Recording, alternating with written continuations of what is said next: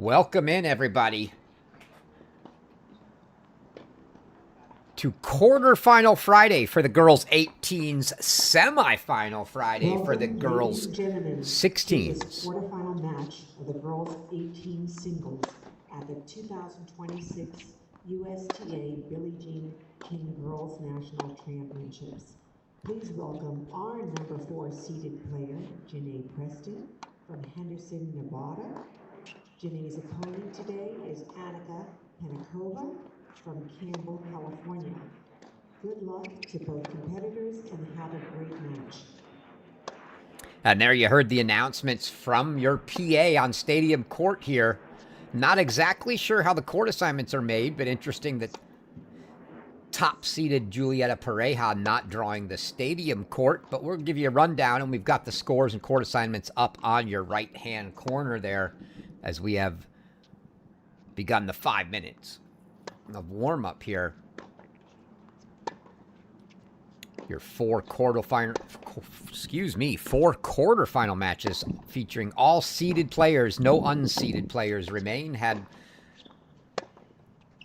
not been the case yesterday, as you had a couple in the round of 16, but eliminated, and we're down to all seeds at this point with the top 64 seeded. It's tough to get unseeded player through into the quarters. But as your PA announcer said, it's going to be Janae Preston, your 4th overall seed on the near court here, taking on Annika Penakova. On the far side, we'll give you a quick look around at the 4 matches, and we'll do our jumping around, and then we'll go into double and triple box at key points for you to show you lots of action. We may just go triple and keep one in the primary box so that you can see action on all 3 courts. But this is your Stadium Court action. We head over to Court 1, where it's Melage Clark and Tara Gauda. Clark here on the near side. Warming up, taking serves. Gauda on the far side.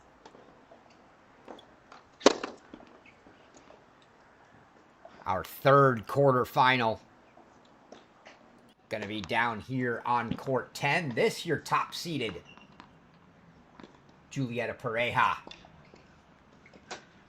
on the near court, taking her warm-up serves, facing 8th-seeded Jordan Hazlett. And then your final match is going to be on Court 17. That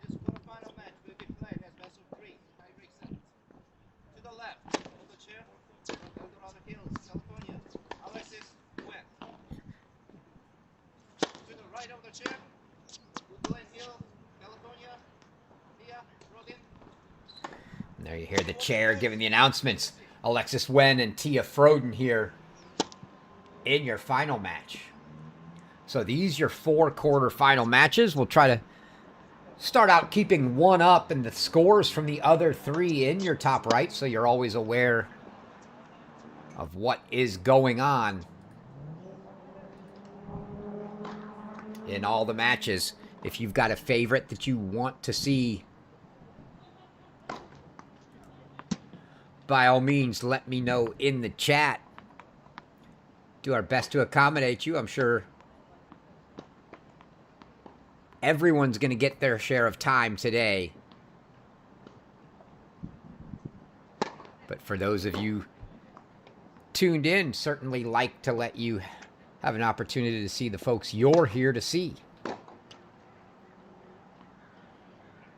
Early start here, 9 a.m. Pacific time start in San Diego for these girls 18's quarterfinals. The schedule today, we're going to have everything for you. Girls 18's singles, girls 18's doubles, girls 16's singles semifinals, and the girls 16's doubles semifinals. Got these girls 18's singles matches all starting at the same time now, 9 a.m. Pacific. Depending on how long the longest one goes, we might get a slight break because the girls' 16's semis come on at noon. So as long as these matches, one of them doesn't go 3 hours, we're about 10 minutes in now, so 2 hours and 50 minutes. We'll have a little break for you. Get some lunch or a snack before the noon Pacific start for the girls' 16 semifinals. And then after that, we'll follow things up with the 18's doubles quarterfinals at 3 p.m. Pacific, 6 p.m. Eastern. And then the girls' 16's doubles semifinals.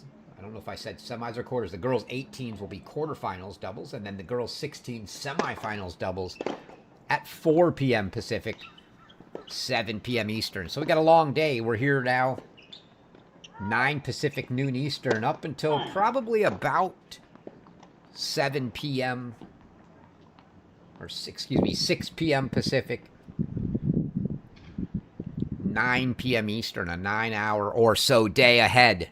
But we're about ready to kick things off here as Janae Preston is going to serve to open the match from the near side here.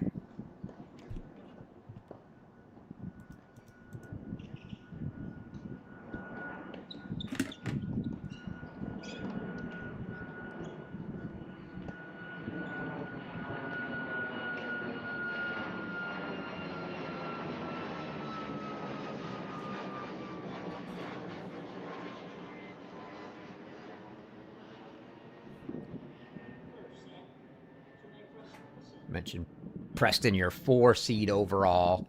Annika Penakova, a 33 seed, so she was a 33 through 64.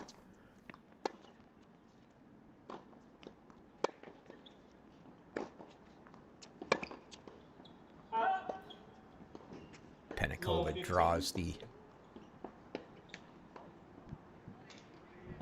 opening point.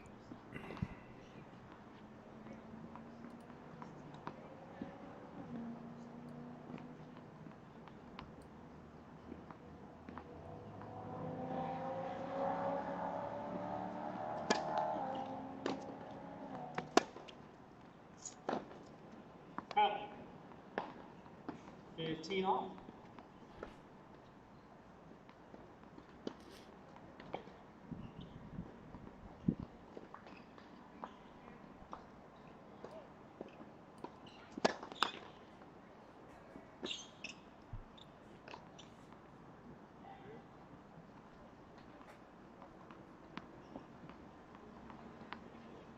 Three of your top 8 seeds remain in the draw, 2 of them squaring off against each other.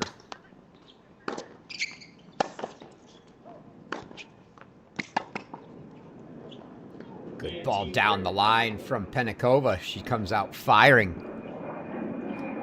Draws come out. You always look at who those top 8 and where they would line up, what those potential quarterfinal matchups are. The only one that came to fruition is your top-seeded Julieta Pareja taking on 8th-seeded Jordan Hazlett. 4 of your top 8. 3-seed Tia Froden and 4-seed Janae Preston also making it through.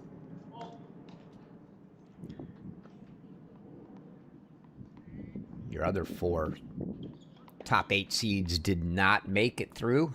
So our only match featuring 2 top 8s is Pareja and Hazlett. Oh, I think Preston thought that ball was long.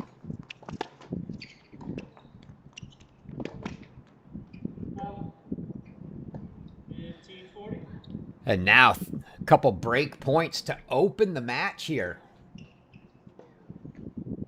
for Penakova.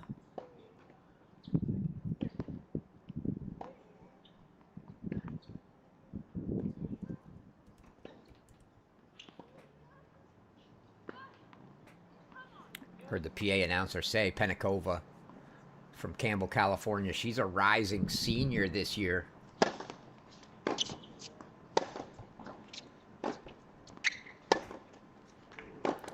Number 4 national recruit, according to tennisrecruiting.net. 30-40. Preston fights that first break chance off.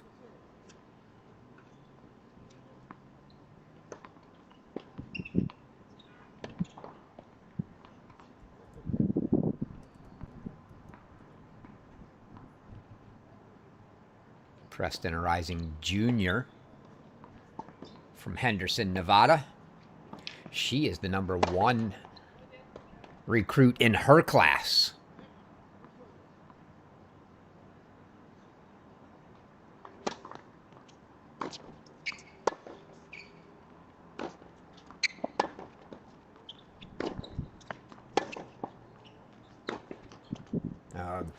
Good idea there.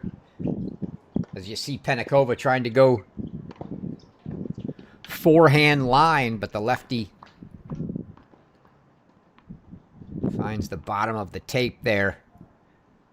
And Preston's gotten it back to deuce. If you were with us for our first bit of doubles action yesterday, you saw they play no ad in the doubles, but they play the ads here in singles action. We've had a lot of long deuce games thus far, as you would expect through the tournament.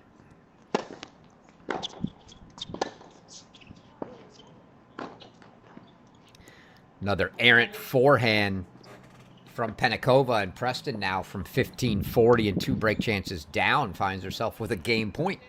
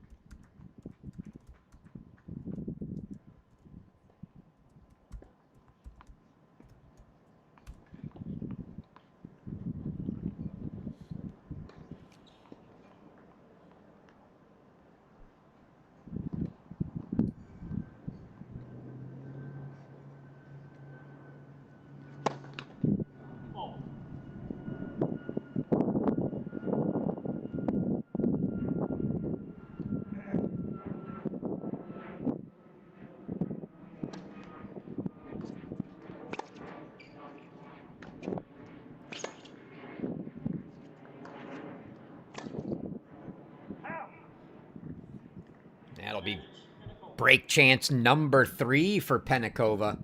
Unable to capitalize on the 2 from 15-40, but maybe the third time's a charm. Both have had game point chances here in the opening game.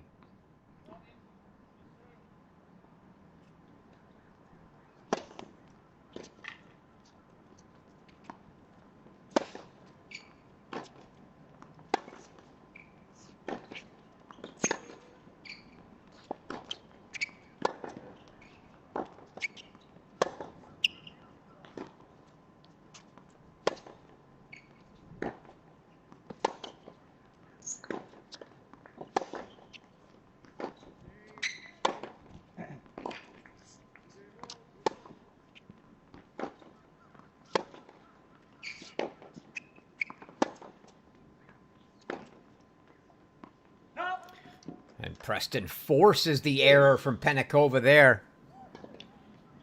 Interesting watching the dynamics of the righty-lefty battle as they both want to play over the low part of the net cross court, and that means it's a forehand to backhand exchange one way or the other.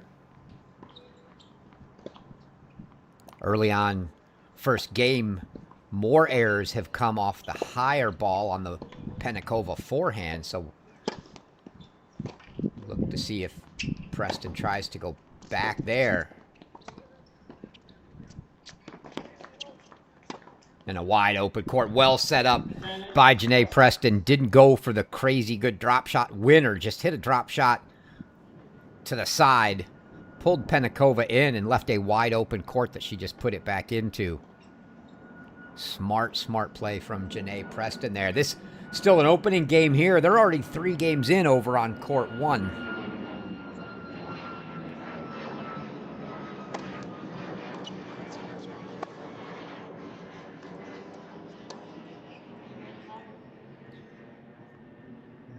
Back to deuce we go. And this,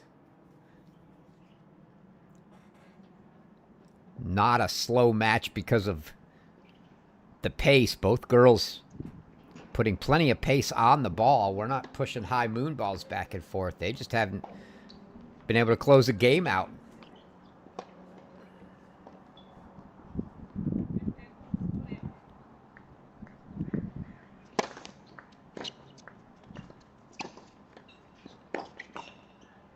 Ooh, almost for Pennikova. I thought it was going to be a good serve +1 for Preston if she had gone into the open court. I'm not sure why, other than maybe she just wanted to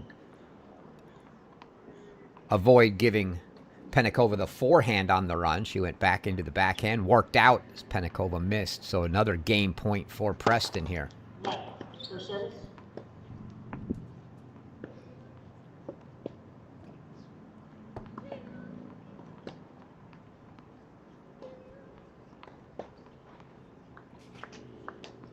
All right, I've got the first comment in the chat to want to see Tia and Alexis win. So that's where we'll go at the end of this game. Game. Preston. And that is a game for Janae Preston. So the opening game here on Stadium Court goes to Janae Preston. And let's go ahead and take things down to court 17.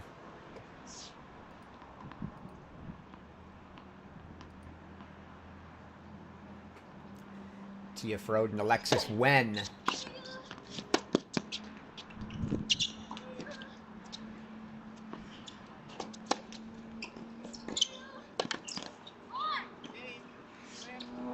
And the volley missed.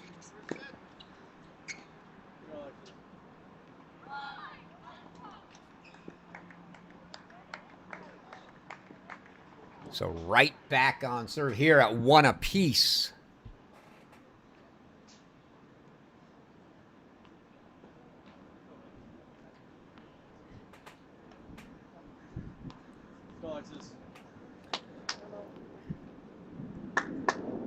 It was just that easy. You want to get to see the match you came to see, just got to let me know.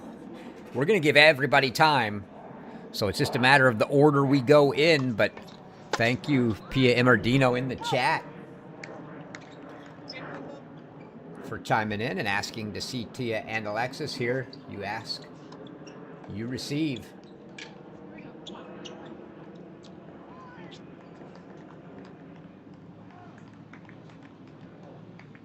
We'll jump around, stick with matches to changeovers, and then get to another one.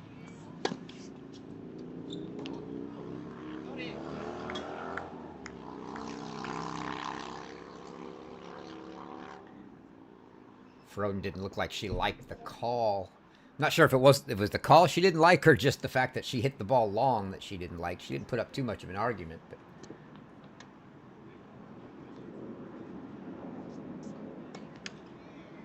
as we near the ends of sets, we may go into that triple box to keep several matches up for you so you can keep your eyes on them. But in the meantime, scores up for all 4 matches.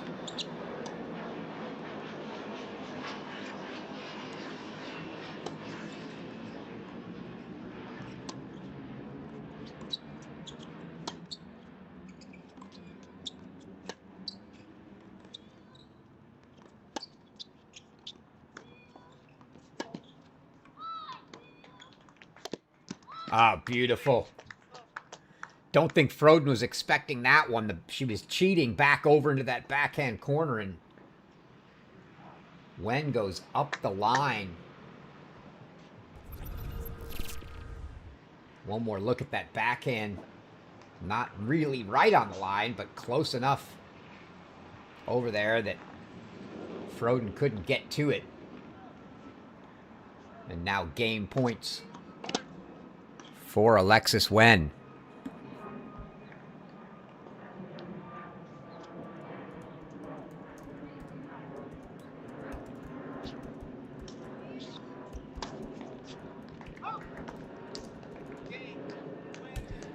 And Alexis Wen holds for 2-1. Next question in there. came about your top seed, Julieta Pareja. Pareja on court 10. So that's where we'll head next during this changeover now.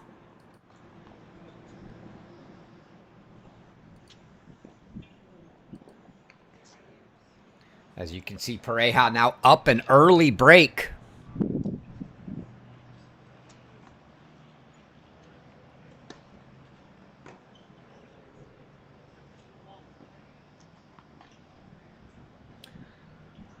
Taking on 8th seeded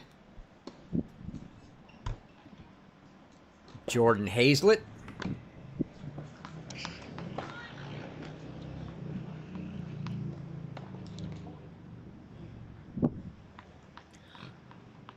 Pareja, a rising senior from Carlsbad, California.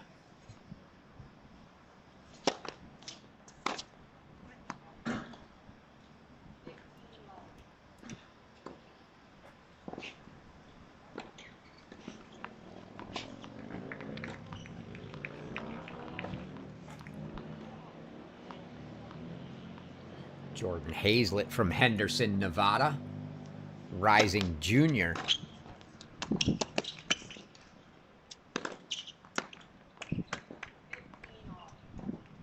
Nice backhand winner there from Hazlett.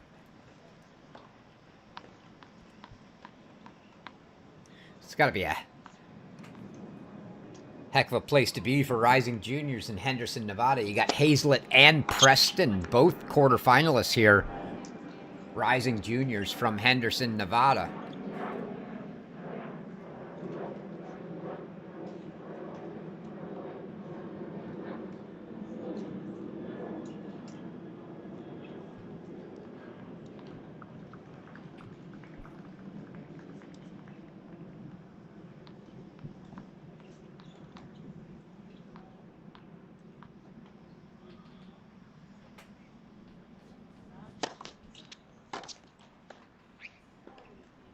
Thank you for the request, Jambi.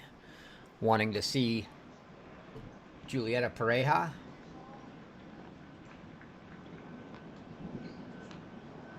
We've stopped in on 3 of our 4, so when we get to the next changeover here, we will visit our 4th quarterfinal match, that being played on court 1. Melage Clark and Tara Gouda doing battle there.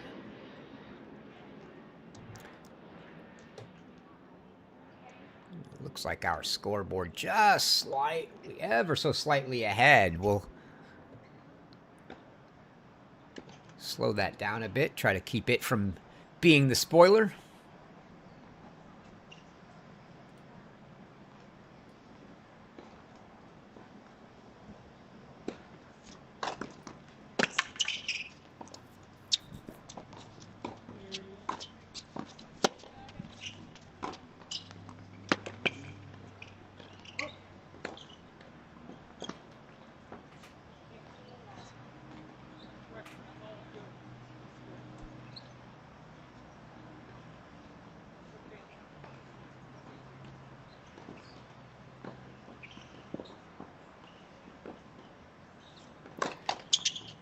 Tell you what, Luke, you asked to split this with Penakova and Preston. I'm not a huge fan of the split just because they both are a little small. We'll give you a little bit of it here.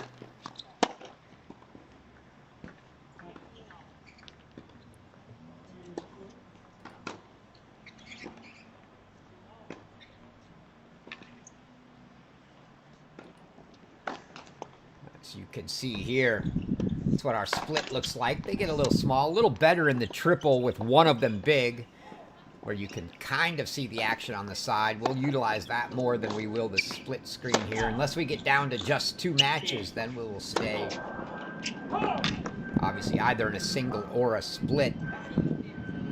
But early on here, give you a good look at the split screen. Gives you a chance to see 2 matches at once, but like to stay in the bigger box. We'll jump into these splits and triple screens as we get either crucial break chances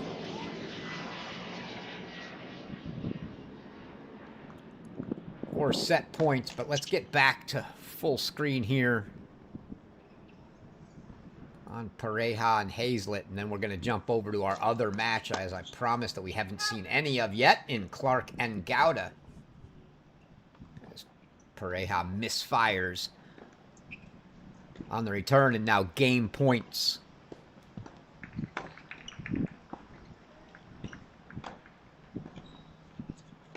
But don't worry, Luke.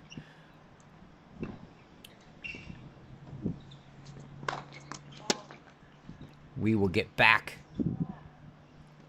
to Penacova and Preston as well.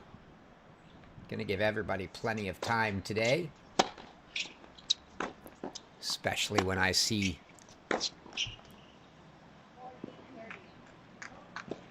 key points.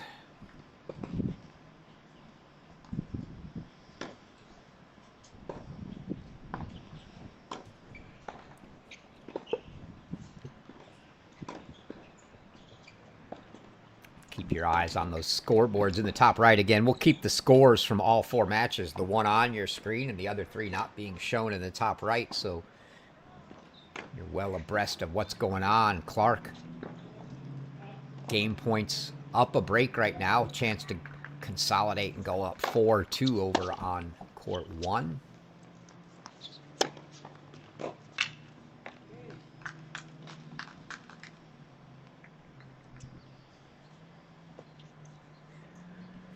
And Hazlett had a couple game point chances there. Pareja fights him off and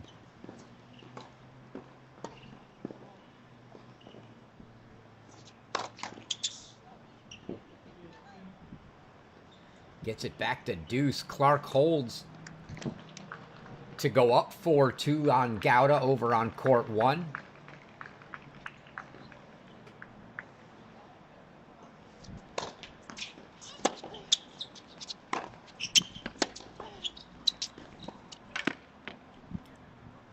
Oh, now Pareja with a break chance.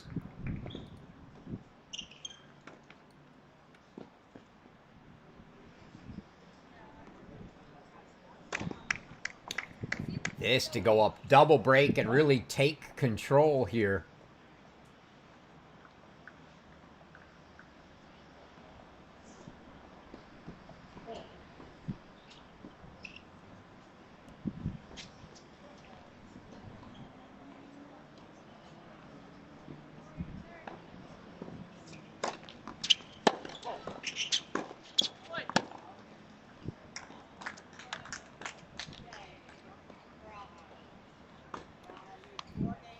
Pareja goes up 4-1 now. So let's go ahead and jump over to court 1 we haven't seen yet. I see another request to kind of stay split. I won't go split. I will go triple for you if you all want to focus in on the match you want to see. We can get 3 of the 4 on the screen at the same time.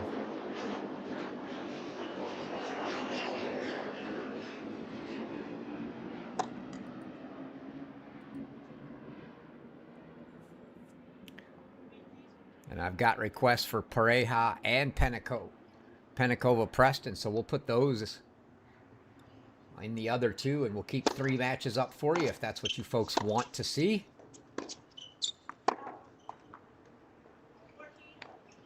Actually, we've had requests for all of them now, so we'll just rotate the 2 side boxes around.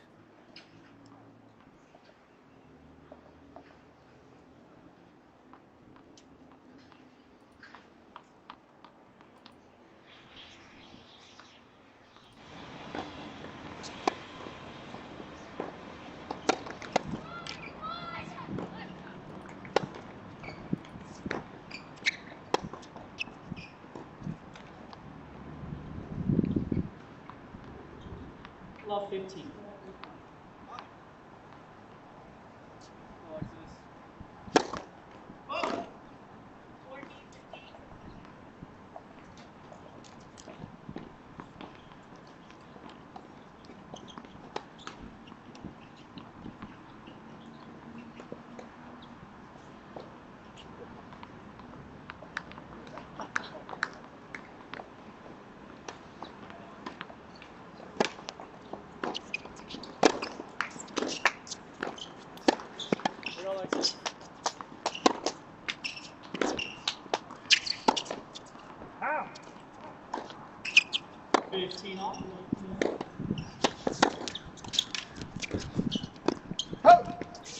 And Gouda gets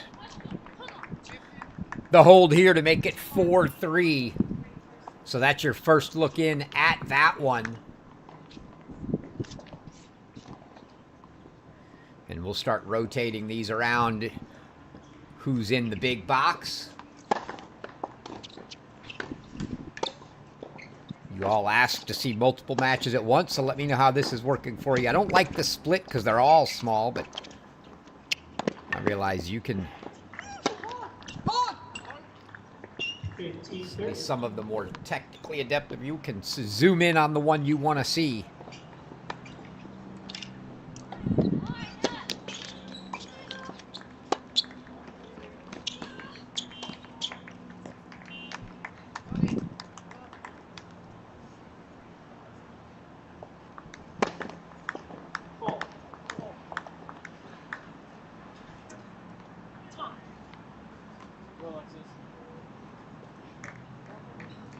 Penikova making sure that ball was going to stay off the court.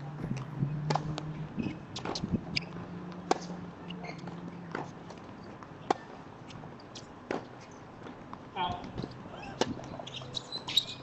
30 off.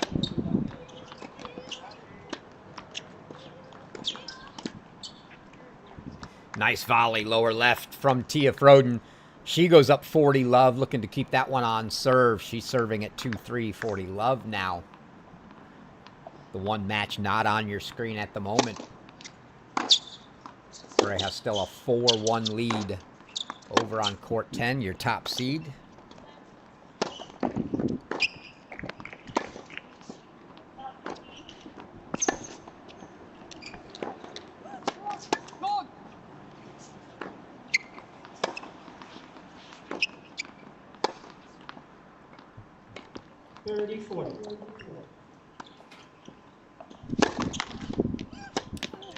Break chance now for Penikova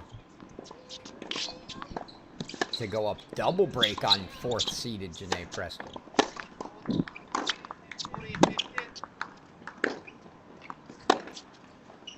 Pareja held now 5-1 there.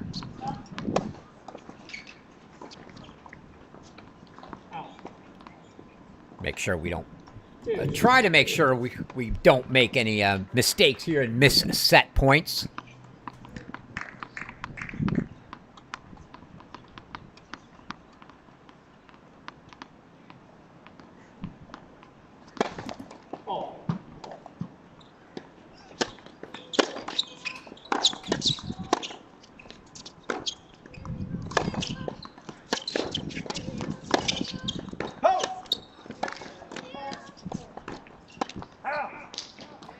Just missed. Down the line there from Penikova. You heard the out call from the lines person, so after fighting off a break chance, Preston now a game point to keep this to a single break deficit.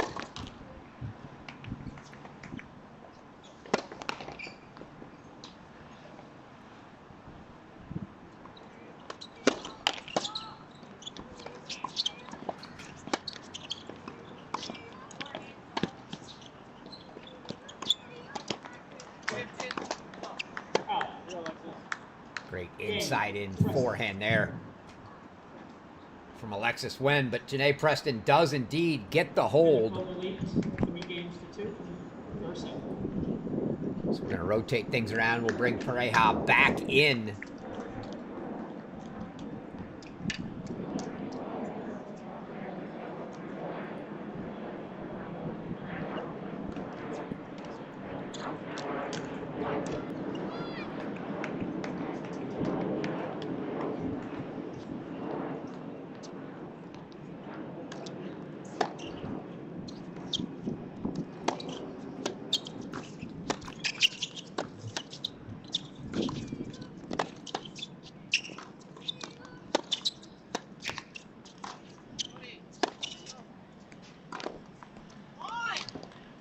Quick love 30 love, excuse me, for Alexis Wen after they leveled things up at 3 apiece. So Pareja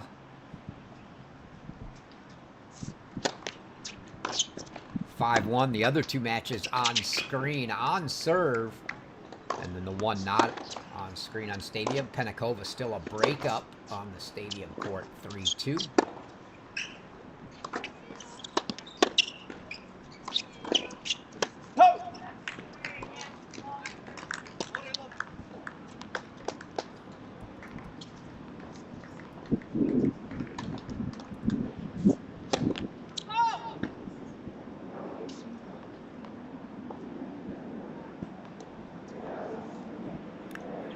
Alexis Wen going to be heading off to North Carolina here. She a recent graduate. Tar Heel commit. She gets the hold for 4-3.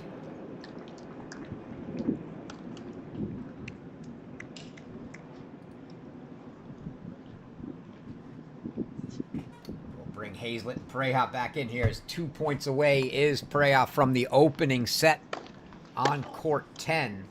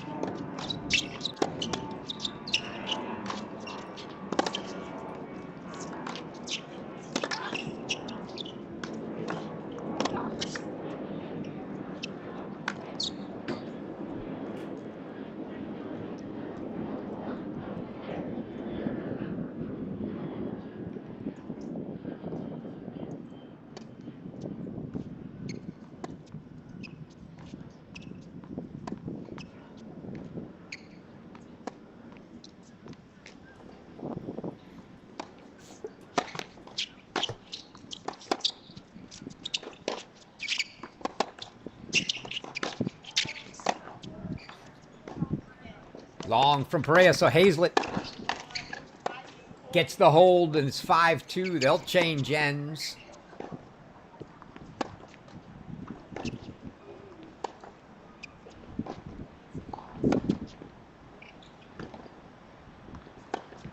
We'll leave that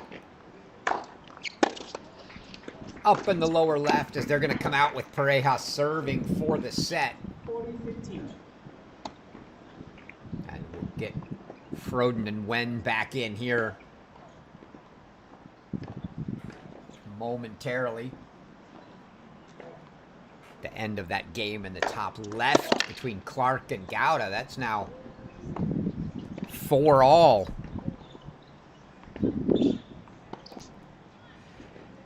Deuce with Gauda serving.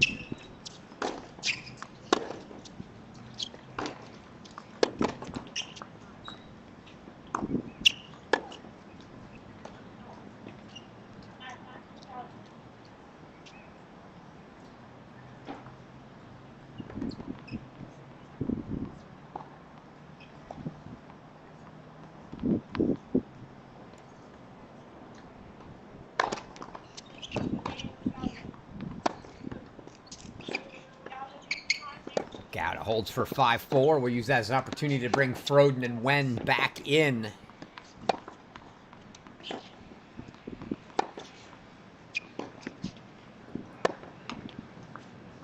Wow. 40-30.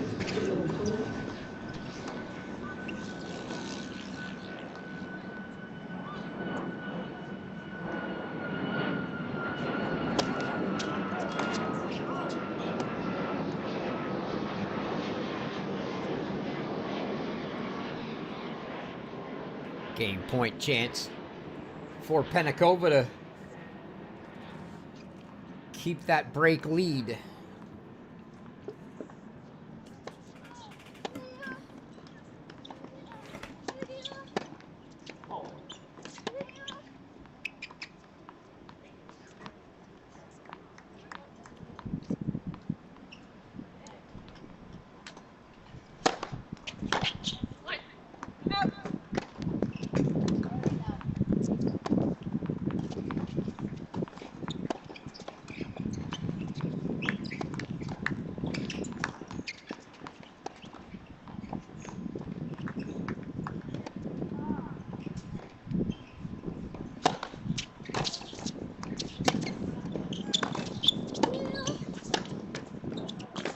Oh, and look. The move from making your own calls to having a lines person there, Pennikova tried to call the ball out and then realized that they've got somebody calling the line who did not call the ball out, and she had to play on.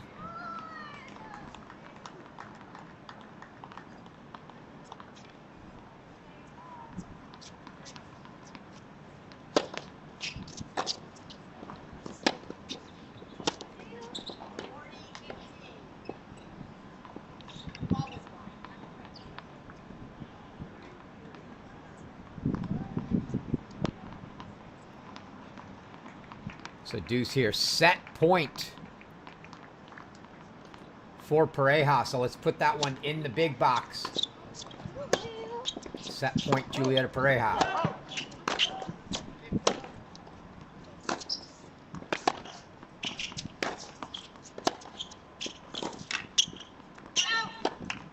And that ball's wide, and it is a first set for Pareja. We go back to Pennikova. Preston will bring Clark and Gauda back in place of Pareja and Hazlett. Out. Advantage, Pennikova.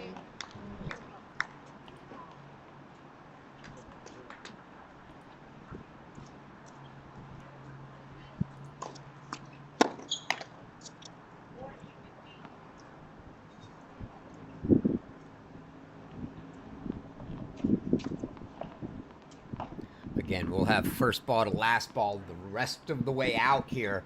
Don't have schedules yet for tomorrow, so can't give you those times. But again, the remainder of today, again, let you know what that looks like if you weren't with us earlier. Your 18's quarterfinals, obviously, all taking place now.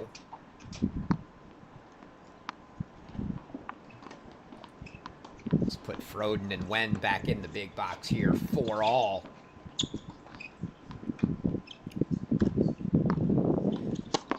Next up after this will be your 16's semifinals. That's a noon Pacific time. So a little over 2 hours away from your 16's semis. And then we'll come back with the 18's doubles quarterfinals at 3 p.m. Pacific and the 16's doubles semifinals at 4 p.m. Pacific. So 9, noon, 3, and 4 your start times today. 9 and noon for the singles, 3 and 4 for the doubles. 18's first, 16's coming on second, and Alexis Wen watches that one land just wide for 40-15, a couple game chances.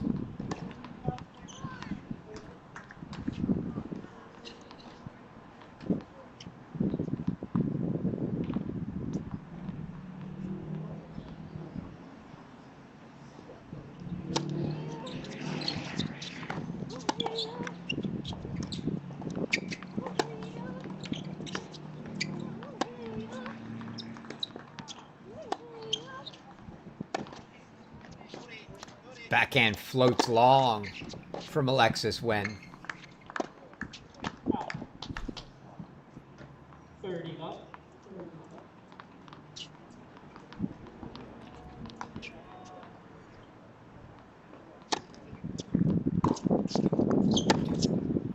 Mentioned Wen, a recent graduate heading off to UNC. Froden, rising senior from Woodland Hills, California.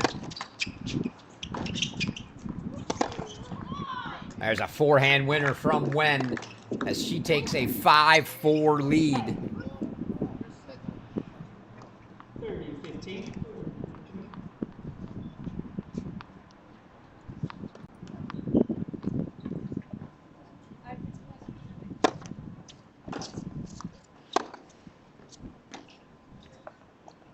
Gauda facing 3 break chances from Clark here at 5-all. Gets the first one for 15-40.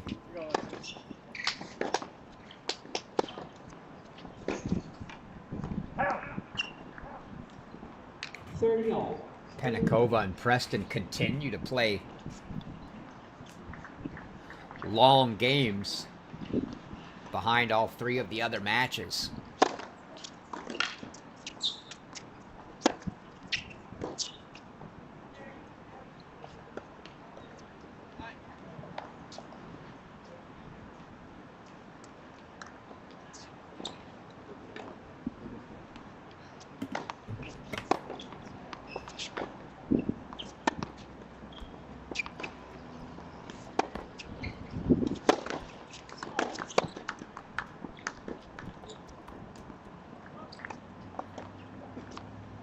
Thirty, 40.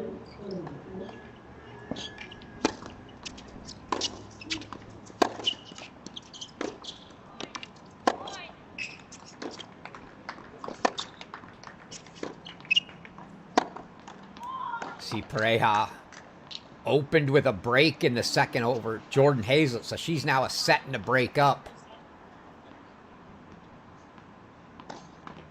Your top seed. She was a second seed, I believe, last year. Game. Was Pareja. She was up a set and 3 love, I think, in the semifinal that she ended up losing to Maya Iyengar. 7-6 in the third. Tough, tough battle there. Clark takes a 6-5 lead here. Go back to Froden and Wen. That's Tia Froden now serving to stay in the first set. On serve at 4-5.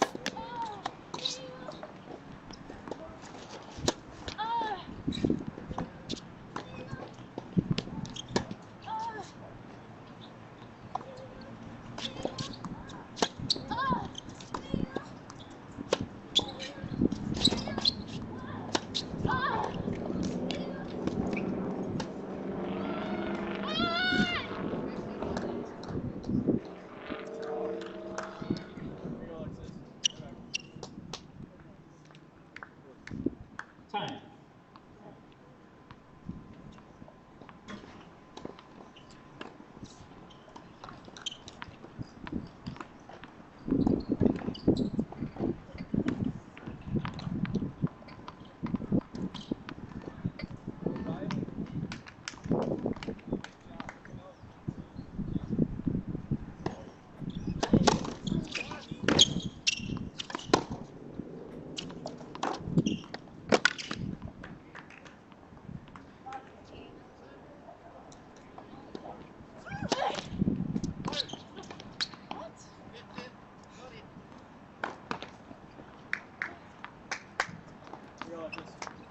You hear? Froden not fond. Little adjustment, I think, for some of the girls. Always is. When you're having to rely on someone else to make those calls now. Out. Love 15.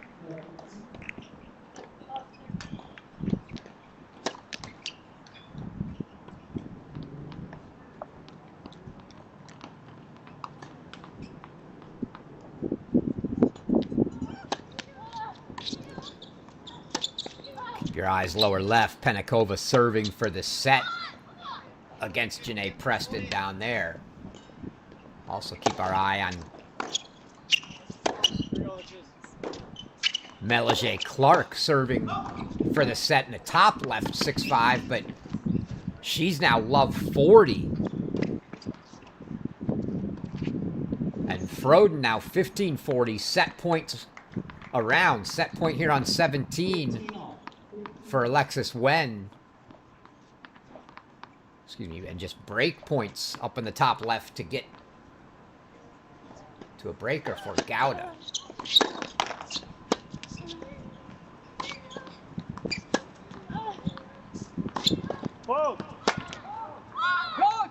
And that forehand sails wide for Tia Froden, and Alexis Wen takes the first set, 6-4.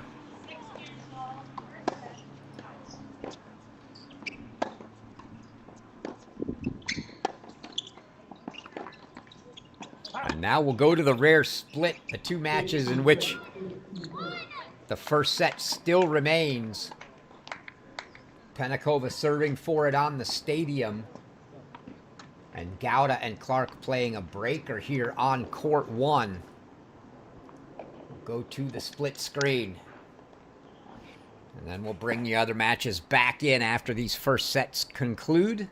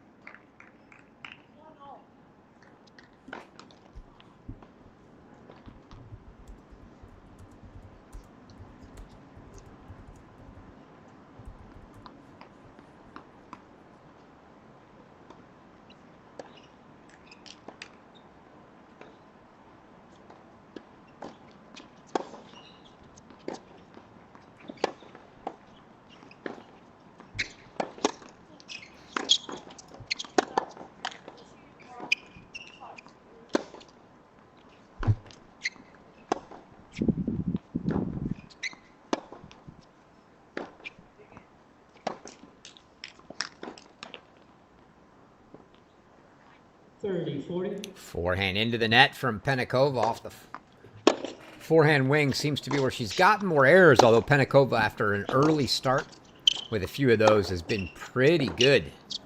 Not a lot of errors. But that one gives Janae Preston a break point chance here. And Melige Clark now a 3-1 lead in the tiebreak here on Tara Gouda.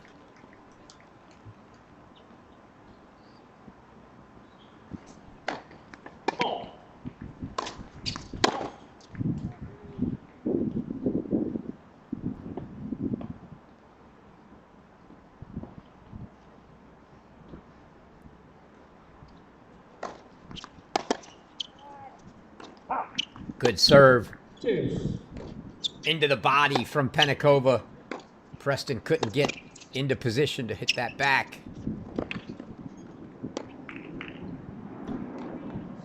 And there's a nice drop shot from Gouda to cut that to 3-2.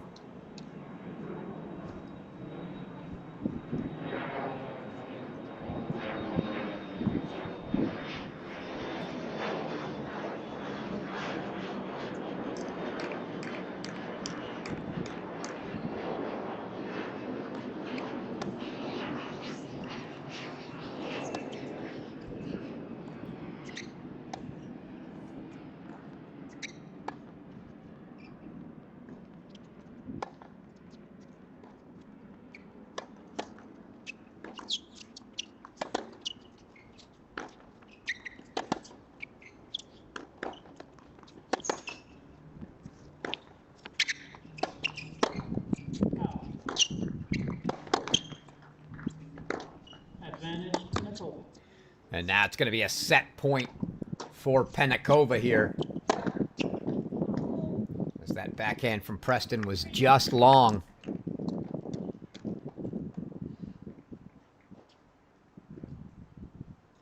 We'll get you back to all the action and scores on all of them. That little score bug in the right-hand corner takes up a little too much of the screen to show it here, but they're going to change ends at 3-all, are Clark and Gouda.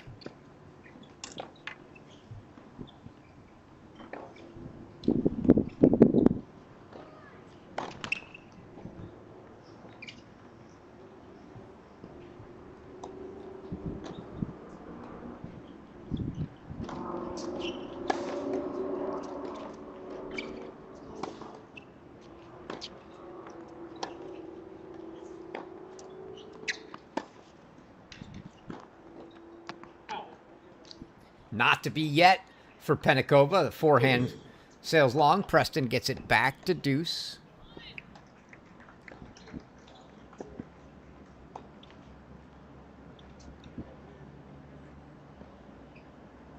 Jordan Hazlett broke right back to make it 1-all in the second with Julieta Pareja.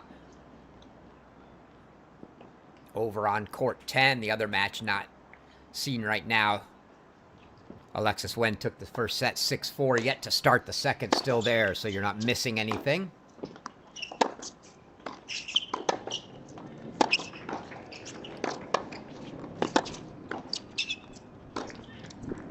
Advantage, Pennikova. Pennikova with another winner into that forehand corner, gets herself another set point here.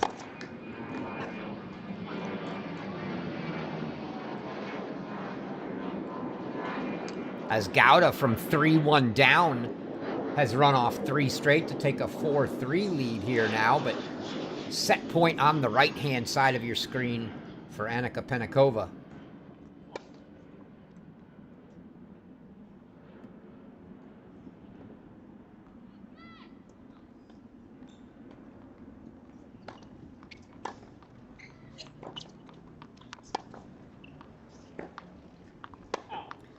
And it's the backhand that goes long that time for Pennikova, so back to deuce.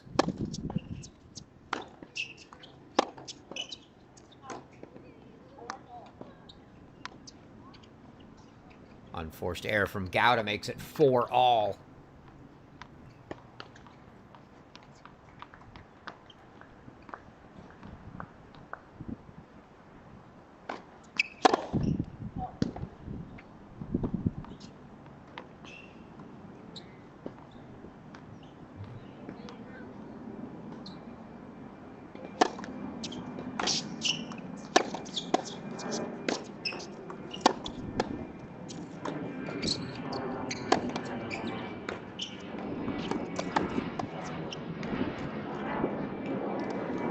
Clark puts Gauda on the run. And she grabs both of Gauda's serves. Takes a 5-4 lead. Now the set on her racket on serve here.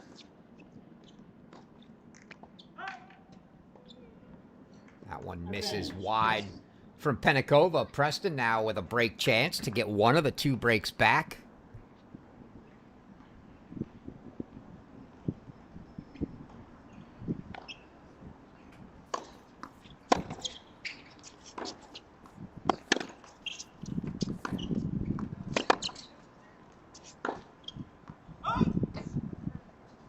Just missing from Clark, and Gauda couldn't do anything but watch that and hope it landed wide. It does, and it's 5-all there. No chance at the break there for Preston. Good serve, good +1 from Pennikova. Back to deuce.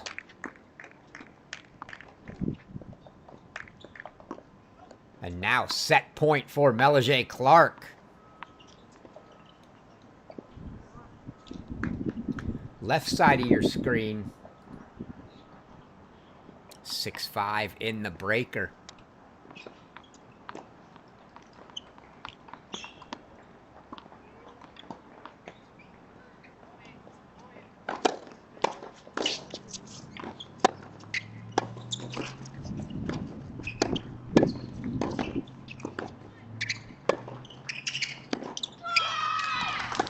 And Clark finishes it off.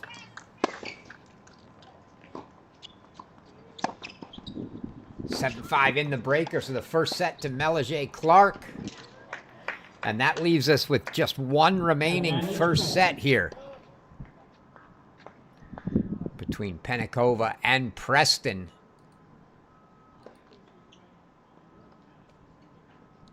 Throw the scores from the other 3 matches up for you so you can see them all, but this our final first set to go.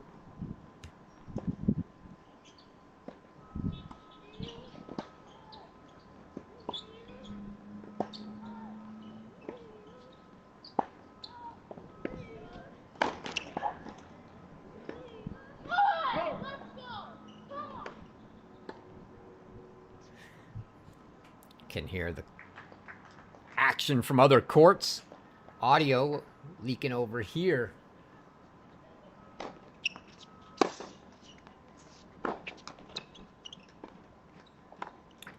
And that is a break. Another forehand miss from Penakova. And Janae Preston stays alive here. Cuts that deficit Penakova leads 5 games to 3. First set. to 5-3.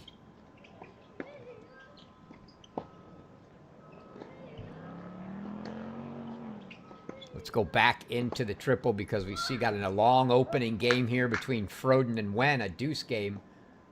Pareja and Hazlett also on, so we'll bring courts 10 and 17 back on the sides for you.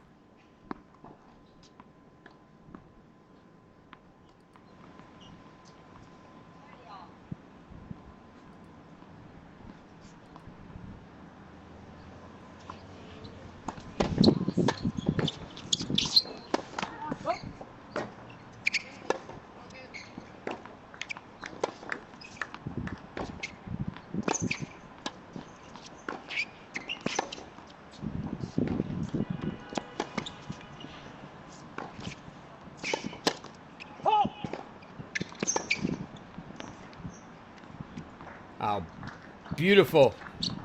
15. Some nice hands there from Penakova.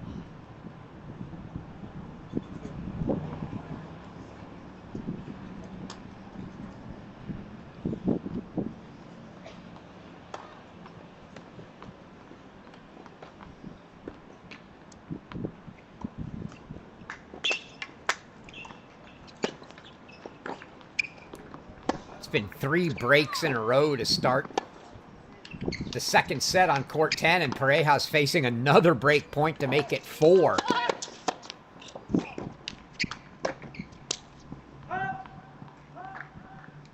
Well, 30.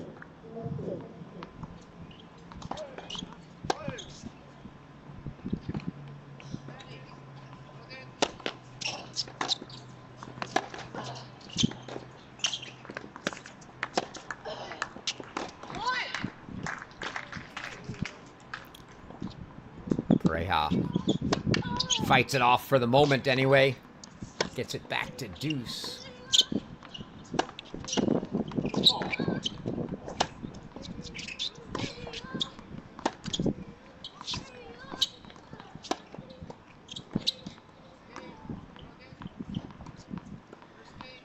And Froden gets the break in the first game of the second set against Alexis Wen. So after dropping the first, she goes up a break in the second. 15-30.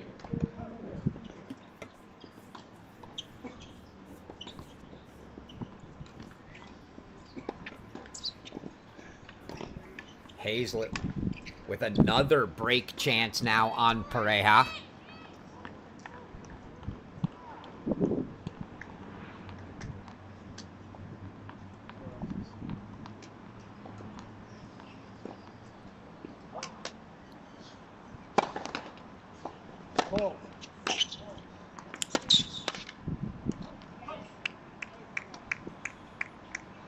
Got me curious. I see you in the chat there. The Farm and Forge Club asking for Froden and then thanking. I say you got me curious. A lot of guys and ladies down there at the Farm and Forge Club. Who exactly is that? If you want to let yourself be known, let me know. Or you could DM me personally if you want. Always curious. I've not been there yet down in Tennessee, the Farm and Forge Club. Hear a lot of great things about it. 15-40.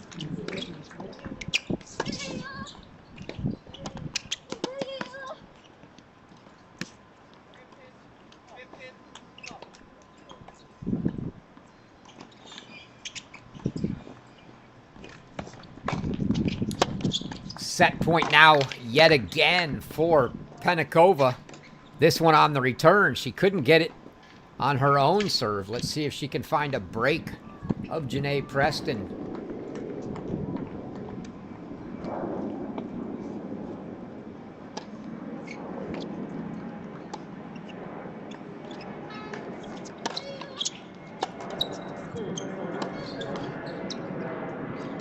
Preston fights the first one off.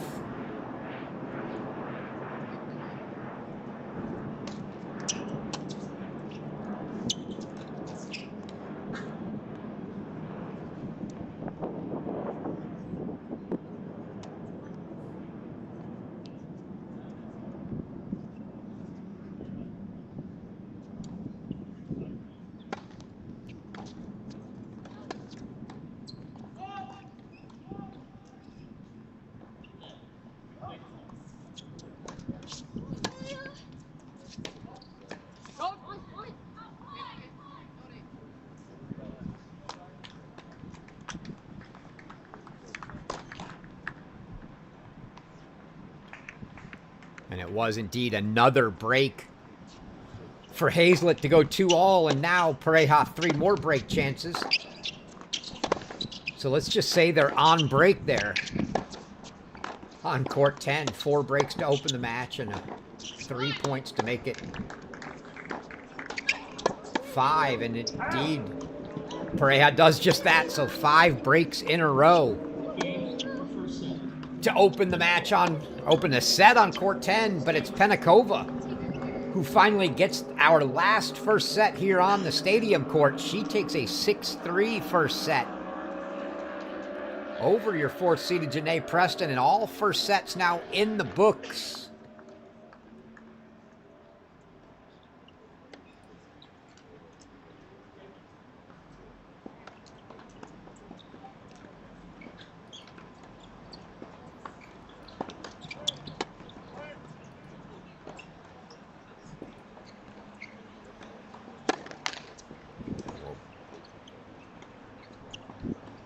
Bring Clark and Gouda back in the lower left. Transition our big box back to Froden and Wen.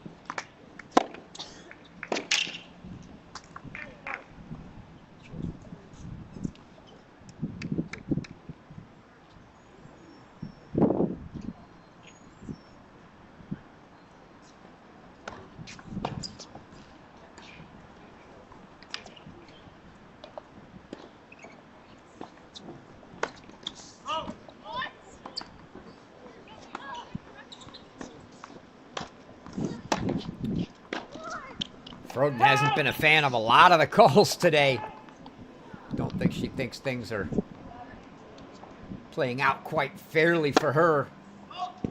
And she's going to face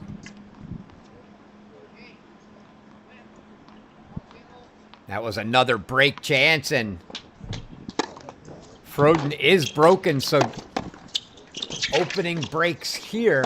We've had 5 breaks to start the second on court 10, back-to-back breaks to start the second here on court 17.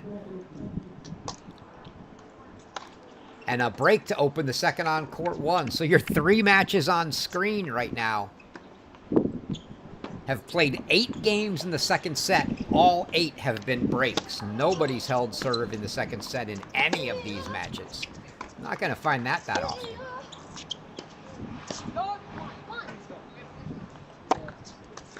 It's a race to see who can be the first to hold, as Gouda's got a game point trying to do so.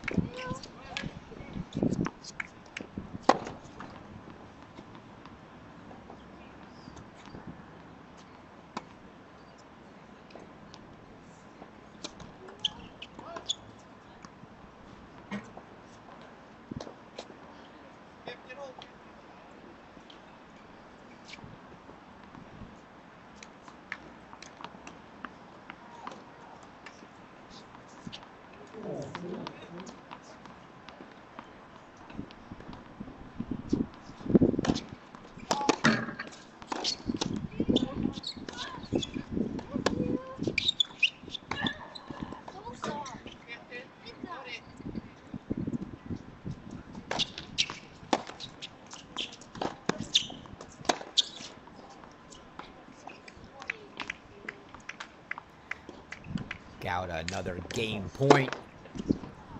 Pareja game points. Also trying to be the first to hold in the second set here.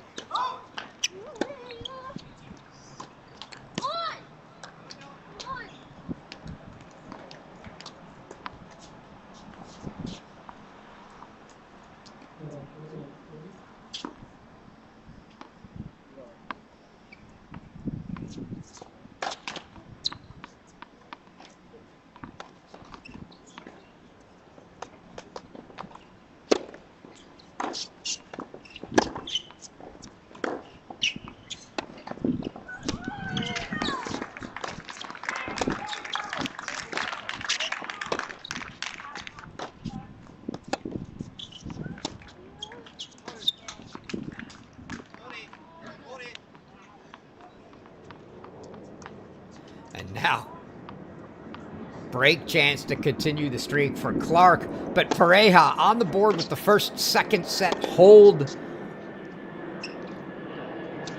in all 4 of the quarterfinals as Janae Preston opens with the break. So that's 9 straight breaks before Pareja got the first hold of the second set between all 4 matches.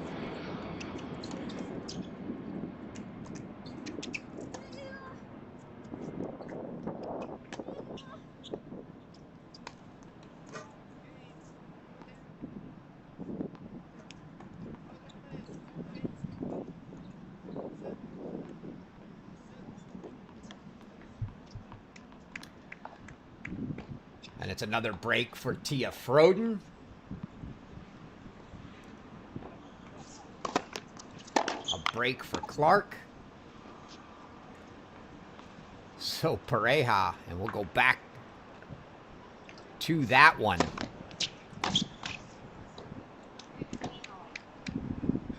And we'll swap the changeover of Froden and Wen out for Penakova and Preston.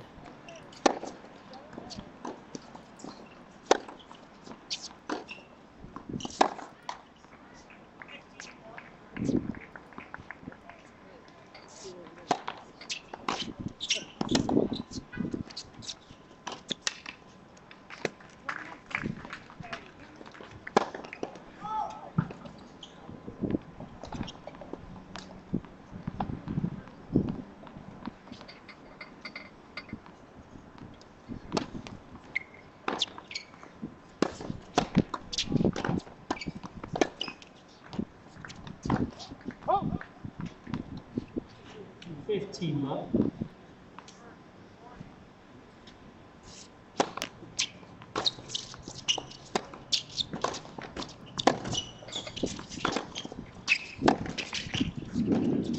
Touch.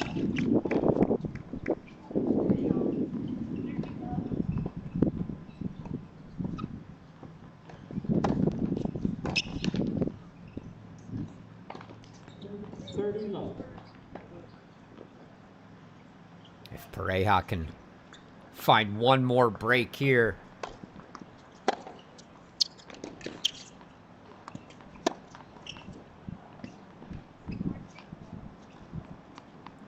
Seemed to spell the beginning of the end for Hazlett. Whoa. Wow.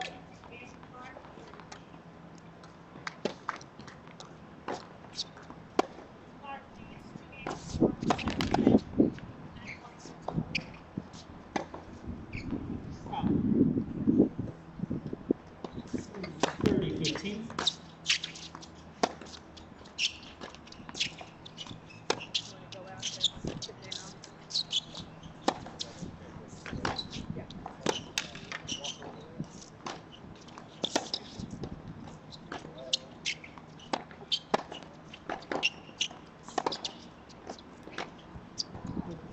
All.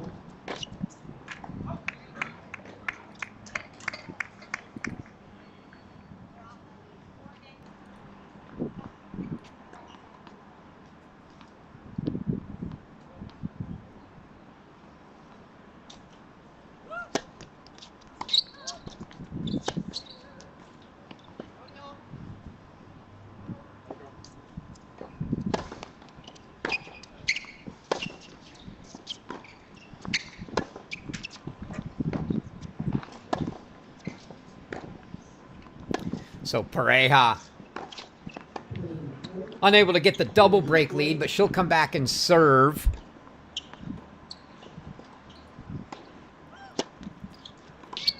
Four-three up in the second. Up a set. We go back now to Froden and Wen.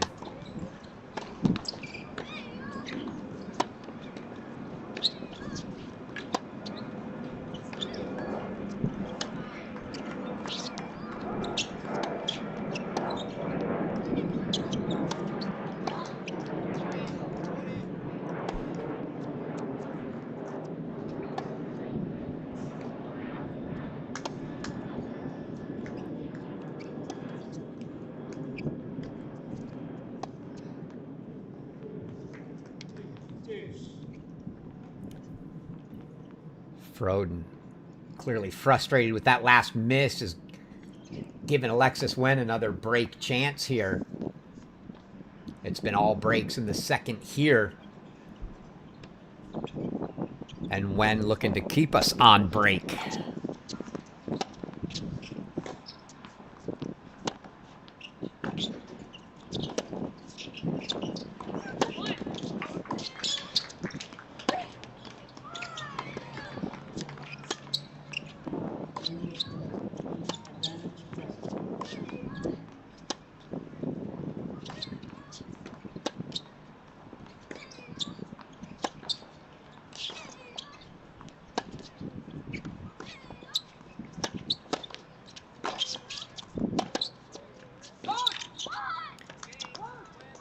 Just wide.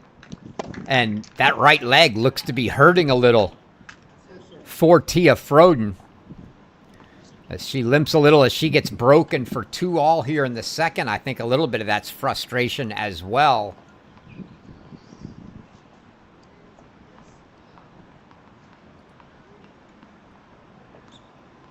Let's put Preston and Penakova back in here, as it's a game point for Preston to try to consolidate her break.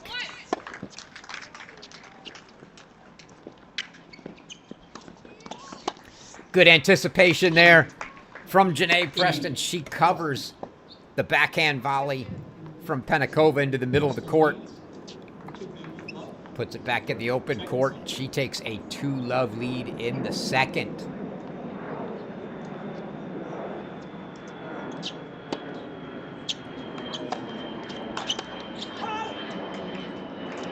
And Hazlett goes at 40-love for an all-out rip on the return. Misses it. And Julieta Pareja now 5-3, a game away from being our first semifinalist.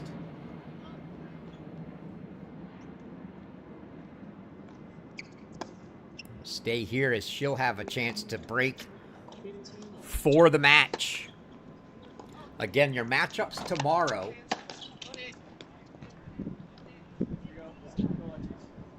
Going to be the winner of Pareja and Hazlett to take on the winner of Froden and Wen. So should Pareja finish here, she'll await the winner of Froden and Wen, and that means obviously the other semifinal match would be the winner of Penakova and Preston to take on the winner of Clark and Gouda.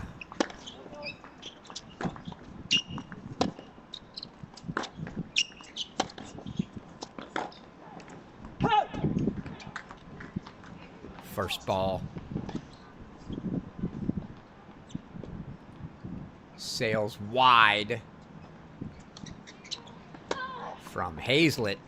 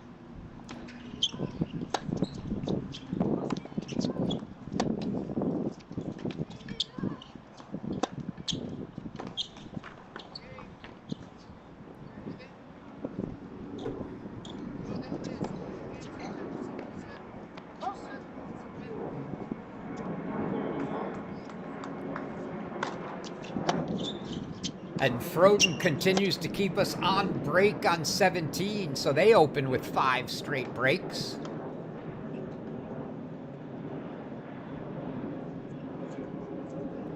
We'll swap that out for the match on court 1.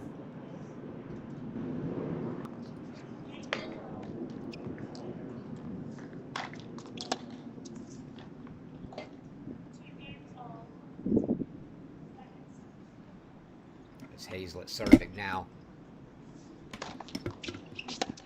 Trying to avoid facing a match point here.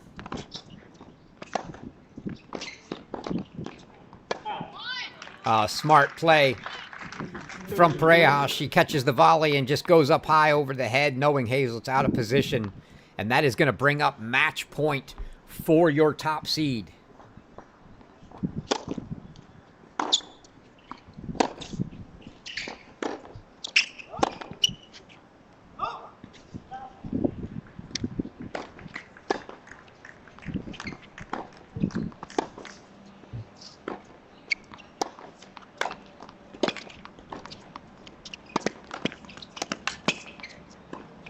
Not so fast as Hazlett. She puts that forehand away to get it back to deuce.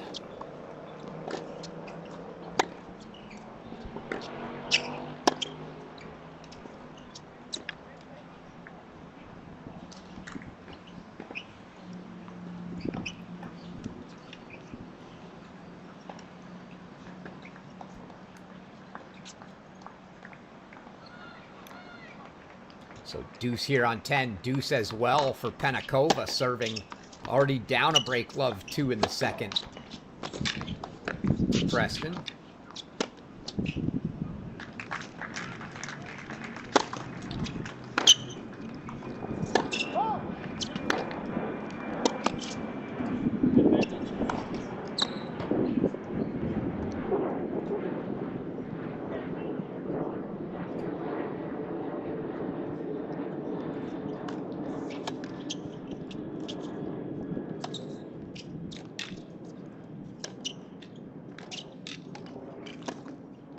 Oh, what a volley from Julieta Pareja. That is the winner, as she caps off a 6-2, 6-3 win over 8th-seeded Jordan Hazlett. And your top seed, Julieta Pareja, is our first woman through to the semifinals.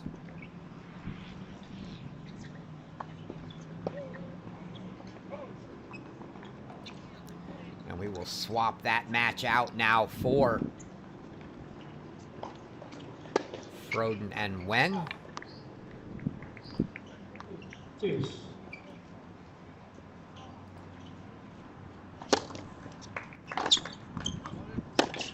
So now all 3 remaining matches on your screen.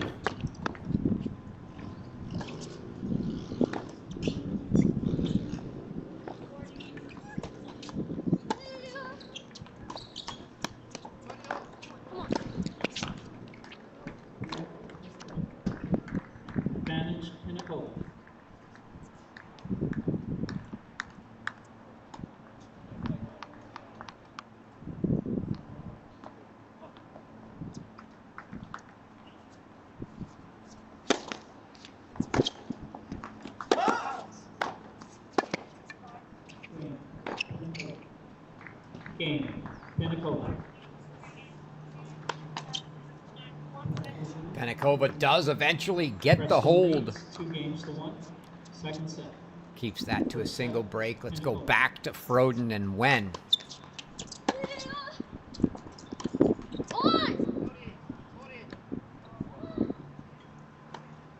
As it's been 5 breaks to start the second, and Alexis Wen looking to make it 6 now.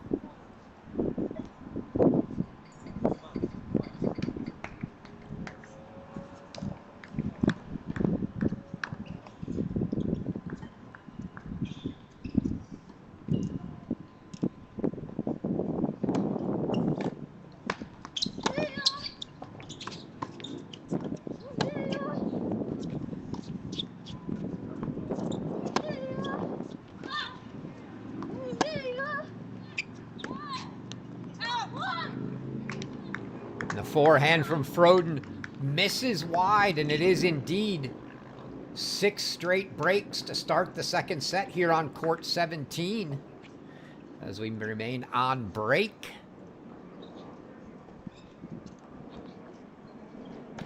Changeovers on the other two courts will stay here.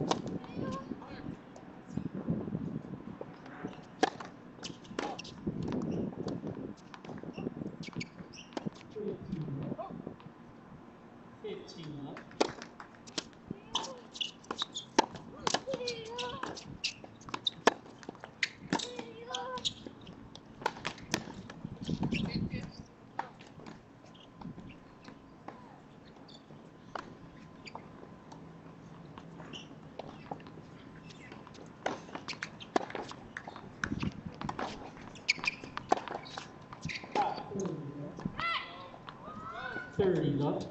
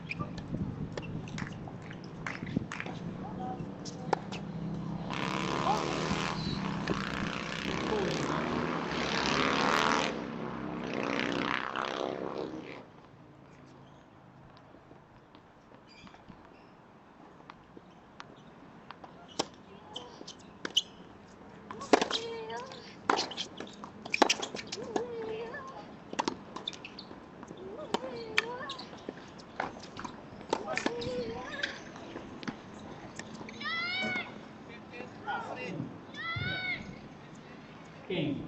Preston. Janae Preston keeps her break Preston lead leads at 3-1. 3-1. Second set. Clark has gotten a hold there, so now a break lead for her consolidated finally.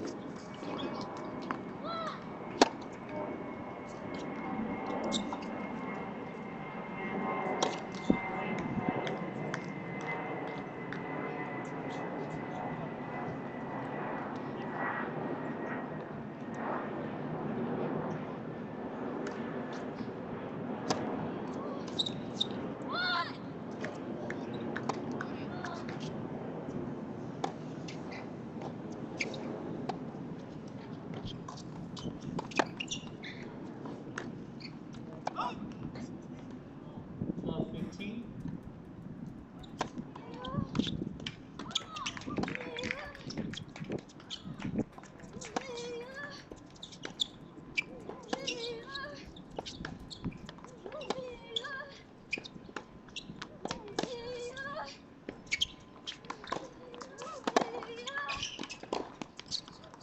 Oh, Froden worked that ball really well from side to side and had that dropped in the corner.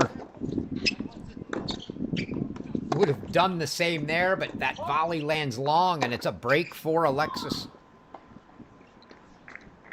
Or excuse me, it's a hold for Alexis Wen. We get our first hold of the second set.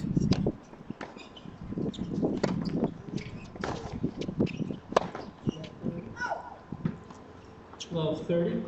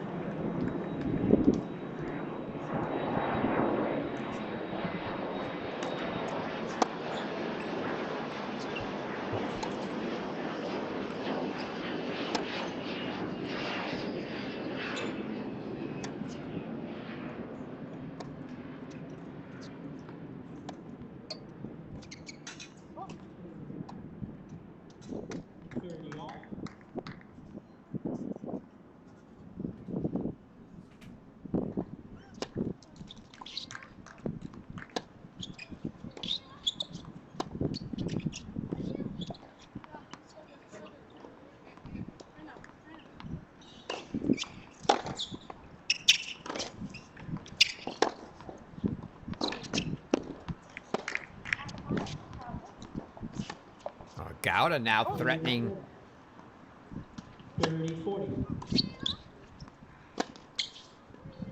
to get that break right back.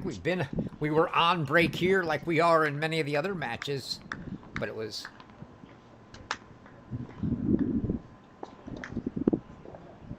Clark who had eventually gotten a hold, but now Gouda threatening to get that one back and put us on serve.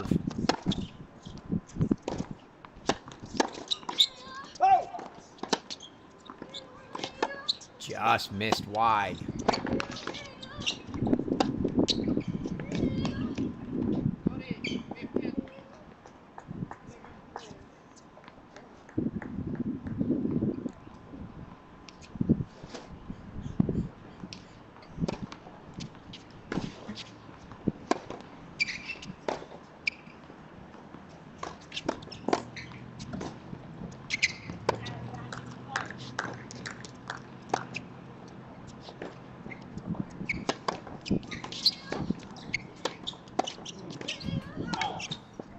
Game.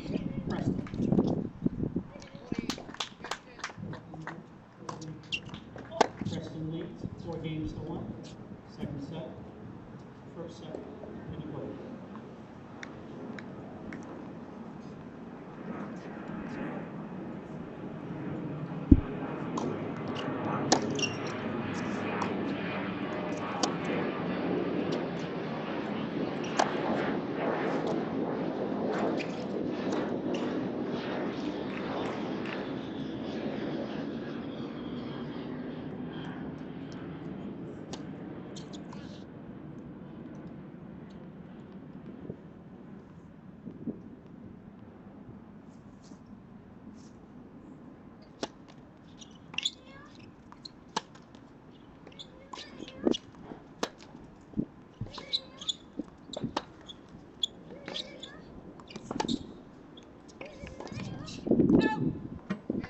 Time.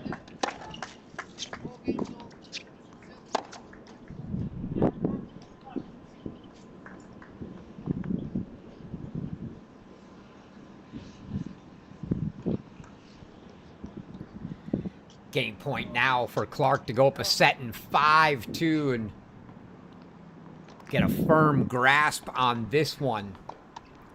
Wen and Froden now 4-all. That match just screams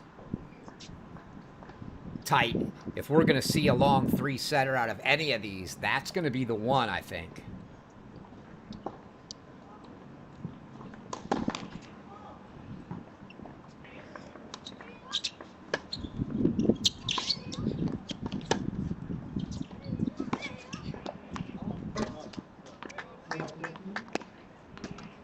Love 15.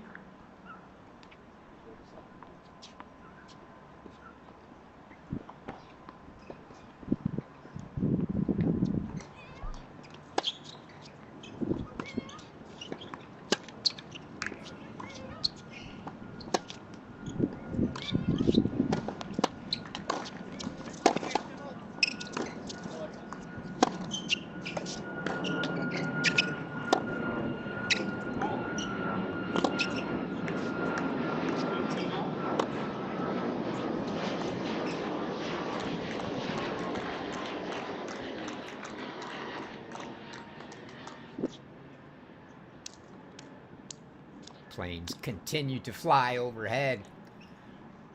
Clark continues to get opportunities for 5-2 here. Let's see if she can capitalize. Meanwhile, Janae Preston, the 4-1 lead, certainly looks like she's headed towards forcing a third. Reminder, these players do get a 10-minute break between the second and third sets.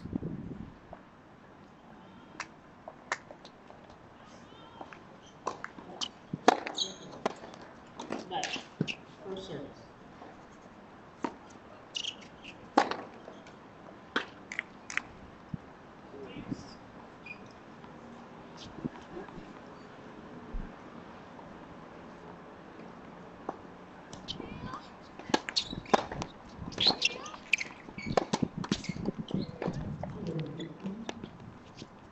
$40-15.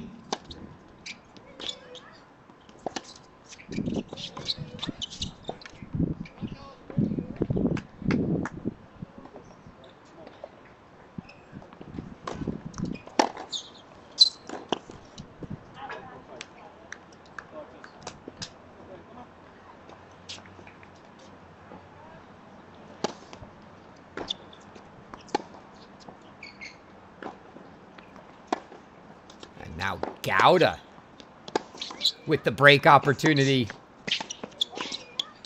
This game has been back and forth. Game. Nobody able to close it out. Many game points each way. And Janae Preston takes a 5-1 lead on Leads 5 games to 1. Stadium Court. Second set. Oh, what a volley there from Gouda.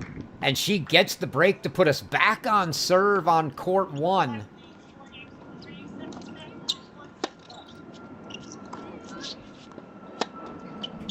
As Alexis Wen has a game point for 5-4 here.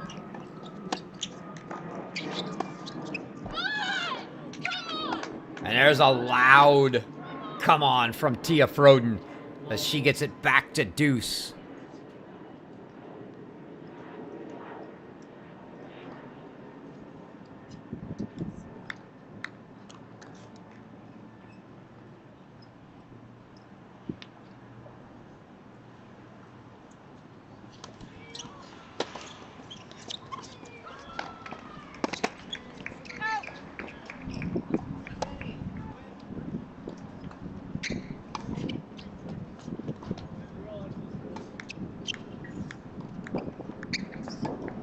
Janae Preston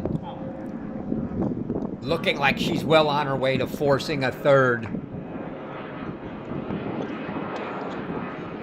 This one is anybody's game. Who knows? More breaks than holds.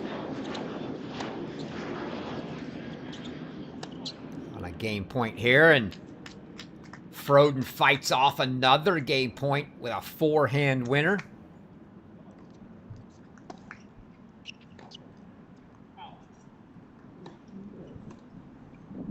15-30.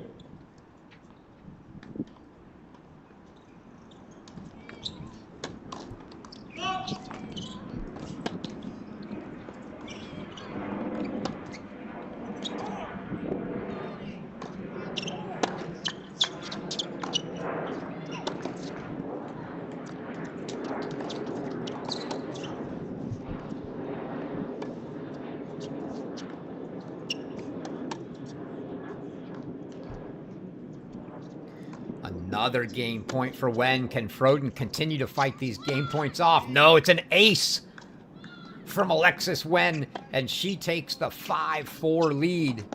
A game away, although they're on serve. She's going to need to find a break, but as I said, there have been more breaks than holds here in the second set of this one. Let's take things back as we try to go back to that set point for Janae Preston. She gets it, so they split.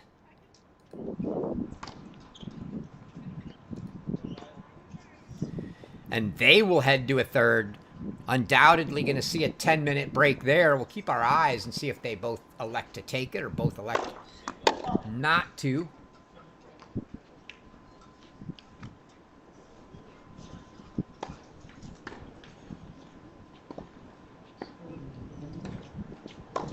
Ladies and gentlemen, following the 10-minute rest period, final set will be played.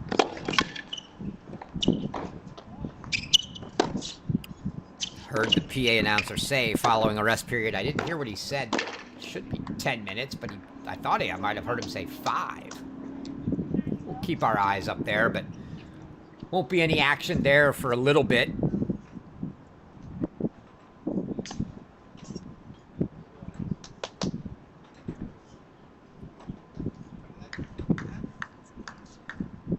Froden gonna serve to stay in the match. Gouda serving to try to level things up, but let's go back and put Froden and Wen in the big box. As Tia Froden needs a hold to keep this one alive.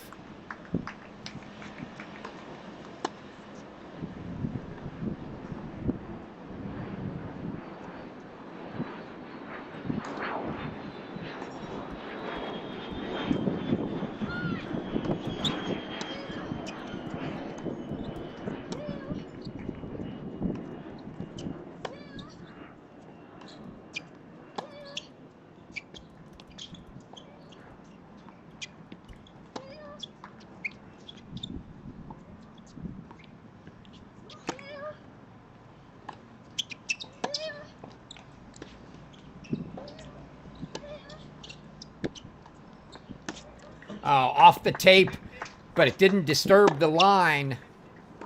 And that ball continued straight down just inside the line for Tia Froden. Big ball on a big point.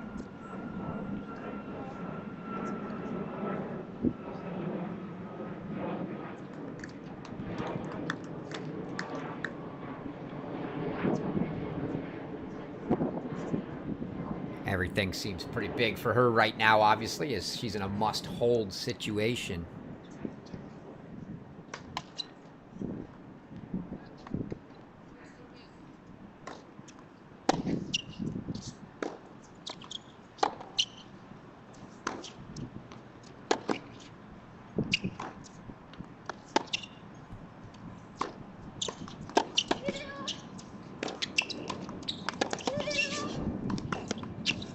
Good inside-out volley. The hands there from Froden. She made that look easy, redirecting that volley inside out into the backhand corner of Alexis Wen. She puts it away for 30 love, and looking for an easy hold would certainly be nice on the nerves for her.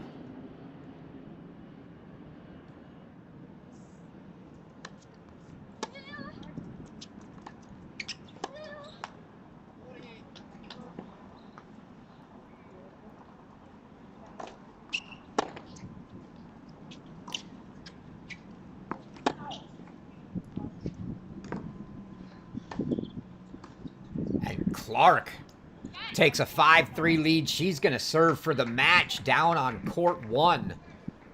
So Melige Clark, 7-6, 5-3 lead.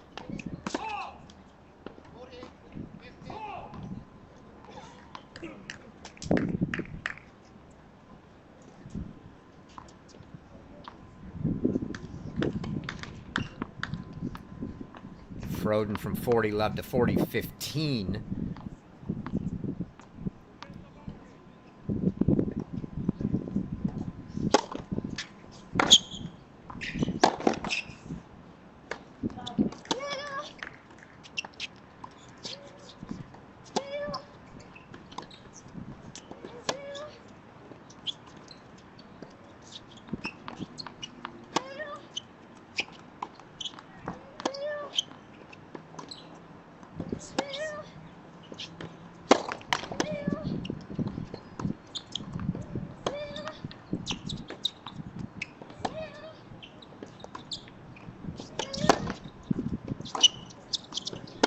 Just deep, but you have to love the backhand-to-backhand exchange there between Froden and Wen.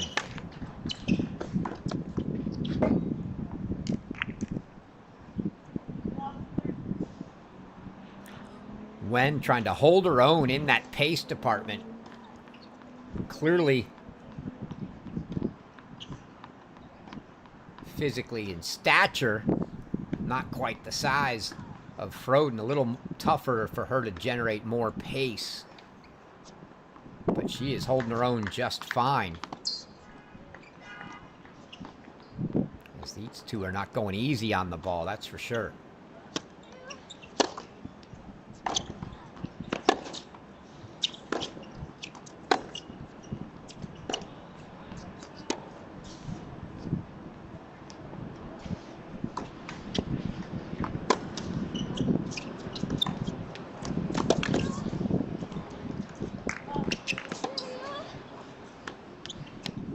Oh, what a backhand down the line for the game from Tia Froden. Let's get one more look at that one. Oop. Excuse me, wrong button there. I won't get another look at it, and it wasn't the game. It was the first point of the 5-all game, but backhand that was. Melige Clark facing 3 break chances, now down to 2.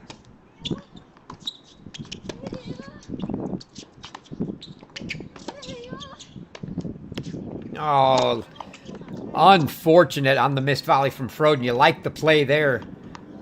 Pushed Wen into the corner. Very nice approach got the ball she wanted. Just high shoulder backhand volley and just dropped it into the net. Sometimes you just miss like that.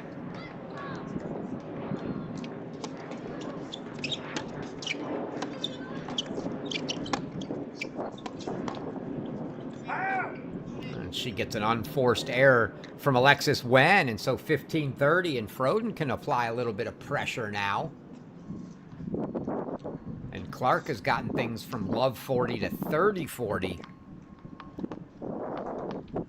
Gowda really needs to get the break here.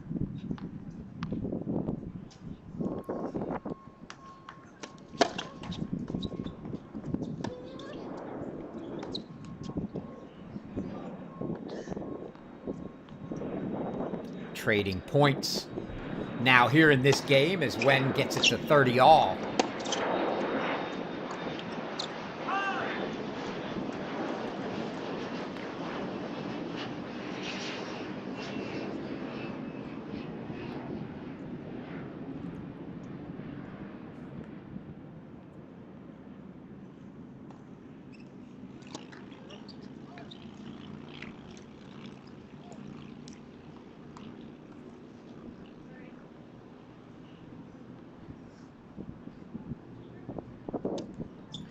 And now deuce on court one. Keep our eyes there. If Melissa Clark can run off 5 straight points in this game, it'll be the match.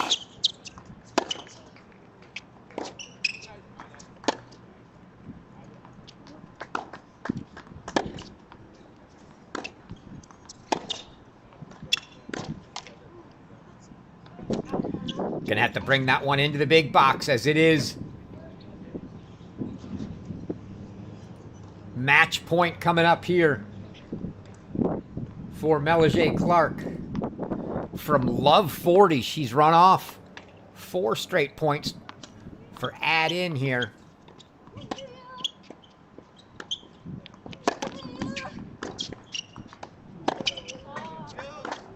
Time.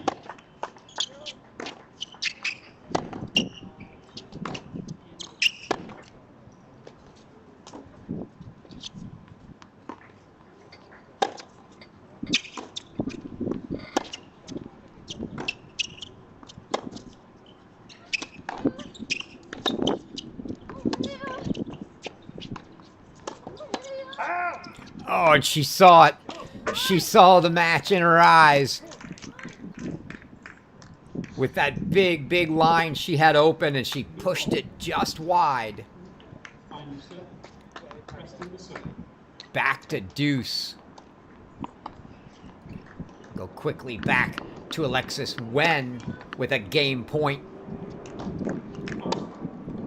And Pennikova and Preston are back to action for the 3rd set as Janae Preston opens up the serve there.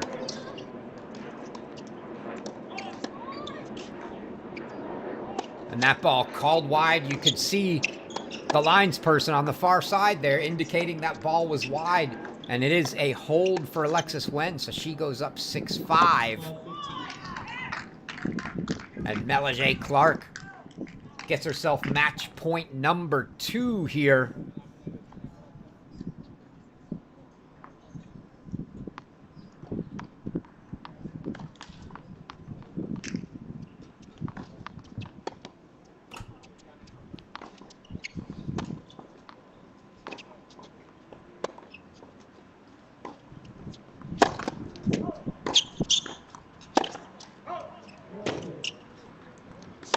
Love 30.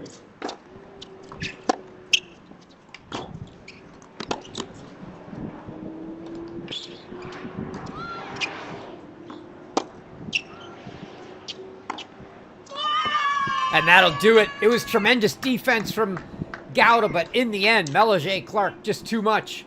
And she takes a 7-6, 6-3 match. And she is our 2nd lady to punch her ticket into the semifinals tomorrow. And then there were 2. 2-30. And we are down to these 2 matches now. Wait. Julieta Pareja awaits the winner of Froden and Wen. And now Melaje Clark will await the winner of Pennikova and Preston.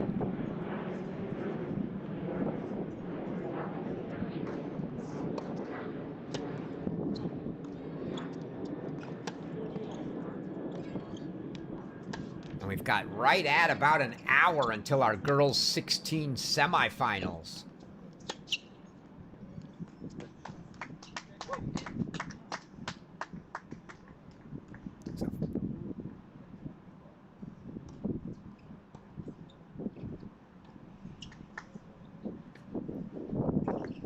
Forehand. 40-30. Winner there from Tia Froden. Held rather comfortably in her last game. That was a must-hold to stay in the match. She's going to have to do so again here.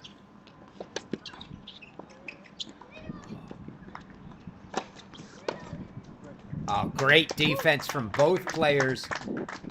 And then just a big forehand winner First game. from Tia Froden. Janae Preston holds to open the third on Stadium Court.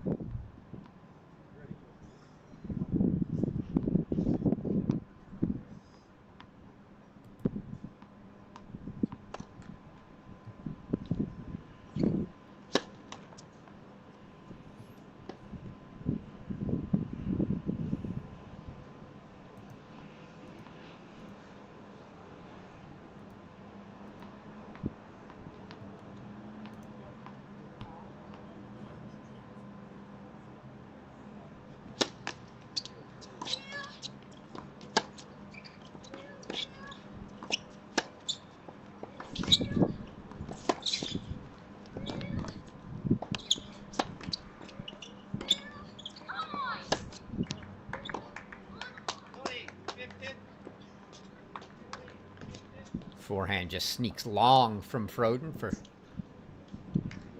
30-15.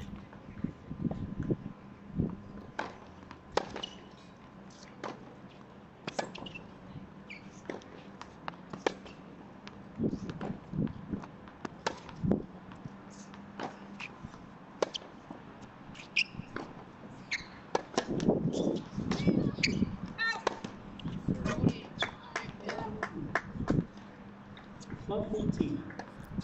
Pennikova really needs to find a hold early here. She's lost 7 of the last 8 games after taking the first set.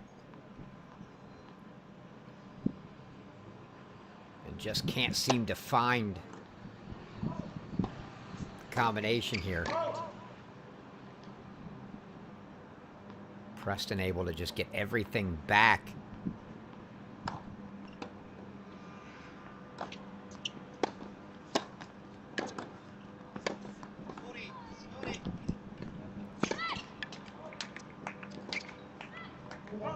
Pennikova just trying to out-hit her, coming over with the heavy forehand over the top, but she's not getting it by Preston, and I think she's going to have to change some things up a little.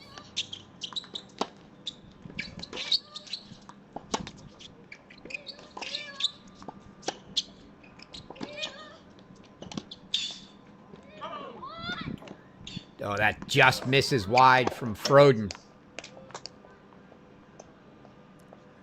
Makes it deuce. And now an opportunity, if you're ever going to feel a little nerves, this could be a spot. Second service.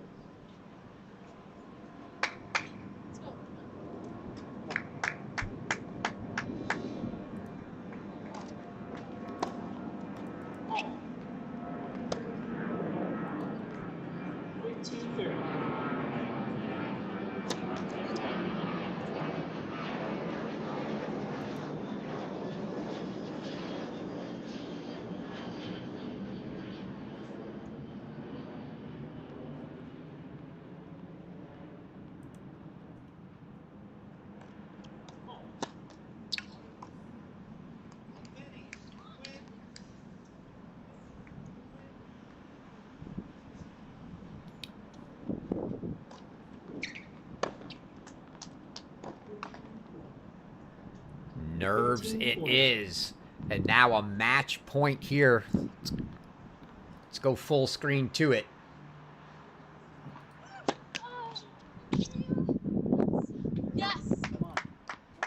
And a gift from Alexis Wen is she doesn't make Froden play a point.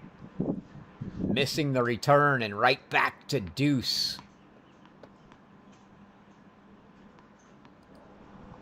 We'll go split. If we get to match point again, we'll go full screen to it.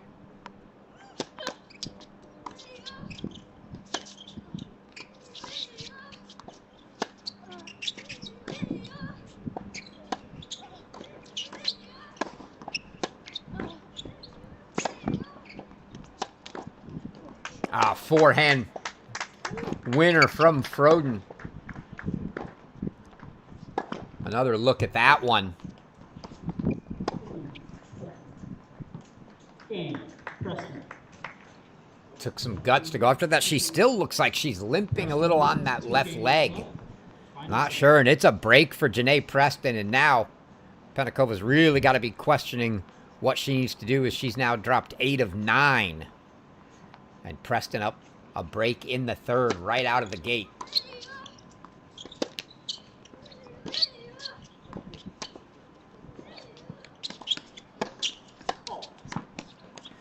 That drop shot was a little telegraphed, and Wen got there easily, but made a little mess of the volley. Doesn't look like the spot that she really wants to be. And Froden gets the hold. So 6-all. They'll play a tiebreak here. Tiebreak, obviously. Tia Froden's got to win to extend this match.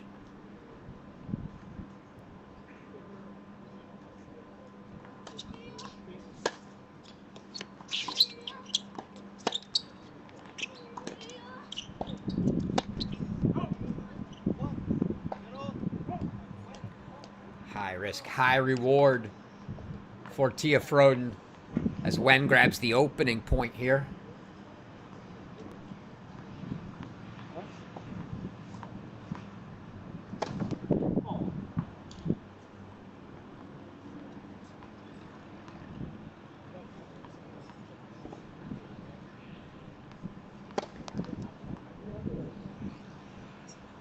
Love 30.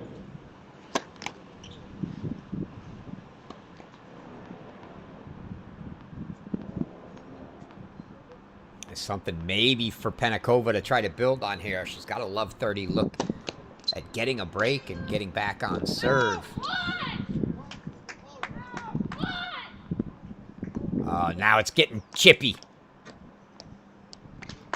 as Froden lets out 2 loud come-ons after Alexis Wen missed.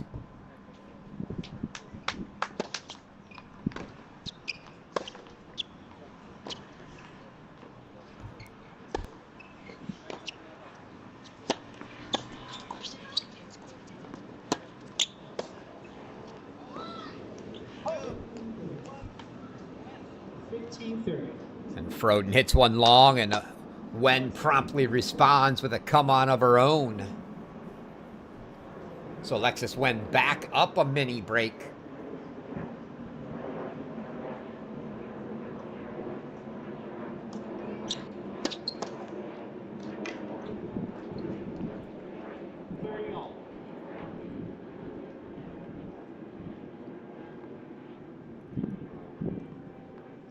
Should say just up a mini break, as she got her first serve, as did Froden, before giving the mini break up. Now 3-1 on that backhand miss from Froden.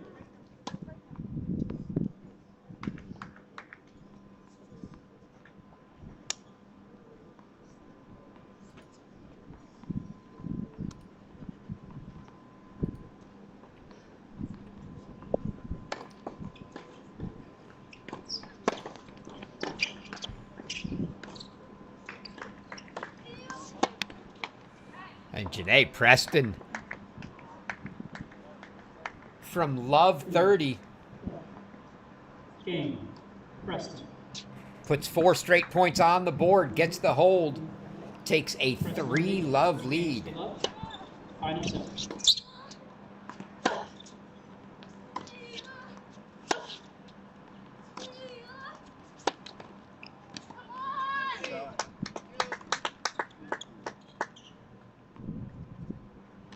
Froden gets the mini break back, puts us right back on serve in the breaker, 2-3. With 2 serves coming for her.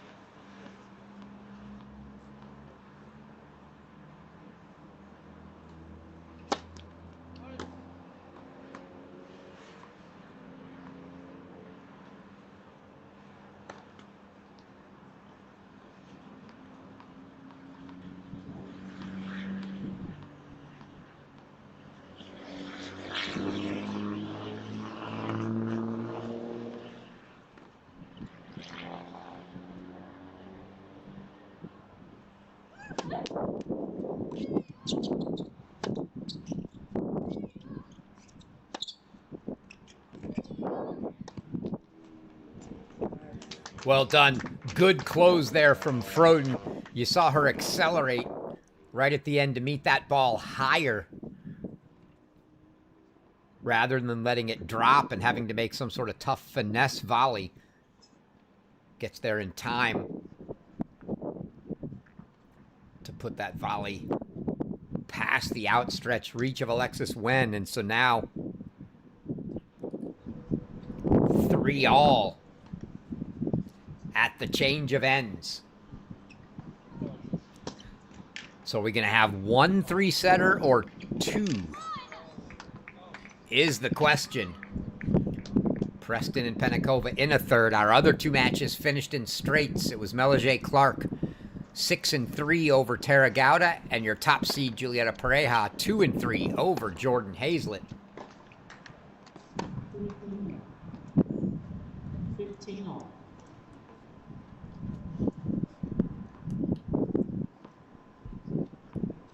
And Tia Froden trying to make it a pair of 3-setters, while Alexis Wen would love to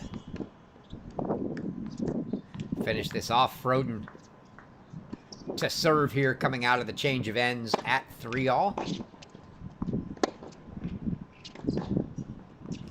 Let's go back full screen to the breaker, as that's the critical one right now.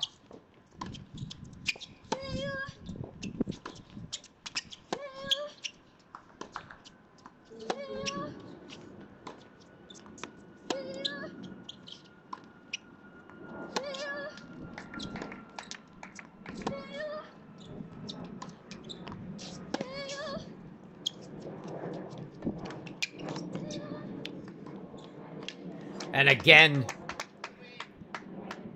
Froden pulls Wen in with the short ball and then passes her. And I don't hate the play at all, as Alexis Wen doesn't look like she really wants to be at the net, doesn't have long arms and a lot of reach.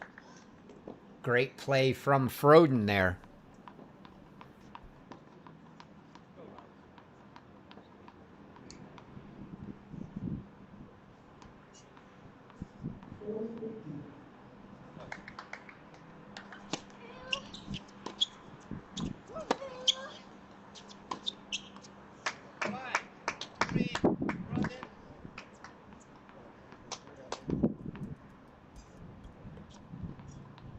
Five, 5-3 Froden as she looks to extend it. Tournament director Lorne Cooley. Lorne Kuehl tuned in, I think. Well, good to have you along, Lorne. Great event he runs here. Oh, and that one just lands. Looked like it caught just inside the baseline for Alexis Wen. She keeps it to a single mini break, but Tia Froden going to have an opportunity to serve out the breaker here with 2 serves coming.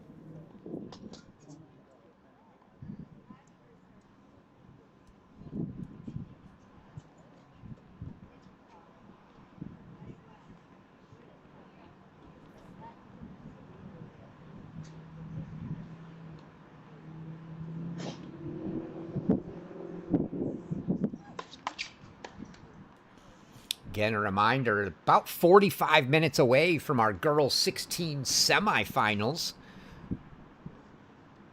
If this one goes 3, it'll probably run right to then. If it doesn't, might get a slight intermission. Now, great coverage from Froden, and you get the loud burst there as she's brought up set points and a chance to force a third.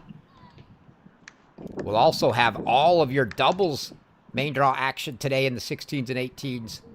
It'll be the 18s at 3 p.m. Pacific, followed by the 16s at 4 p.m. Pacific time. But set point here for Tia Froden. And there's a second set. And we are going 3 on court 17. They're going to get a break.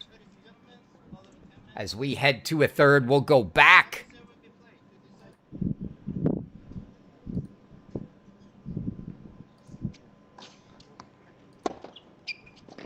to stadium court. Leave the score for the other one up. When they get going again, we'll have that action back. But Penakova was able to get that last hold while we were over watching that tiebreak finish, and she is on the board here in the third, but still down a break to Janae Preston.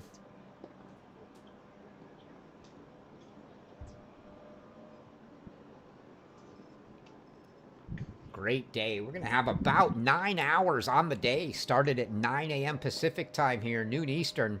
We'll be going till about 9 p.m. Eastern, 6 p.m. Pacific, with all the singles and doubles action. First ball to last in the main draw from today on out. We will have all of your action tomorrow. The 16s, it'll be the finals of singles and doubles, 18 semis. And then we'll be back Sunday with the 18's finals. So this is your place to be to watch the best girls in the nation do battle. Lovely Barnes Tennis Center here in San Diego. Beautiful day once again. It's been great weather, as usual in San Diego.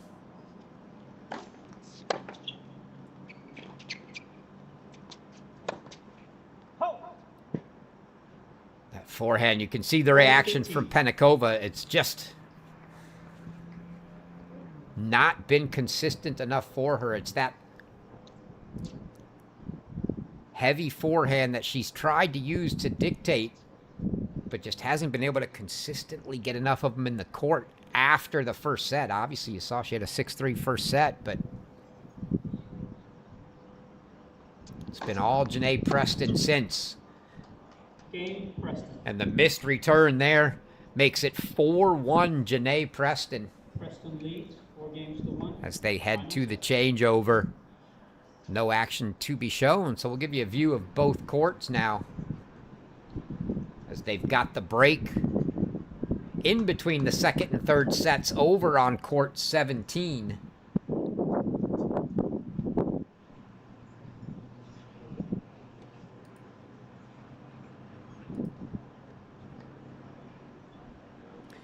There is one other match being played right now.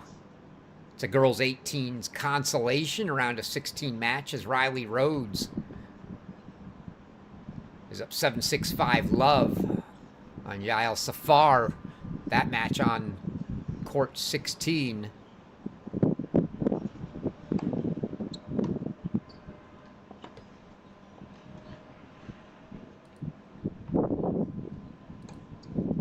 Time.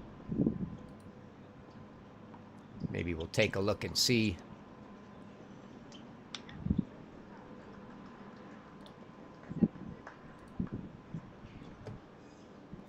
We've got a camera there. Bring that one up for you for some bonus coverage.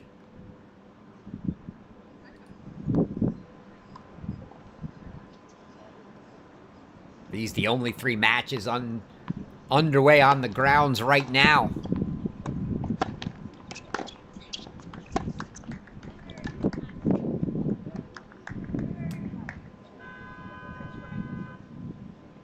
see Safar serving at love 5 in the second. Again, that match in your lower left. Just a little bonus coverage since all we have left right now are these 2 quarterfinals and only one with action at the moment. If that one gets close to a match point, we'll bring it back, but I'm going to go back full screen here to our quarterfinal match 15 love. between Janae Preston and Annika Pennikova. As Preston, after dropping that first, has been all her.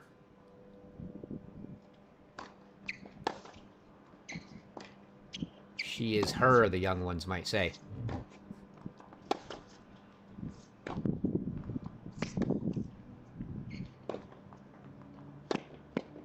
Good long stride on the run. Went for the squash forehand return, but couldn't get it back. Pennikova trying to get a comfortable hold in. These have been few and far between since the first set for Pennikova.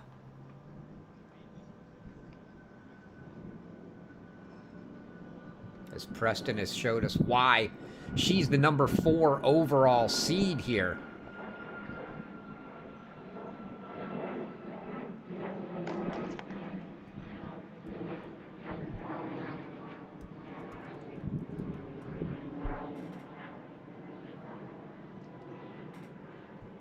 Also the number 1 national recruit in her class. Again, she's a rising junior from Henderson, Nevada. Pennikova. Correction. 40 love. That chair a little premature on the score call, as Janae reminds him that it's not the game, it's only 40 love.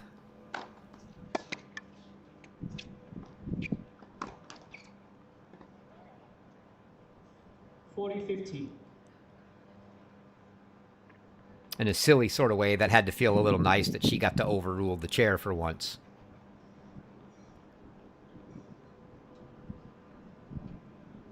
But 40-15 game points now for Pennikova.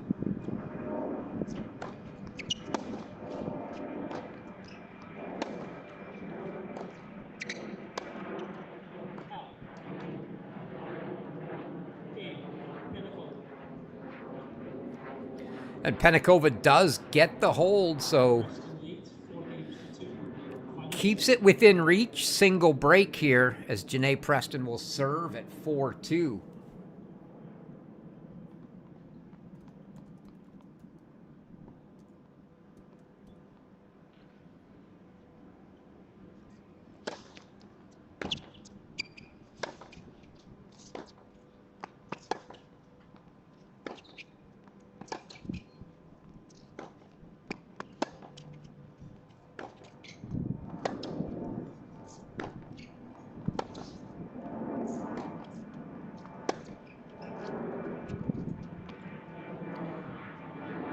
A little bit of a bailout from Pennikova there,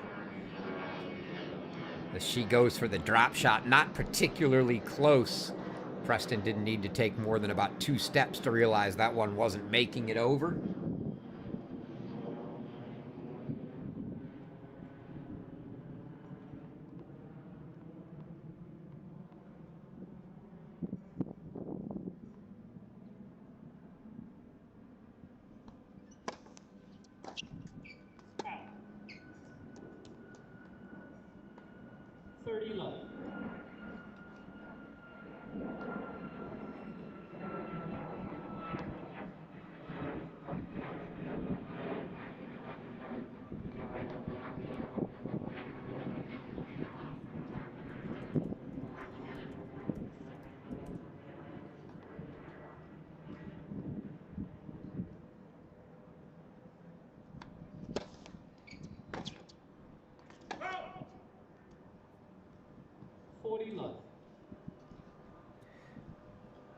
Preston just not even giving Pennikova a chance at the moment.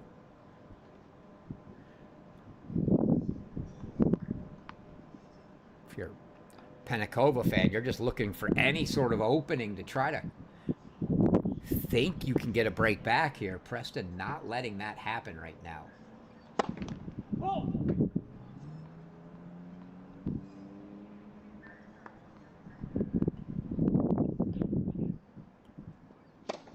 Janae Preston right now up to 40-15. the number 6 ITF junior in the world. Top U.S. ranked junior.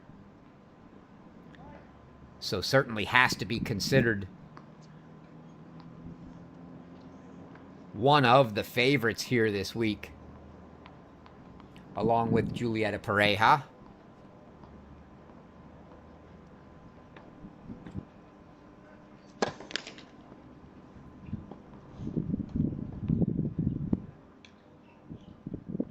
That's a career high ranking in the juniors for Preston.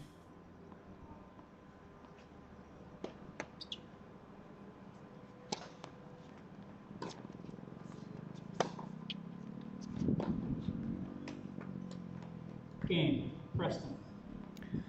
And she goes up 5-2 now. Preston leads.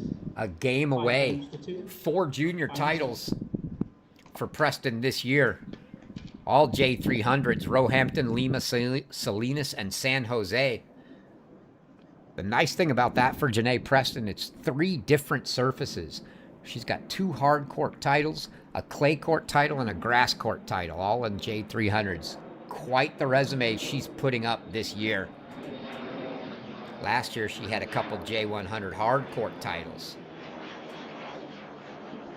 But an all-around surface game for Preston this year. Let's take a peek back in. I think we're back to action now. Indeed we are.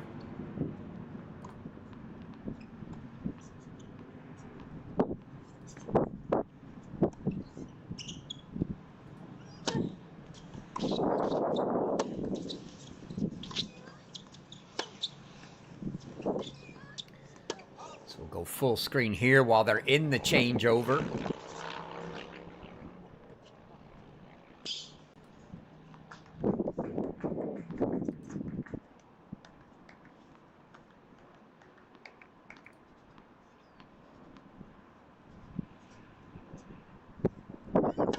Looks like they're back out of the changeover. So let's go back.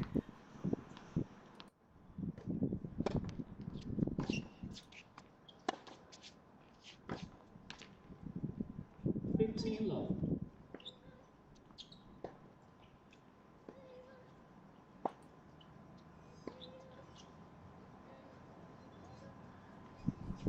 Back to the action here on Stadium Court as Penakova needs a hold, break, and hold to keep this one alive and try to get to 5-all. First things first, she's got to get a hold here.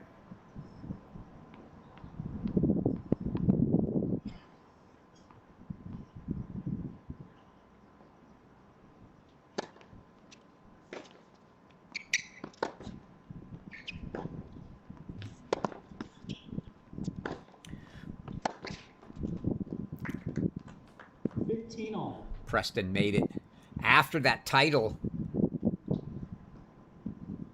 in Roehampton where she won that J300. She made it to the semis at the Junior Wimbledon Championships. Straight set wins in her first 4 matches before dropping a match 1 and 3 to Shinran Soon of China.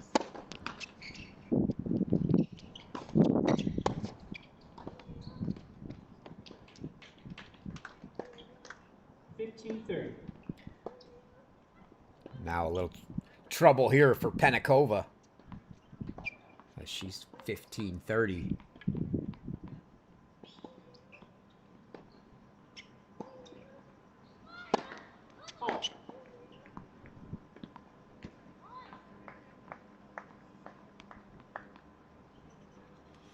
Preston also played the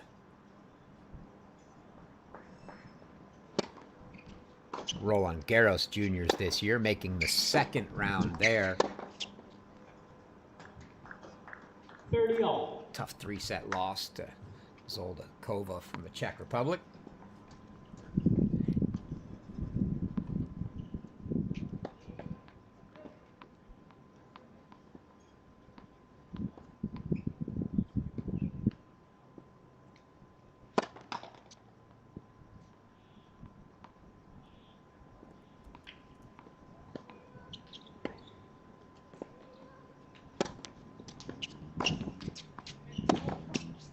Out. 30-40. And that's going to bring up match point now for Janae Preston, looking to be our third semifinalist.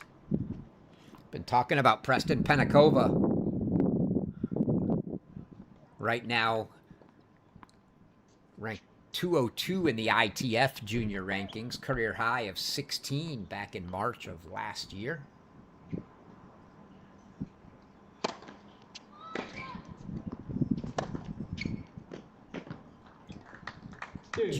Just kept that one in. Had to look and think it might have been going long, but she dropped that in for a clean winner. It keeps this one alive. You see Tia Froden led the third set off with a hold on court 17. We'll be back to that one momentarily.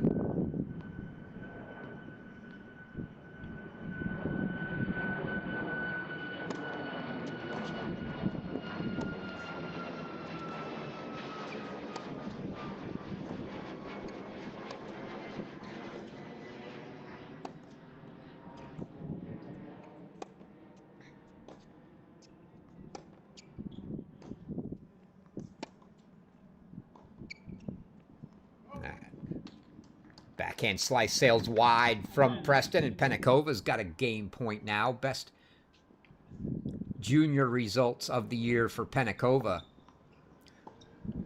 On the international front, she made the quarters of a J300 in Mexico and made the semis of the J300 Spring Pan American ITF. Back to deuce. Interestingly enough, losing that semifinal to another one of our quarterfinalists here today. That is Melage Clark. Clark now a semifinalist, but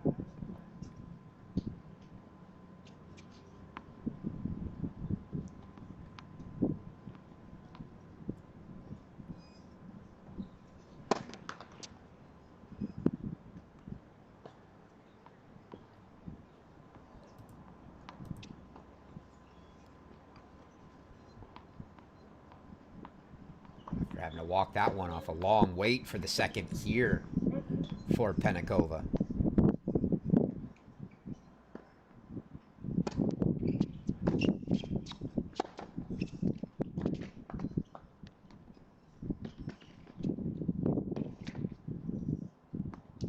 Oh, and that drops in for Janae Preston. Advantage, Preston.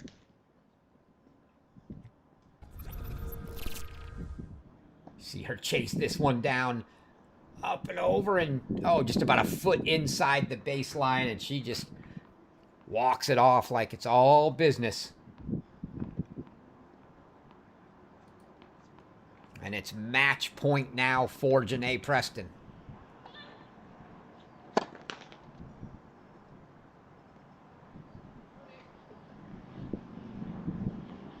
Tia Froden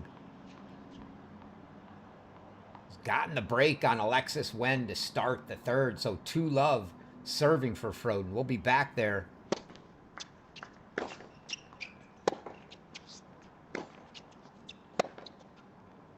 Very soon.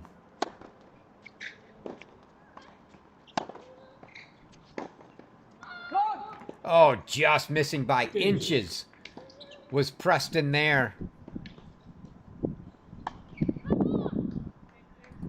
Let's give you some split screen, and match points will go full screen, but I don't want to miss any more of the action on court 17 now, as Alexis Wen started love 30 on this Froden service game, looking to get back on serve as quick as she can.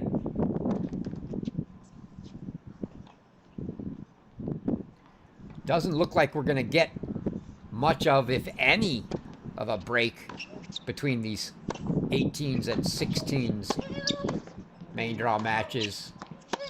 Might need you to order me some food, Lorne. It's going to be a 9 solid straight hours.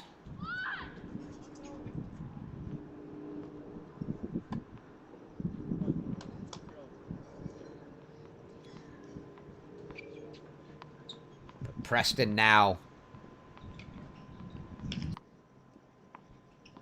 Match point once again, so we go full screen to it.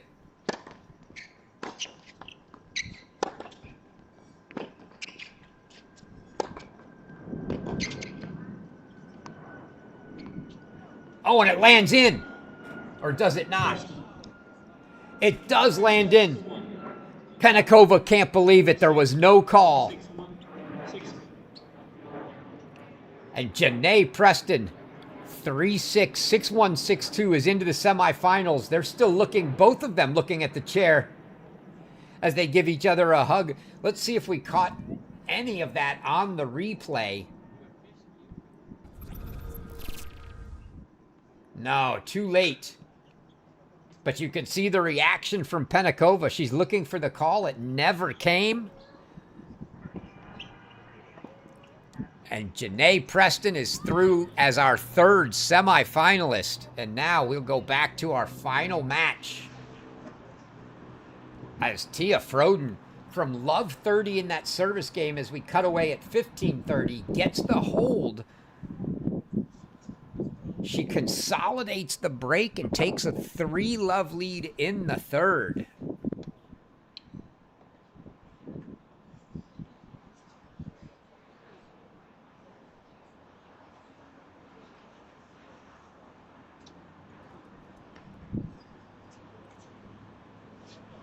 That other match that was going on that we had our eyes on, the consolation match that I would have cut to for you now with no other matches being on, is over.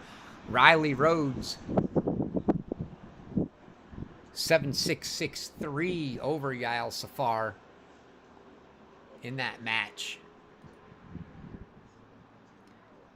And this match here, the only one on the grounds in all 22 courts, plus the stadium.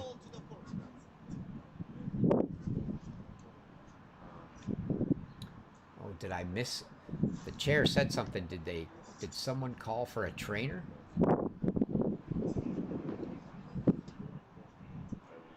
And the chair's coming out of the chair, so that may be the case. Oh, no, he's just going to change the flip cards for the score there, I think.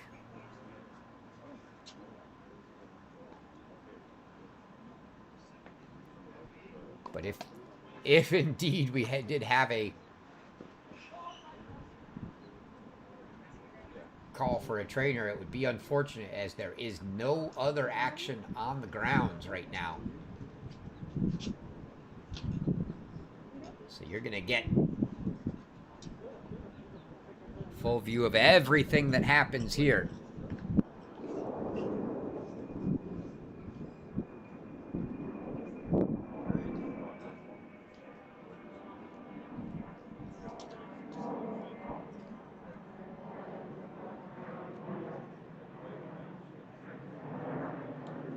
See if the chair calls for time here shortly, or no, somebody. Indeed, it does look like there's a trainer coming out.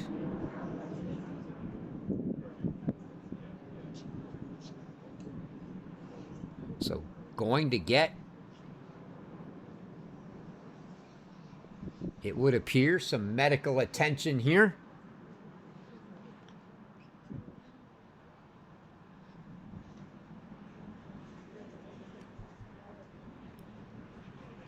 Gives an opportunity to talk about these young ladies. Mentioned Alexis Wen heading off to North Carolina.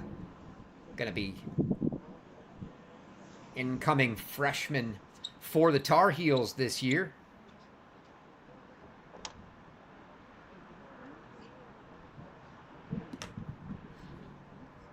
Froden, meanwhile, right now a ITF junior ranking of number 31.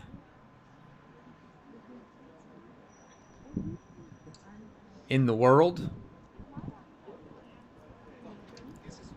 off of her career high that I think was up almost top 10. Have to double check on that.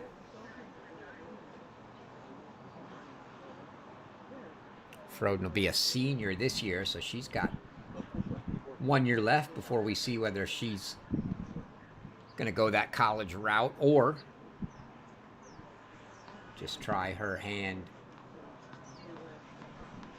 at the pros. Indeed, a career high junior ranking for Froden of number 11. That was back in February of this year.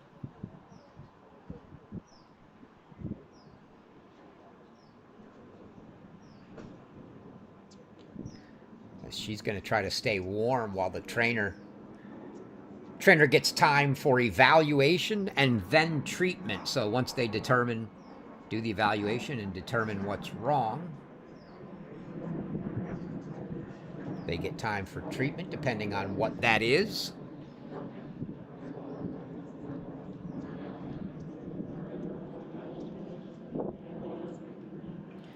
Six junior titles, by the way, for Froden. None this year. Had a J500 last year on clay.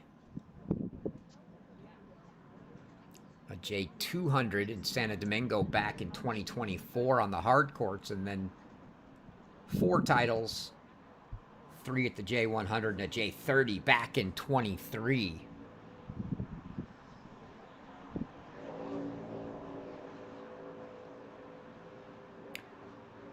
She is just trying to find a way to stay warm here. As she'll be on the return with Alexis Wen to serve. With that bag in the way, it's tough to get much of a view of what the trainer's attending to here.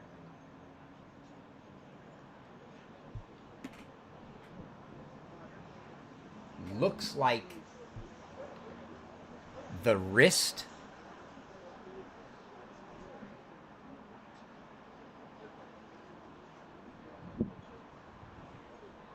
Almost looks like it could have been a bleeding. Again, if anybody falls, cuts, scrapes, and there's blood, they've got to stop and take care of that. It could be a bleeding timeout. Not sure. But you don't see a lot of massaging or rubbing going on, and don't even really see a lot of wrapping. Looks like, almost looks like just putting a little bandage on, maybe as if maybe right before we came back to the court we may have missed Wen go down. Maybe she scraped the wrist.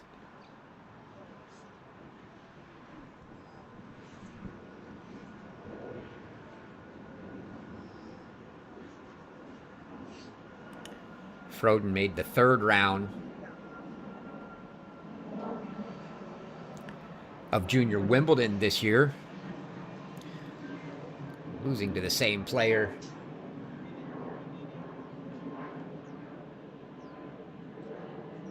we talked about earlier, Shinran Sun of China.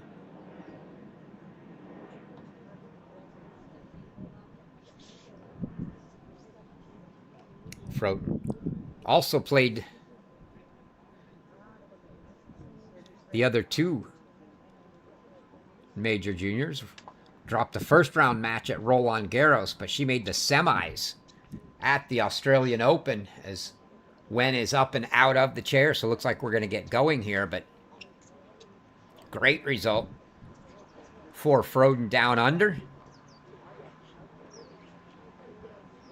She dropped her match in the semifinals. 3-4 to Tupetsina. But back to action here now.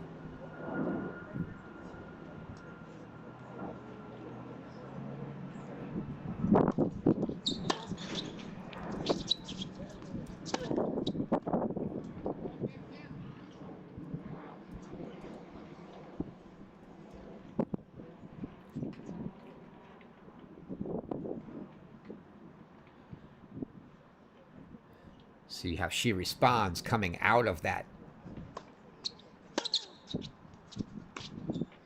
delay there due to the timeout. Now, Love 30 and Froden.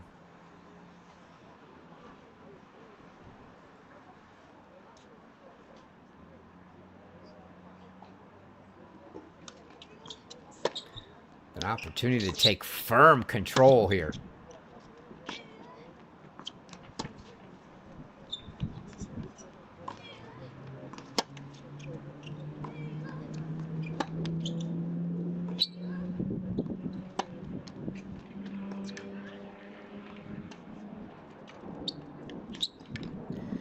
The drop shot, very smart. She didn't go just for that full-out winner. Again, we've seen this multiple times from Froden. Wen doesn't really want to be in at the net, and she just uses the drop to pull her in and over to the side. On the off chance Wen puts it in play, she probably leaves an open court, but that one missed, and now Love 40 and break chances for Froden to go up 4-love in the third. That one sails long. Best ITF Junior Tournament of the Year for Alexis Wen. Well, not this year, last year, excuse me.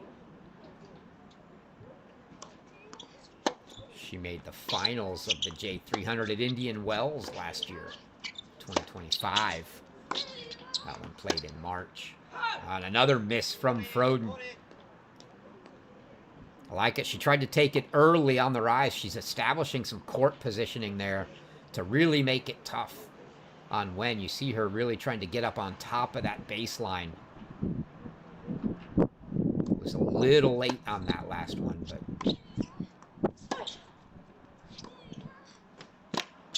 And that's why she wants to get up and dictate, because Alexis Wen can move you around if you just give her time.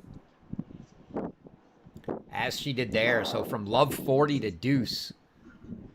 Interestingly enough, that J300 final at Indian Wells that Alexis Wen made last year. Who'd she play in that final? Julieta Pareja. Pareja winning that one 1-2.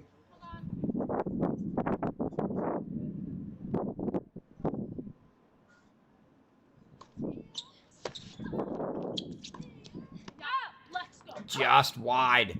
You hear Tia Froden, let's go. She's got another break chance. Break point number 4 of the game for her.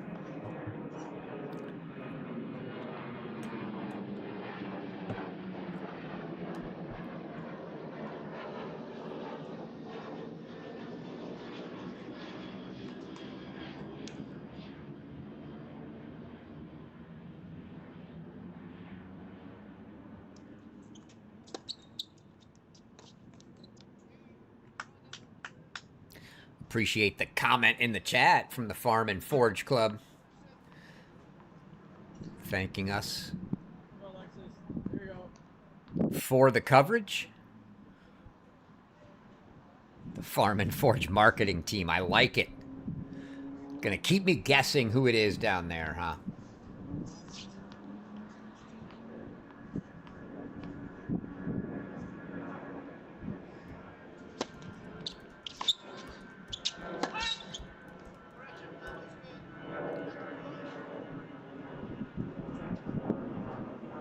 Correction.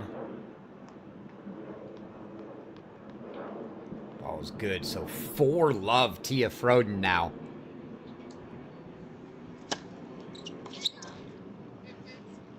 See if she just rolls through here or if Wen can find something. She's got to disrupt this rhythm.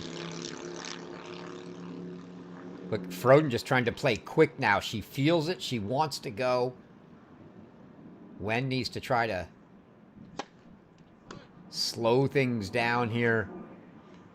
Not let Froden just quick play in this rhythm here.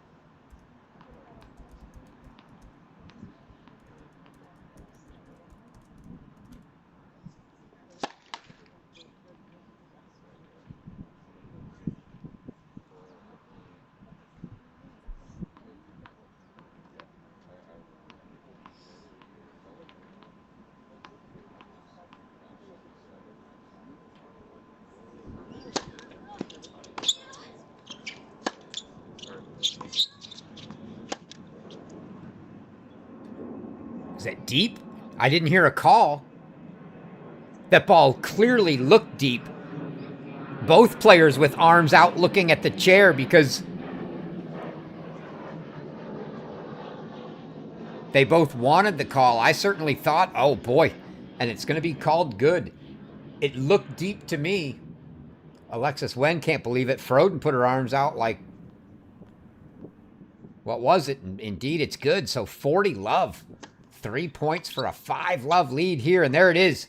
5-love, Tia Froden. It is all Tia Froden here in the third.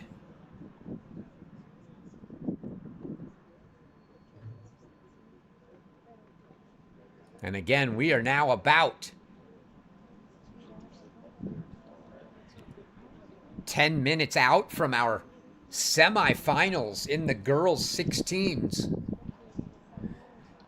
It's going to be top-seeded Srishti Selvin taking on 6th-seeded, I believe. I have to look that up again. Avita Beitler. It is 6th seed. And 14th seed Arini Bhattacharya taking on your 2nd seed Nicole Davletsina. Davletsina, the young 13-year-old, always going to get a lot of eyes and attention just for being the youngster in the field. Very promising career in front of her. But those matches set to get going here in about 10 minutes. If Tia Froden has her way, she'll give you maybe 5 to grab a snack before we start those. And if Wen has her way, I'm sorry, you don't get a break. You're just going to have to stay with me all day.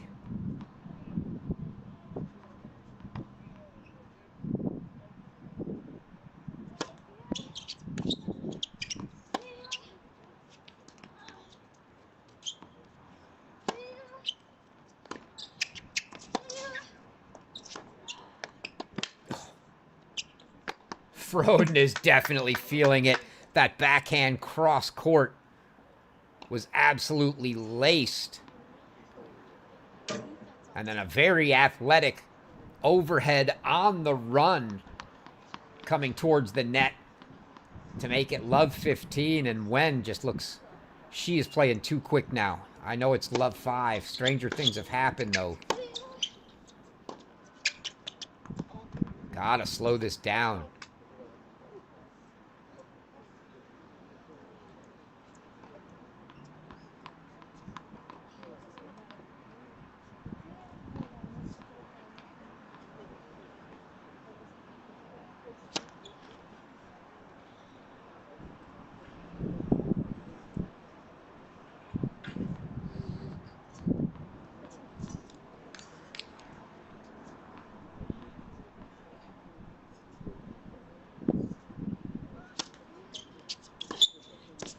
Oh my goodness. Let's see if we got that one on the replay. And Wen's just quick play. There it is. A rip return, and Wen's just going to quick serve here. Don't like this. She's almost resigned now at this point. And you can see that wrist has something on it, but Froden has steamrolled her way through this third set.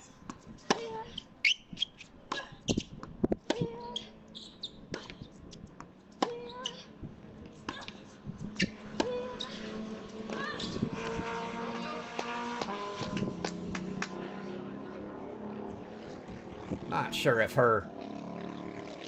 In fact, that might be them on the left side of the screen. Can't get a good look. I was going to say, I'm not sure if Wen's Tar Heel family is out here watching. Head coach Brian Kalbas. May or may not be him on the left. I could see Joey Kalbas maybe sitting over there as well, but...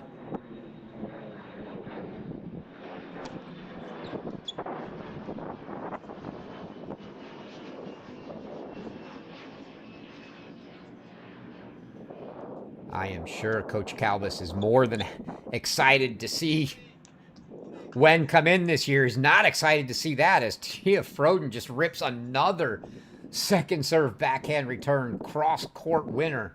And it is now match point for Tia Froden. I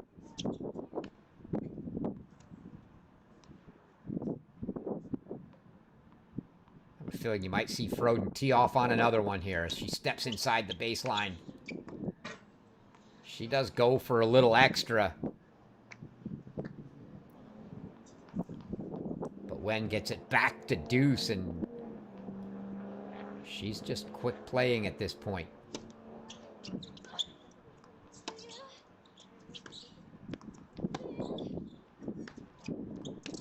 Gosh, that inside-out forehand is deadly right now for Froden.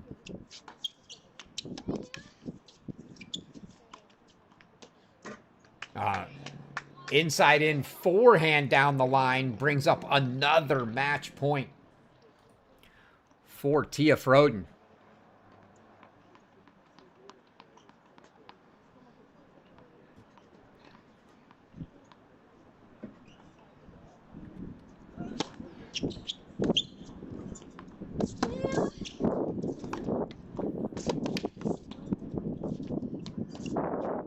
Oh, and when Alexis Wen was already on her way to the net for the handshake. And the drop shot from Froden finds the tape, and we play on.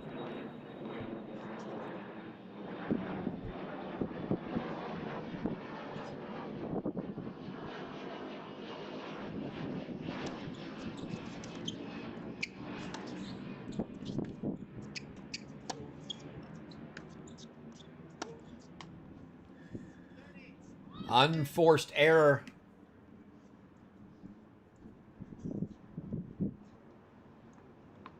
From Wen, and it's a match point once again here for Tia Froden.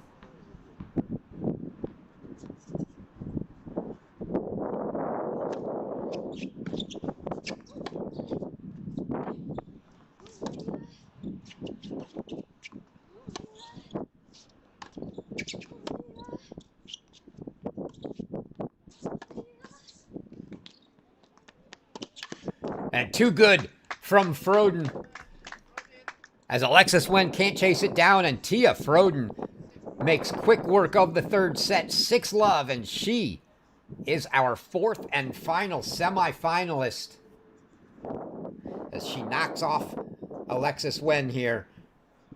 4-6, 7-6, 6-love. And that's going to do it for the quarterfinals in the girls' 18s.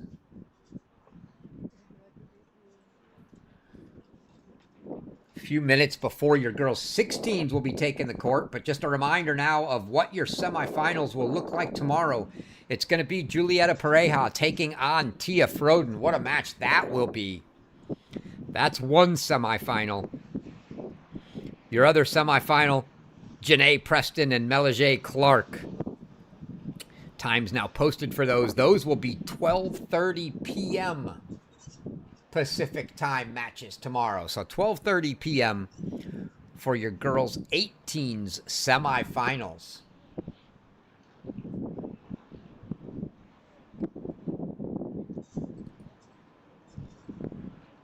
As we await our girls' 16 semifinals now. So again, as a reminder, our schedule today, we just finished the 18's quarterfinals. We've got girls' 16 semifinals coming up here in a few minutes. It'll be Shristi Selva and Avita Beitler on Stadium Court in one semifinal. In Court 10, it'll be Arini Bhattacharya and Nicole Davletsina in the other semifinal. Let's go ahead and give you a look at those two courts right now. See if we've got players on court or not.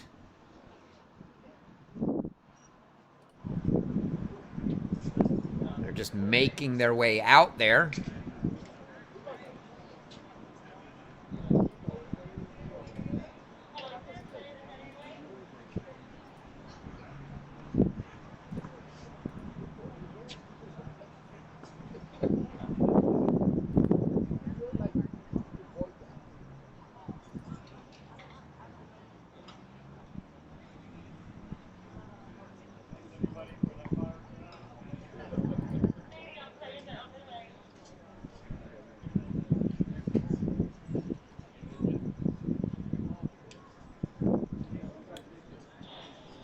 tell you what, we're going to take a quick intermission, but I will leave these up for you just so you can keep an eye on when the players get to courts for warm-ups, as opposed to throwing you to a boring slate screen. We'll leave these up as we await the players for warm-ups. But your girls' 16 semifinals on deck next. And if you're looking for doubles action today, a reminder, it'll be the girls' 18s at 3 p.m. Pacific, 6 p.m. Eastern, followed by the girls' 16s at 4 p.m. Pacific. It'll be the quarterfinals for the 18s, the semifinals for the 16s. So if you want to see doubles action, stay with us. Like I said, we'll be going a good solid 9 hours straight today. So if you want to use this opportunity, as I may, to grab yourself a quick snack and a drink, do so now as the girls get ready for warm-ups here in the girls' 16 semifinals. I'll leave this up. We'll be back in a few minutes with 16 semifinal singles action.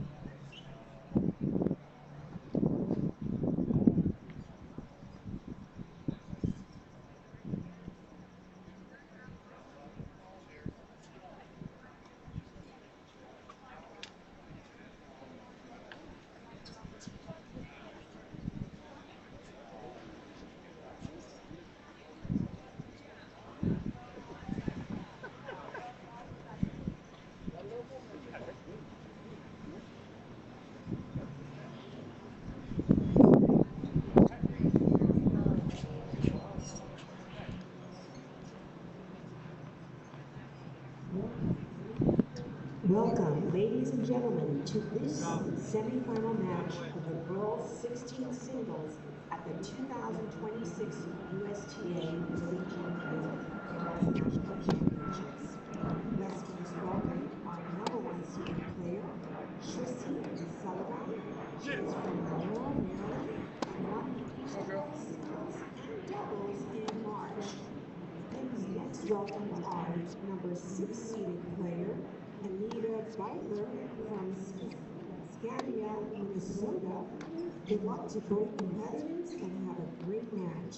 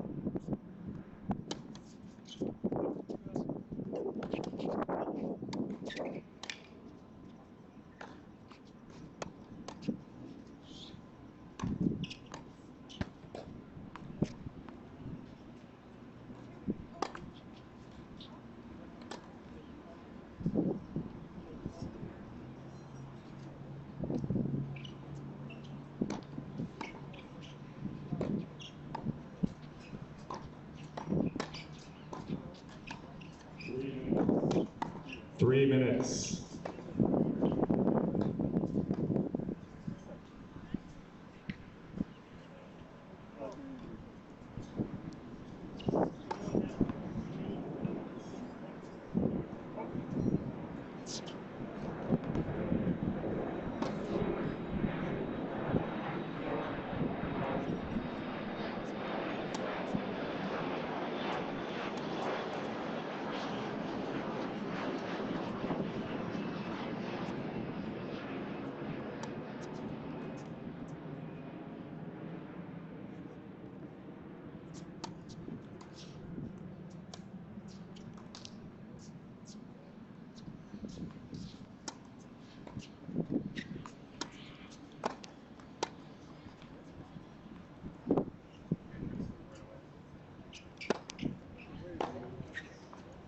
2 minutes.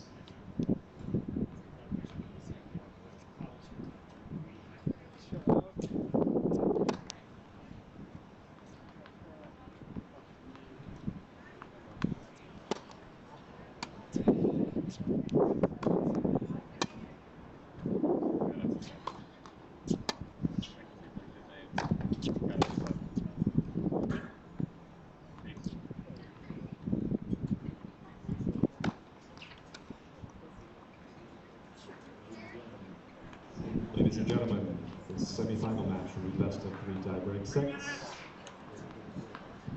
To the left of the chair, from Laurel, Maryland, Tristy Selvin. To the right of the chair, from Scandia, Minnesota, Avita White. White won the toss and elected to receive.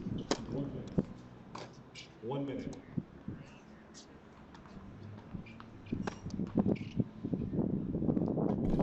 Now you hear the call from the chair. 1 minute remaining left in the warm-ups on our stadium court match here.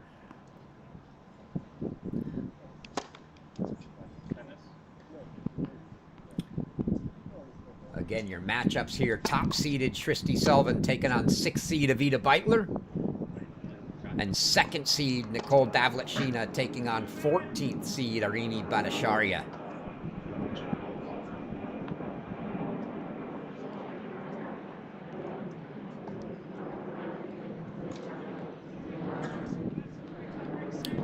Championship match will be tomorrow, 10:30 a.m. Pacific time. That'll be 1:30 p.m. Eastern time. We'll have that for you. That'll be our first match of the day tomorrow.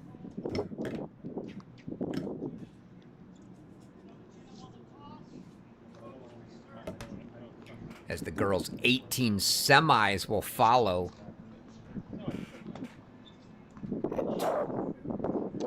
12:30 Pacific time.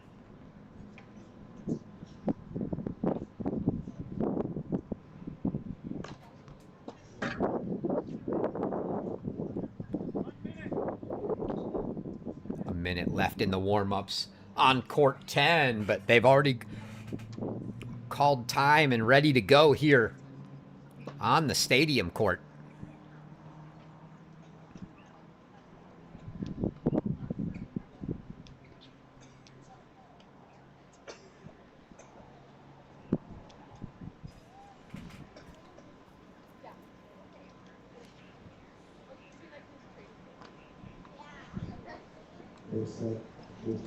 First set, Tristy Selvin to serve. Ready, play.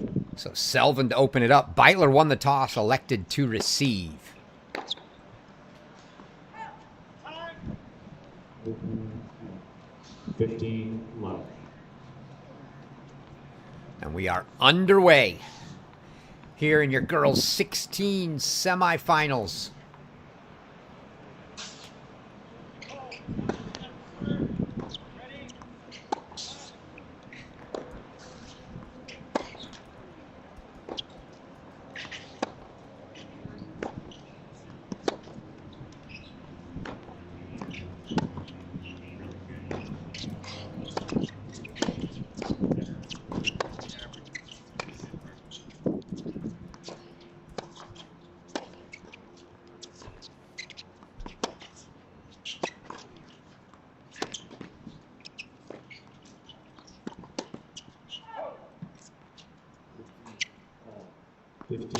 All.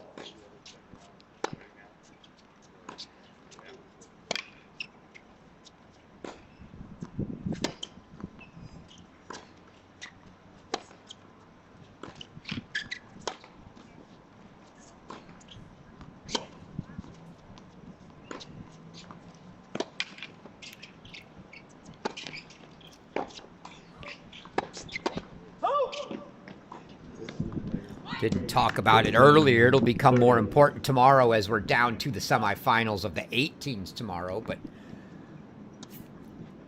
some things on the line as far as the U.S. Open goes here at these 2026 USTA Billie Jean King Girls 16s and 18s National Championships. Your 18 singles winner gets a main draw wild card into the US Open, 30 all. as well as the US Open Juniors. So both events, wild card. Your doubles champions of the 18s get a wild card into the main draw of the US Open doubles. They've got to play together, as well as the junior doubles. And your runner-up gets a wild card into the qualifying of the US Open, as well as a main draw wild card for the juniors. There's some things on the line for third, fourth, and fifth as well. But in the 16s, your singles champion gets a wild card in the main draw of the US Open Juniors.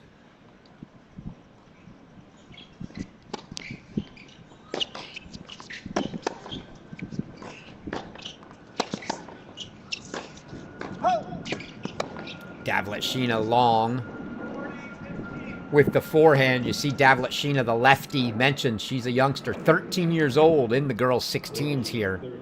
Just turned 13 back, I think, in April. April or May, I think it was April. And Tristy Sullivan here on the near side.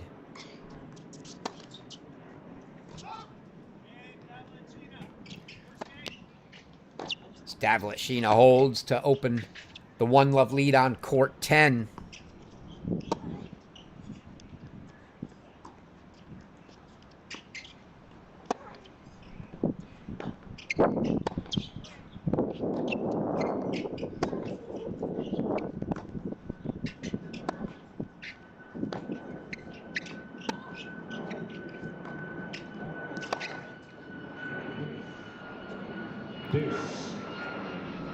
Sun making it just a little tough to follow that ball on stadium court at the moment.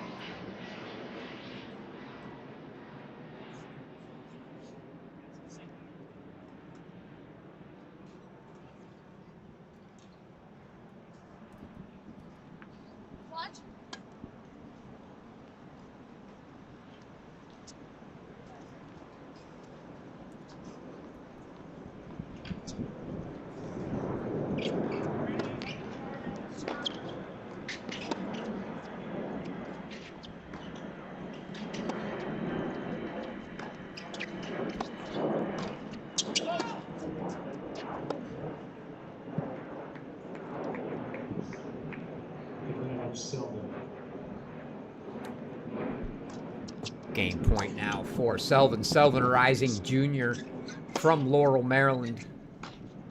She trains at the JTCC there, the infamous JTCC.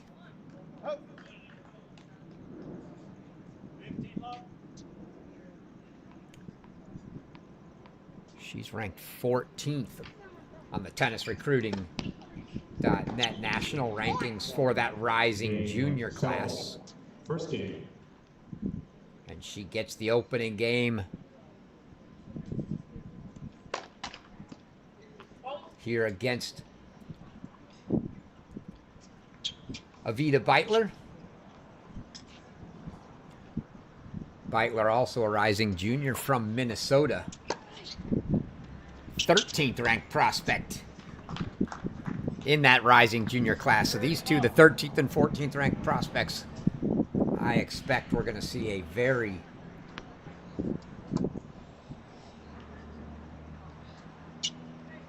competitive match. These two played each other back at Thanksgiving time, November. And it was Beitler who came out victorious in a match tiebreak. A very, very tight match, 5-7, 7-6, and then 10-5 in the breaker for Beitler.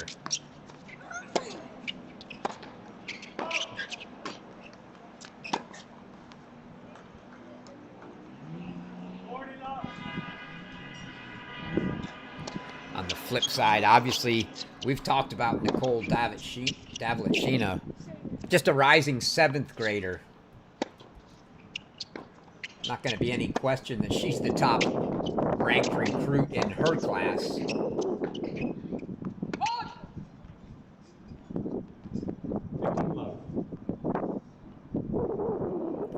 Bhattacharya, also a rising junior along with Selvin and Beitler, and she is the 16th ranked national recruit. So we've got the 13th, 14th, and 16th ranked recruits here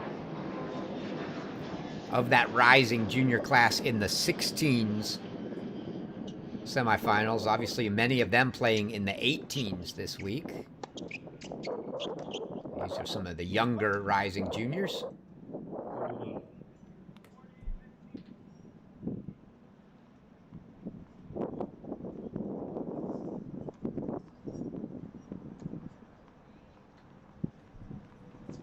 Bhattacharya owns a win over Davletshyna's sister last September, but nothing against Nicole. And the Davletshyna sisters 40 love. playing together this week in the doubles draw of the girls' 16s. Gonna get to see those doubles semifinals.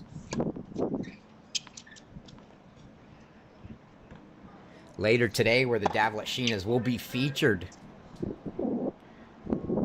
Selvin, Davletshyna were both alive in both singles and doubles yesterday. Selvin lost in doubles, so Nicole Davletshyna, the only player in the 16s that remains in both the singles and doubles. As she and her sister will be taking on Isabel Wen and Madeline Cleary later on this afternoon.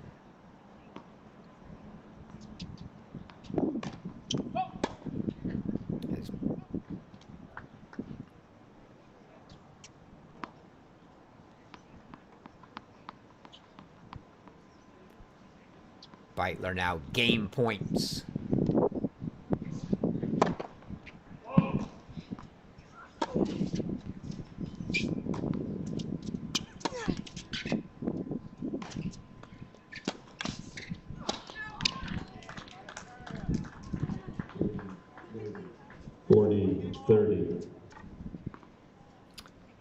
Bhattacharya holds for 1-all, so it's been all holds so far. Can Beitler make it 4 for 4?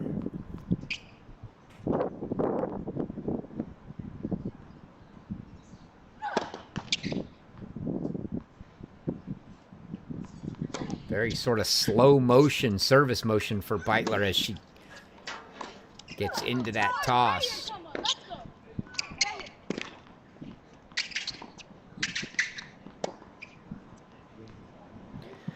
And the pass lands for Beitler, and she does make it 4 for 4, so all 4 players hold their first service game, and we're 1-all on both courts.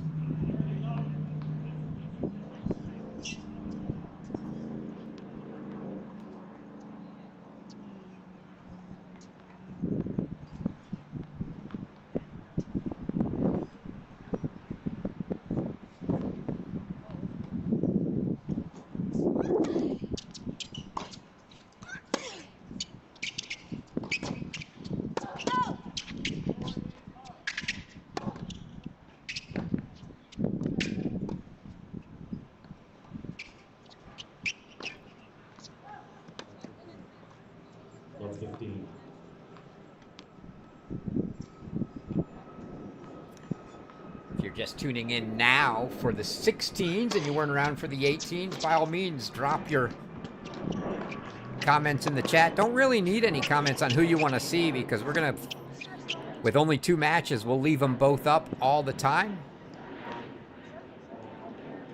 Maybe I'll try to help you out during changeovers and just go full screen to one so we don't have dead time and get the big box, especially if you're trying to watch this on your phone. I know that split screen is going to be pretty small.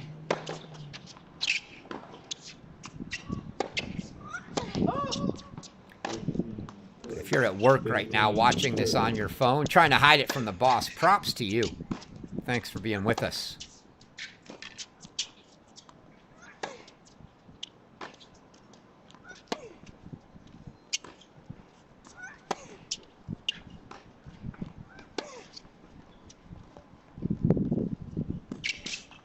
Great drop ball from Bhattacharya. 40-30.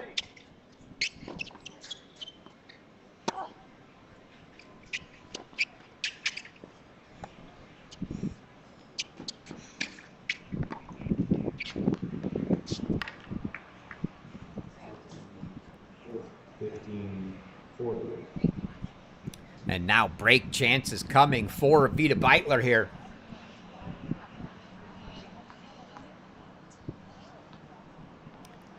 Game point for Davletshyna.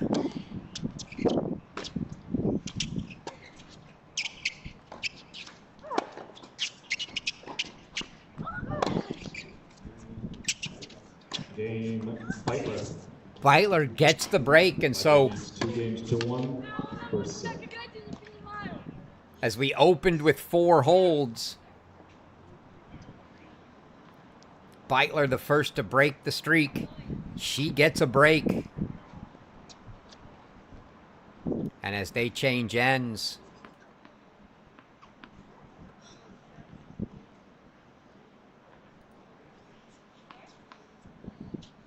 we'll go full screen to Davletshyna and Bhattacharya.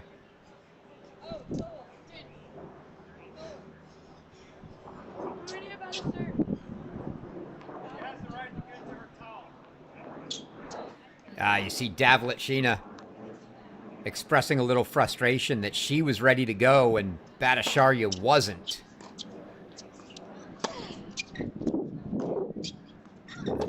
Chair explaining that she's got a right to get to her towel before getting in position.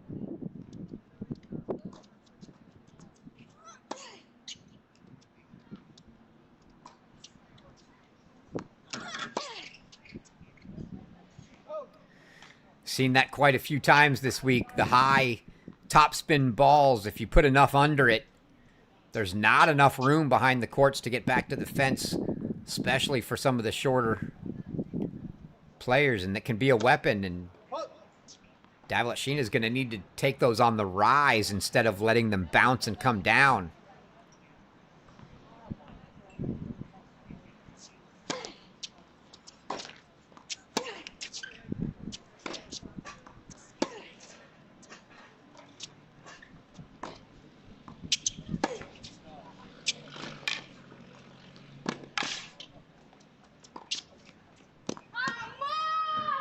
And that one just wide.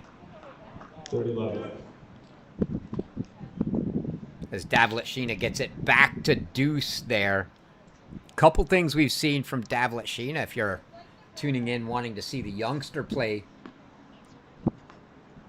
this week, had a tendency to throw in very, very soft second serves. So if you want to take your chances and try to dictate play on her second serve, it's very, very doable.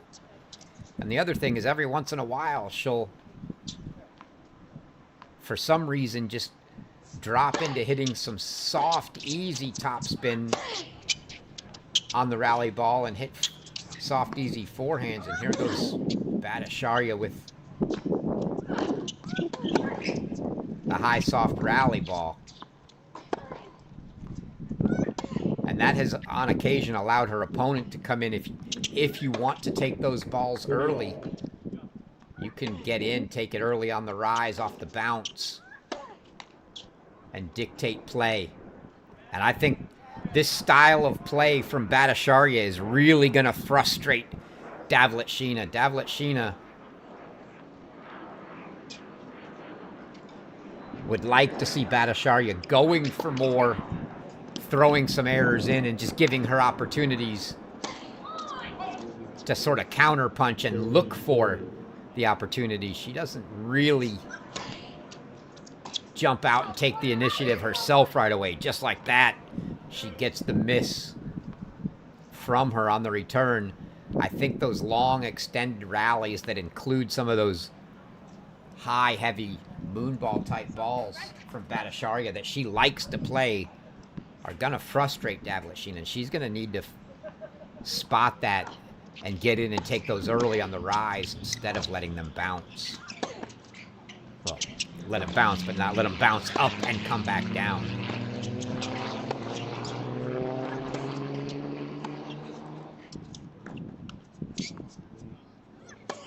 Game, Selvin. 2 games on. And Selvin breaks right back. And we're back on serve 2-all on the stadium court.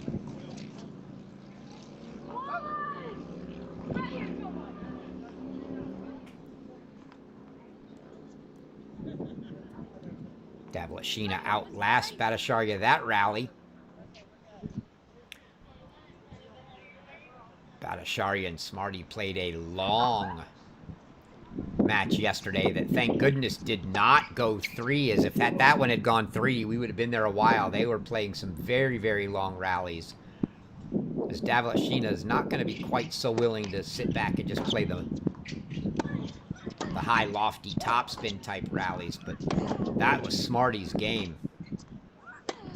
And so she and Bhattacharya just played what looked like a lot of practice rallies back and forth.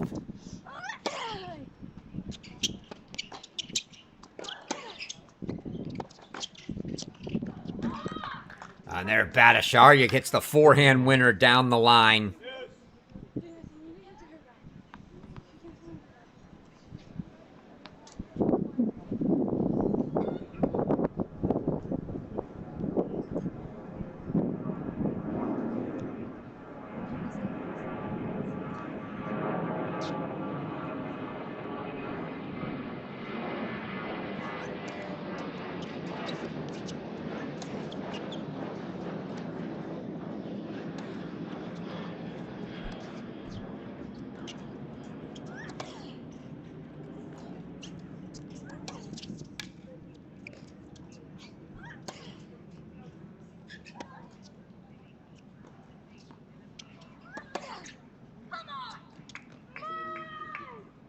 You hear both girls with their come-ons.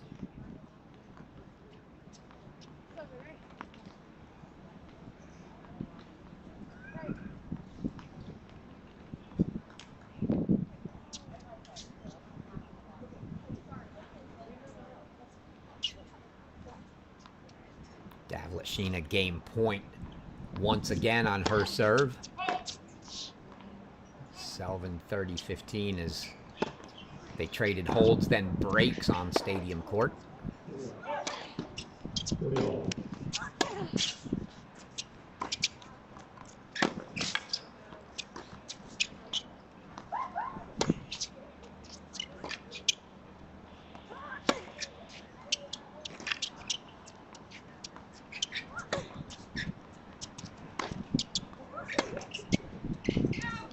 Bhattacharya outlasts once again in the rally to get it back to deuce. 30-40.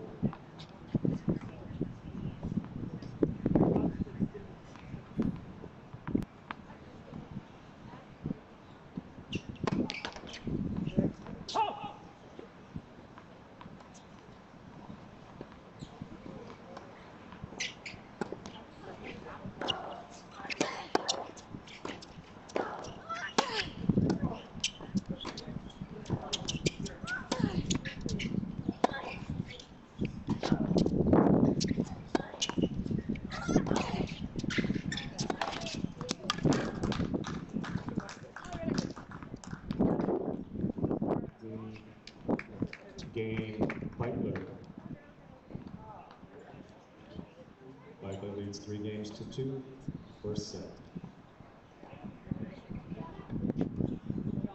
Beitler comes from 30-15 down on the Selvin service game and gets the break, so 3 straight breaks now on the stadium court. And Davlashina now facing a break point here on court 10.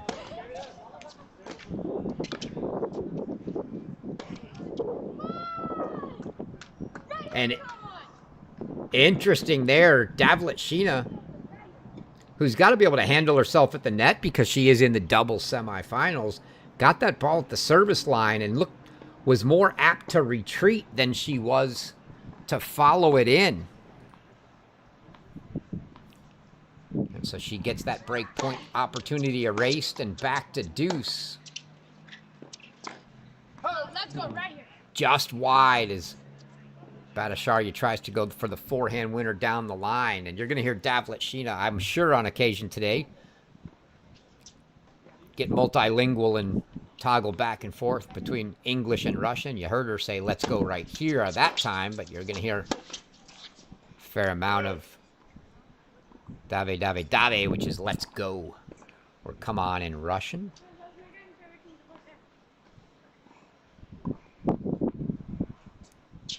A native of Russia, born in St. Petersburg, moved over to the U.S., playing tennis, training down in Florida, is Davletshyna.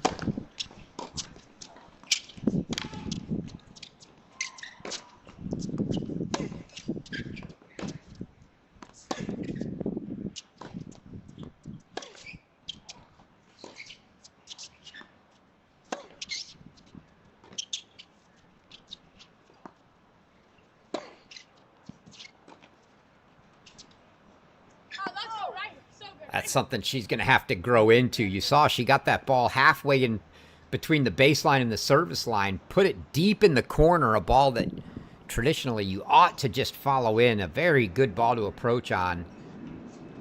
And she just wants to backpedal and retreat to the baseline.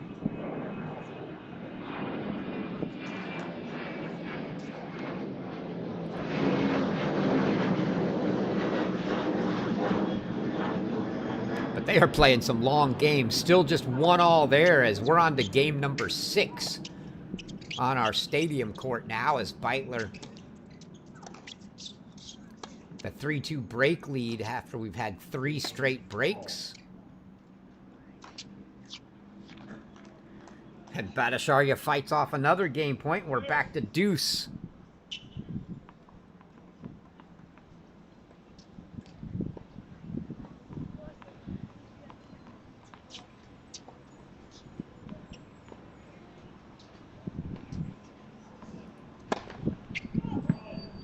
We are 29 minutes in on court 10, and we've finished 2 games. I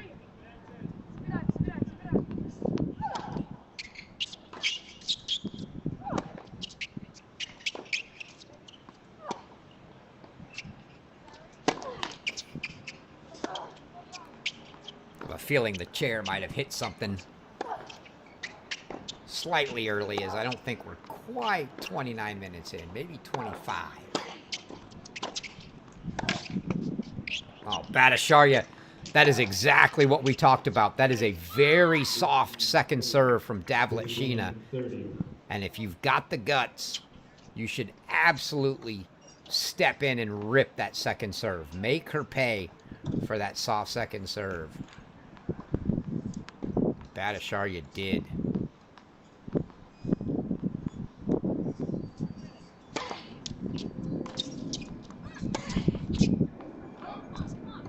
That ball's deep, and it's another break chance for Bhattacharya. And that's going to make Davletshyna really have to emphasize getting the first serve in if she realizes her opponent's going to do that. We'll just see how often Bhattacharya will go for that. But it's been a common thread against all her opponents thus far this week. On occasion, they've gone for it on the second serve return.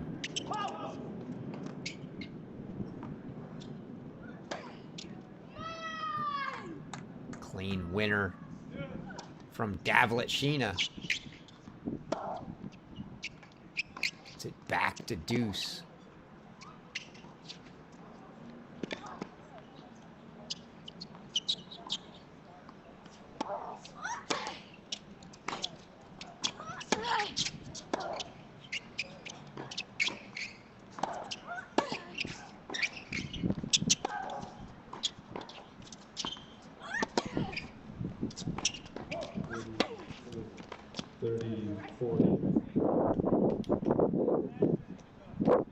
Lazy looking overhead volley from Bhattacharya finds the net. I don't necessarily think either one of these two wants to be at the net. And Beitler now facing a break point to make it 4 straight breaks on stadium.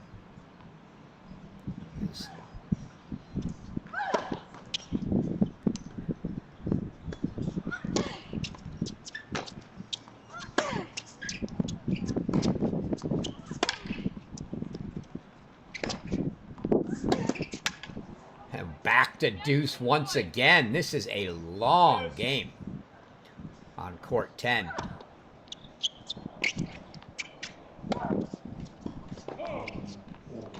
Oh, and that backhand just deep from Beitler, and Selvin gets the break. So it is indeed 4 straight breaks on Stadium Court.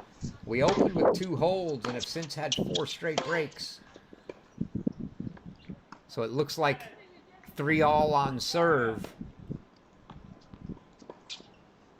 But with 2 holds and 4 breaks, one might argue we're 3-all on break.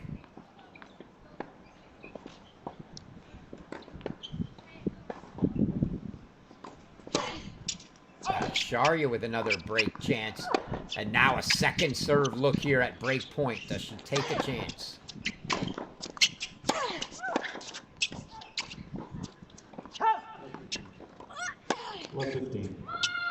And it's a break for Arini Bhattacharya. After a long deuce game, she finally takes advantage, gets the break, and she goes up a break 2-1 on your second seed, Nicole Davlet-Sheena.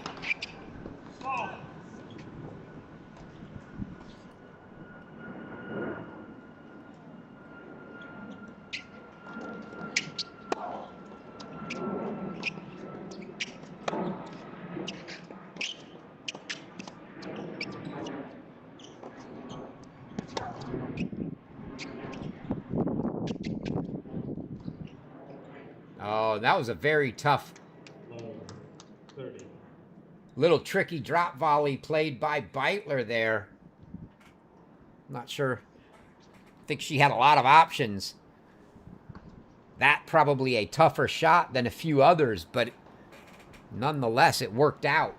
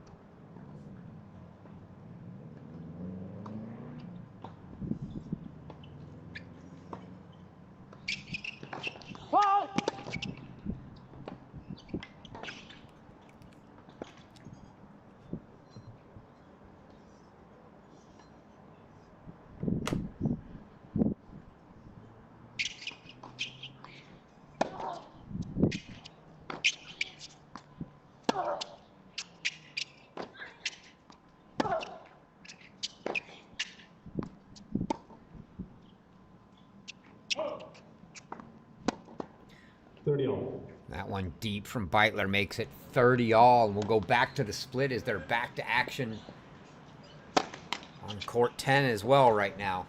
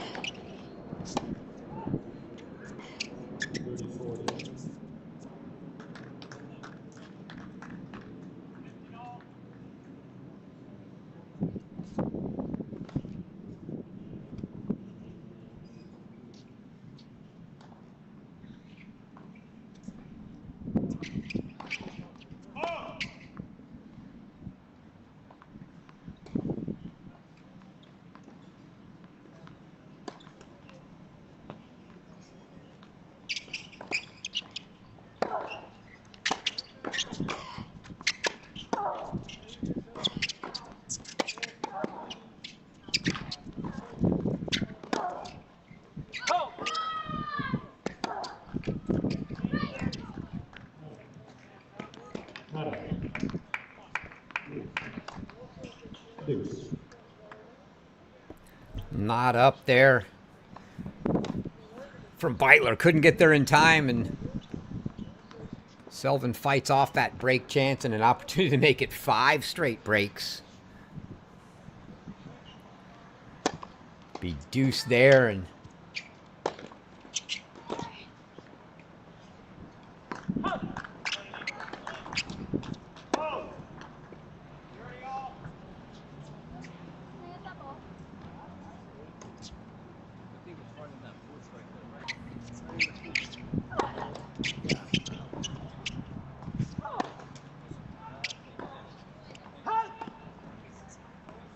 Advantage. Fight.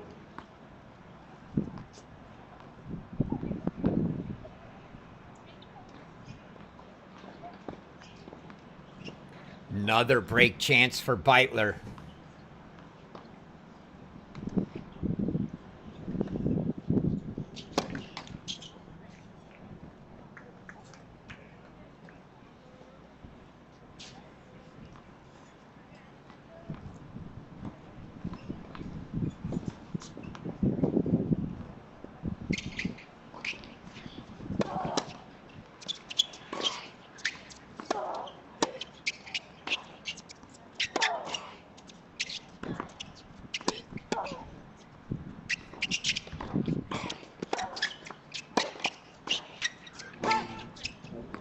Game.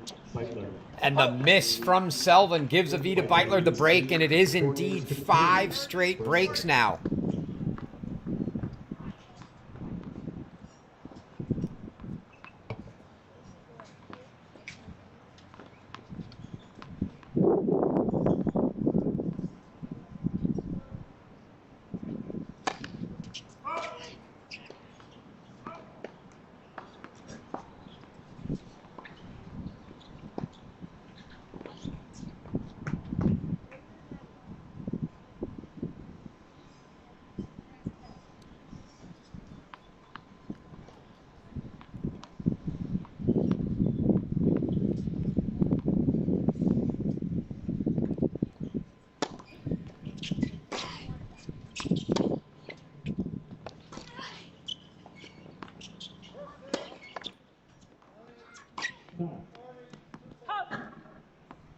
While they're in the changeover, we'll go full screen. A big game here for Davletsina. She had an opportunity there, a break chance to get right back on serve, didn't get it.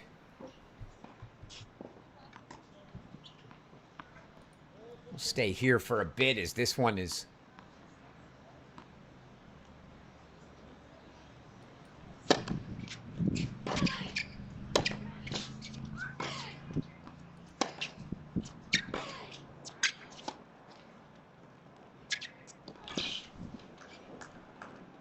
Davletsina couldn't get there.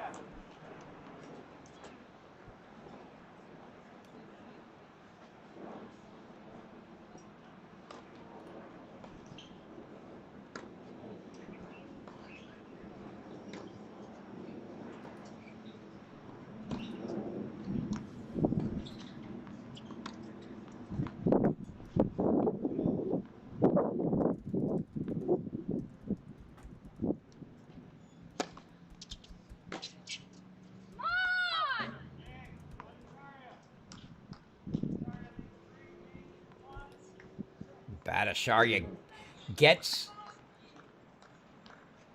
the hold, takes the 3-1 lead.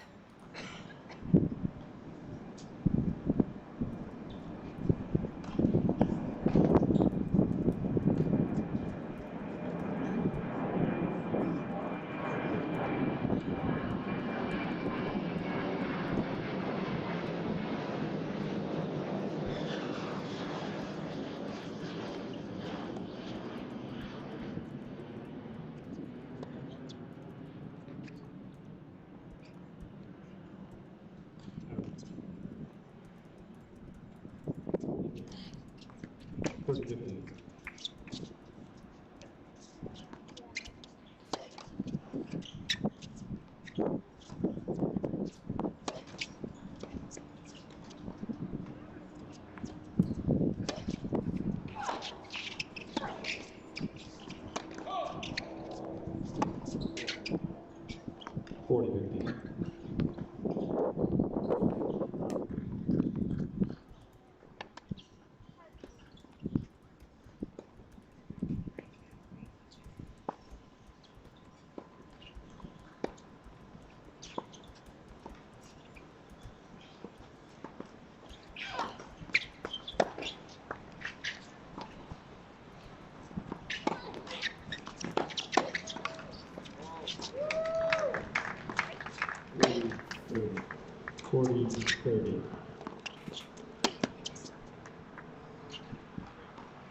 So Beitler now game point and a chance to end the streak of 5 straight breaks.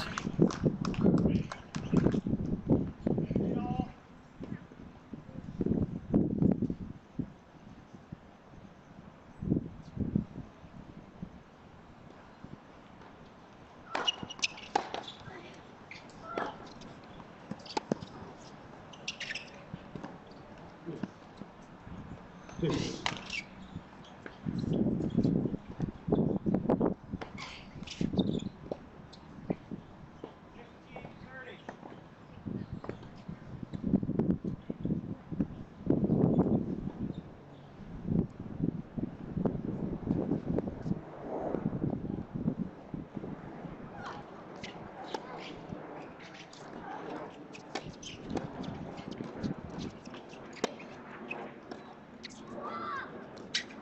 Advantage Beitler. Another game point for Beitler.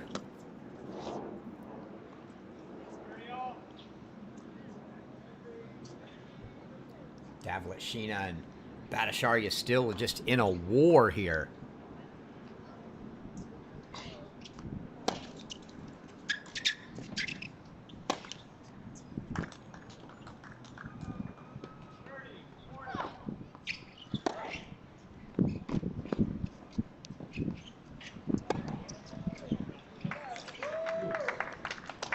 Deuce.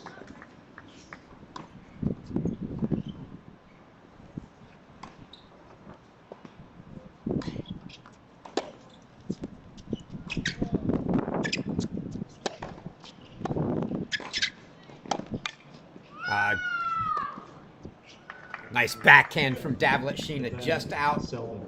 the outstretched reach. Bhattacharya able to get a racket on it, couldn't put it back in, and Selvin now, after fighting off a few game points from Beitler on her serve, has a break point and a chance to make it 6 straight breaks.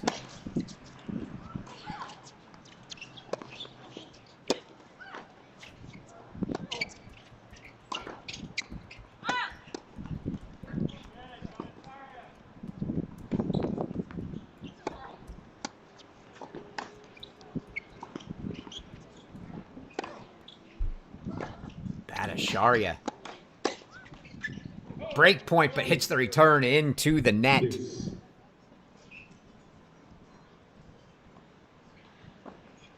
We haven't really had to see Davletsina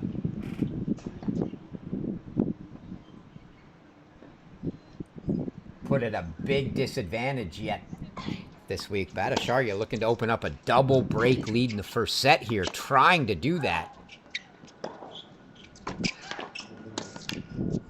Advantage Selvin.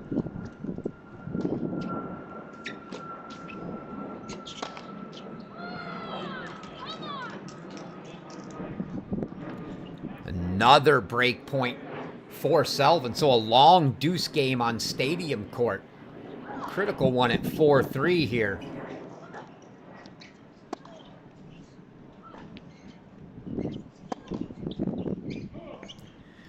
And long from Selvin, back to deuce yet again.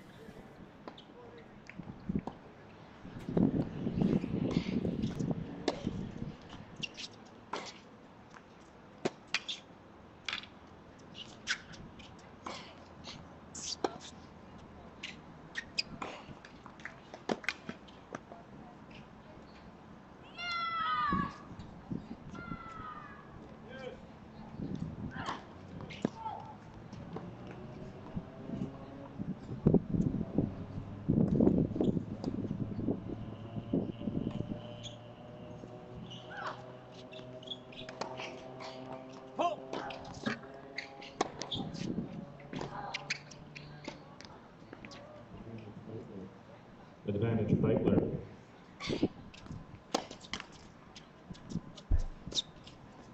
Now Beitler back with another game point here. Try to make it 5-3.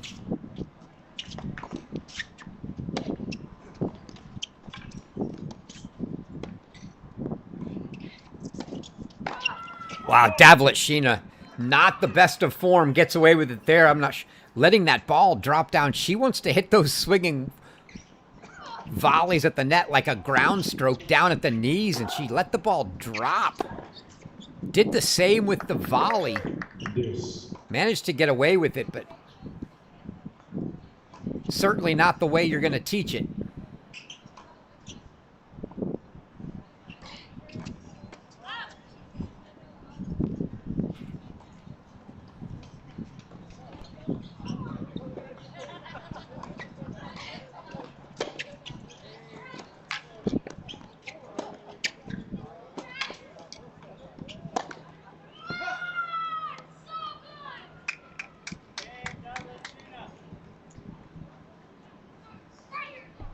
Davlashina scraps for the hold. Keeps it to a single break deficit. This point, come on. Advantage, Selvin. And this long deuce game continues. It's another break opportunity for top-seeded Tristy Selvin. Let's see if she can finally break through here and get one to make it 6 straight breaks.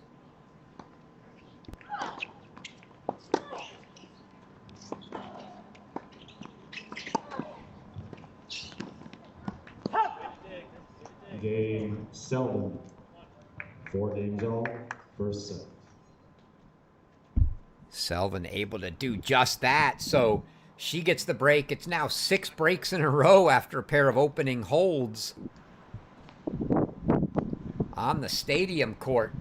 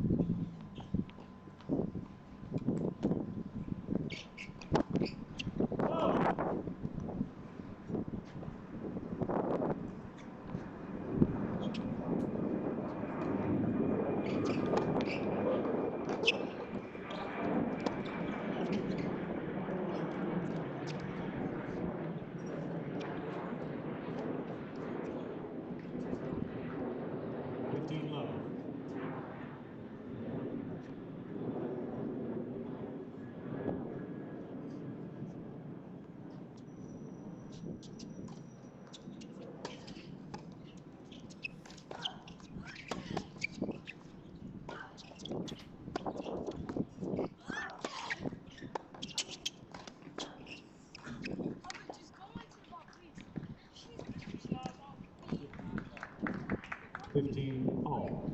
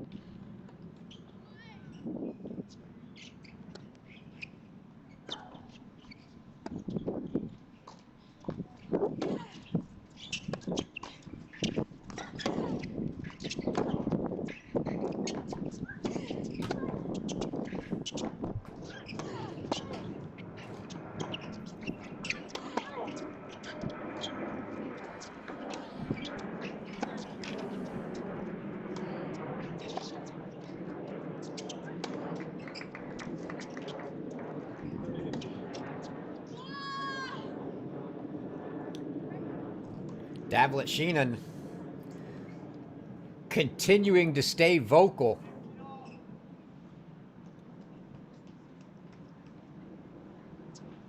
And it continues to stay very tight on stadium court. Nobody able to really get ahead. They keep... Beitler keeps going up a break and keep giving it right back. So let's see if Selvin now can put up the first hold since 1-all. All.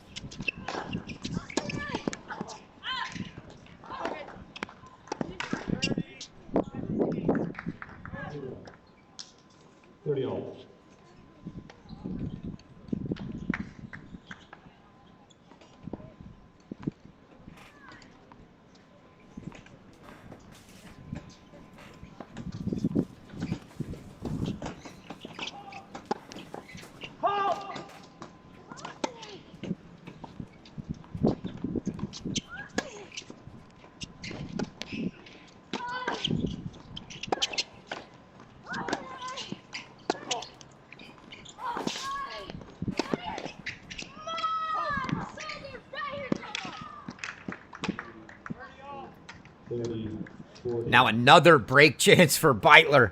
Boy, oh boy. Opportunity to make it 7 straight breaks. We've already had 6 straight breaks. Chance for 7 breaks in a row on Stadium Court.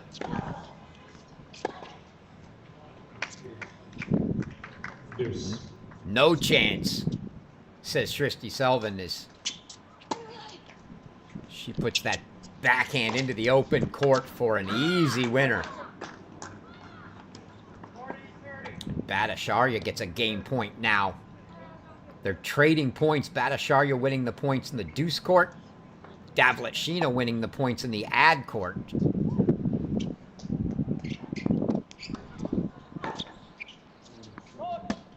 Advantage Selvin. Unforced error on the return from Beitler gives Selvin a game point on her serve now.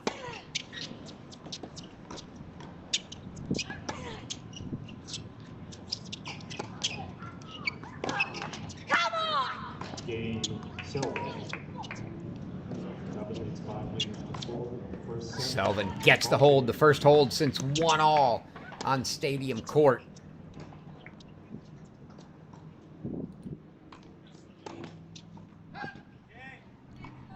And Davletshyna misses the easy forehand from halfway between the service line and the net.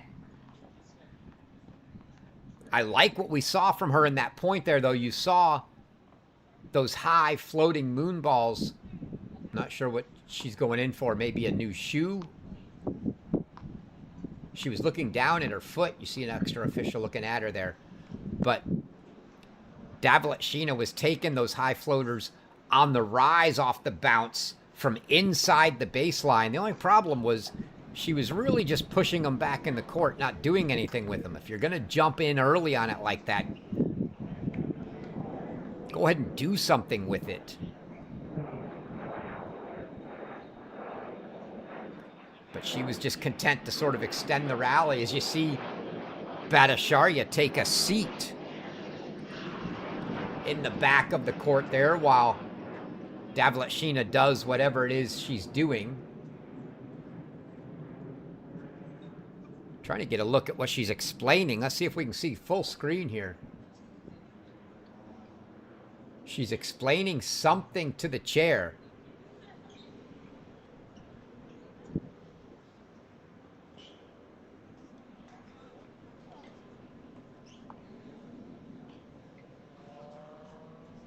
I don't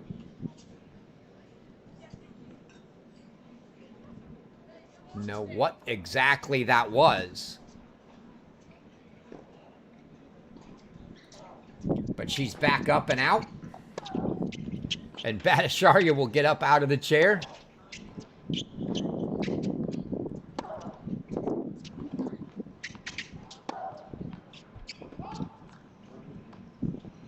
Left 15.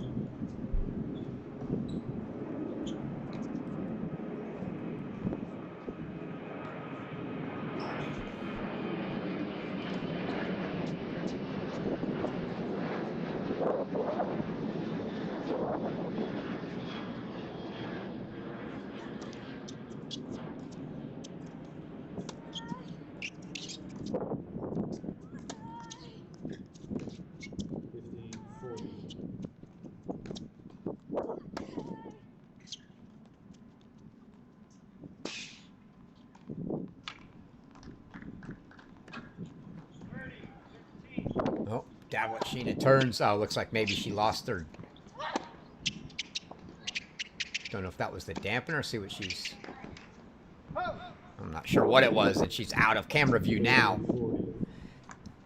But it's set point for Srishti Selvin.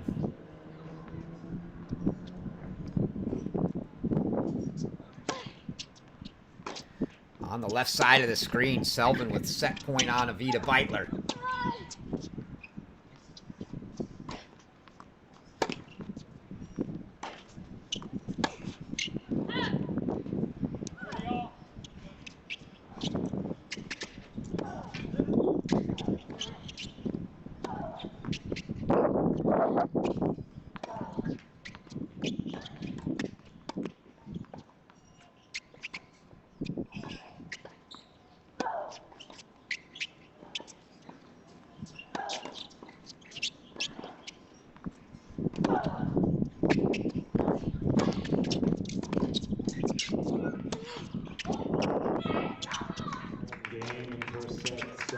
Srishti Selvin, your top seed,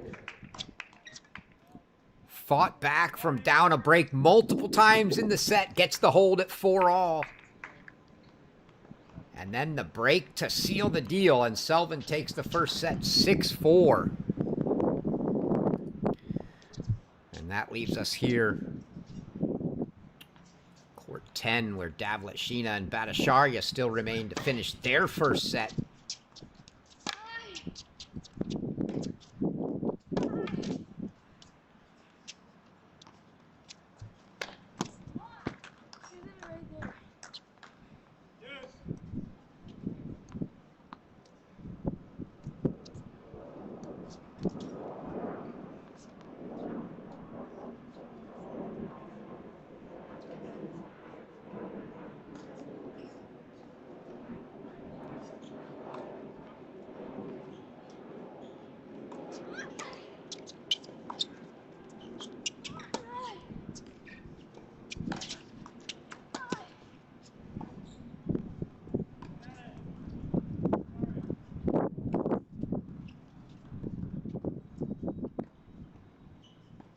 You see the roller coaster of emotions going through Davletsina the entire match now as she's facing another break chance.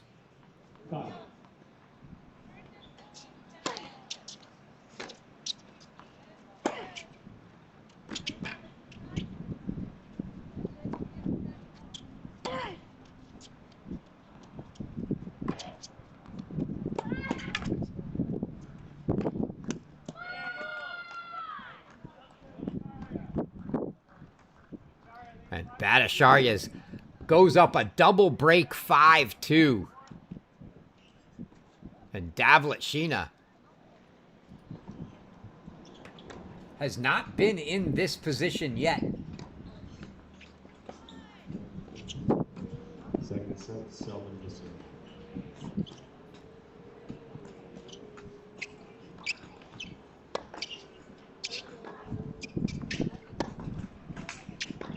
New ground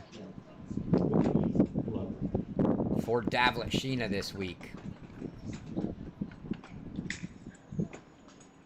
She received a bye in the opening round. 0-2 winner in her second round. She did go 3 sets, but never trailed in the next one as she took the first set 6-1. Dropped the second, but it was 6-1 in the third, so never really behind, if you will. 30-11.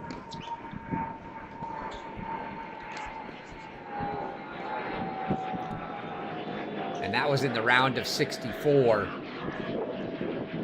And then it's comfortable in the round of 32, 3-0, 2-2 in the round of 16, and then in the quarters yesterday, it was a long, tough one with Abigail Haile, but again, 6-3 first set, dropped the second, 6-3 in the third.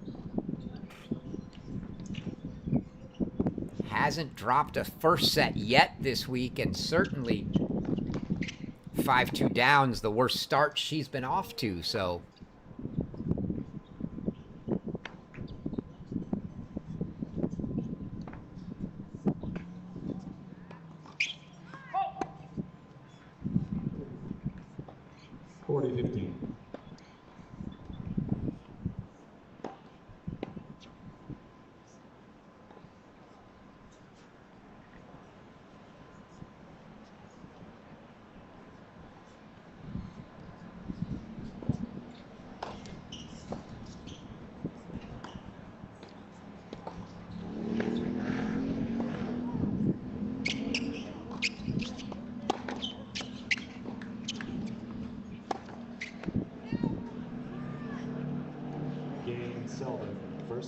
Second set. Selvin takes the opening game of the second, so a good start after a good come from behind first set for her.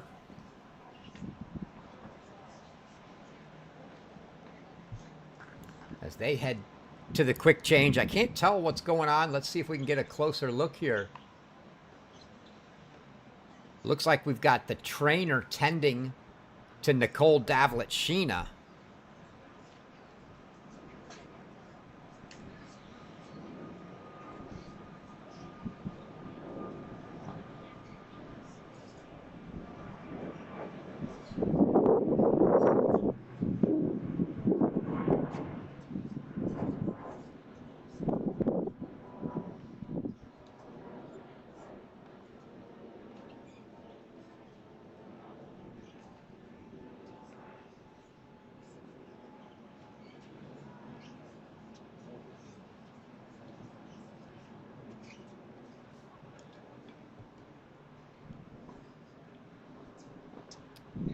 Davlet-Sheena's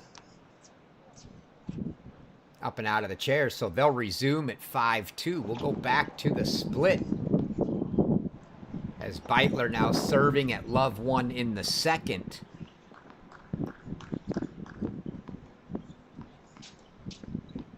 Again, one of these four are going to get that automatic main draw wild card to the US Open Junior Championships.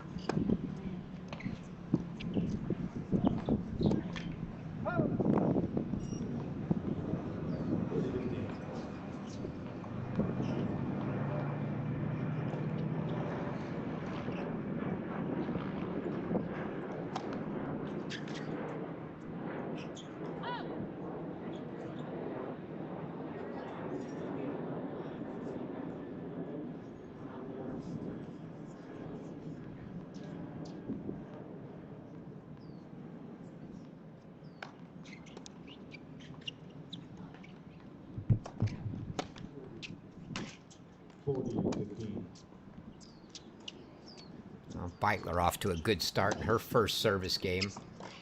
Again, they traded opening holds in the first set and then went on a streak of breaks. 7 in a row.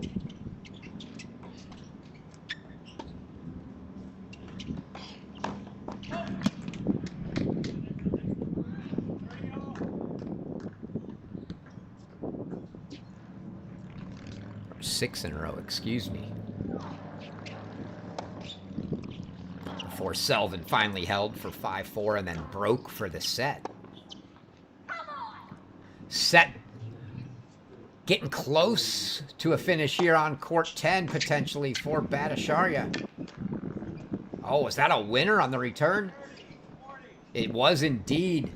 Bhattacharya, a little serve and volley, and that, I'm not sure if it was hit completely cleanly, but a winner nonetheless from Davlet-Sheena into the right-hand side of the court, inside the service line, and it's a break chance for Davlet-Sheena here.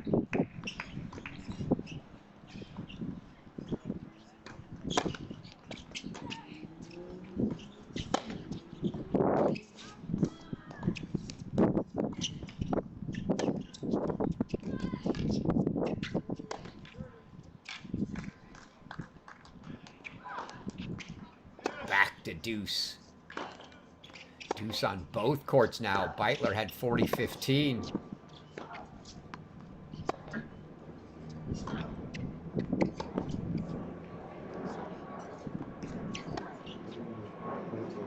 Advantage, Beitler. Miss from Selvin, though, gives Beitler another game point. Third one here.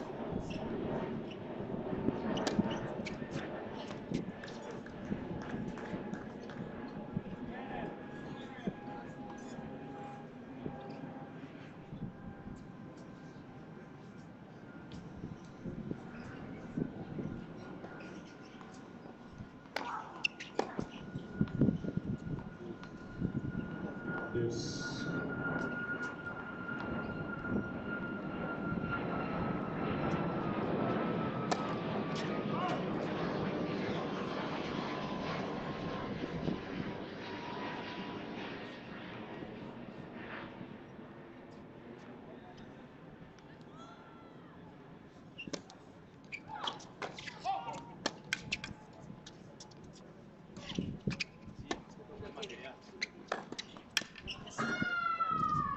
Forehand winner from Davlet fights off the set point back to deuce.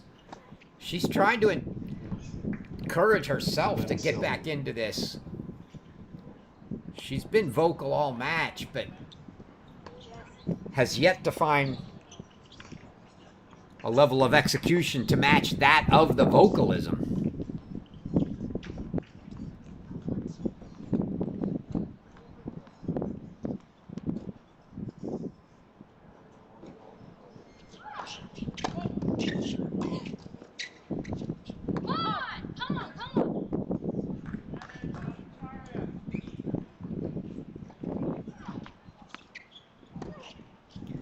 Another set point now for Bhattacharya here.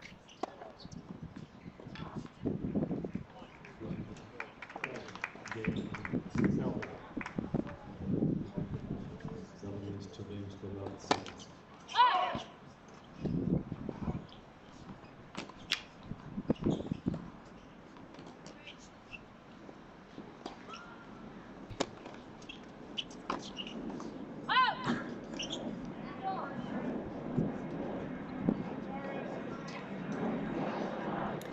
And Bhattacharya takes the opening set.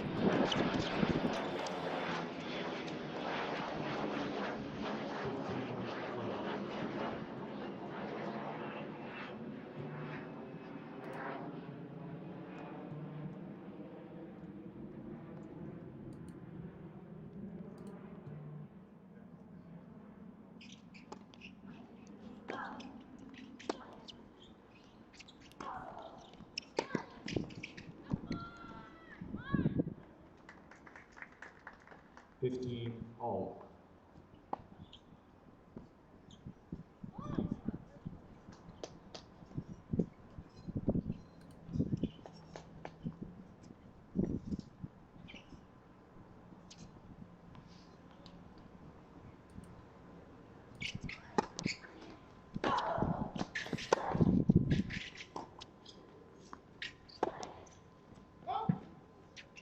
Just deep 15-30.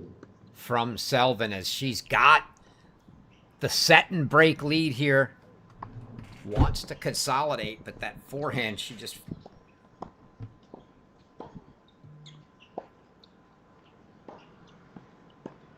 leaked a hair long for 15-30.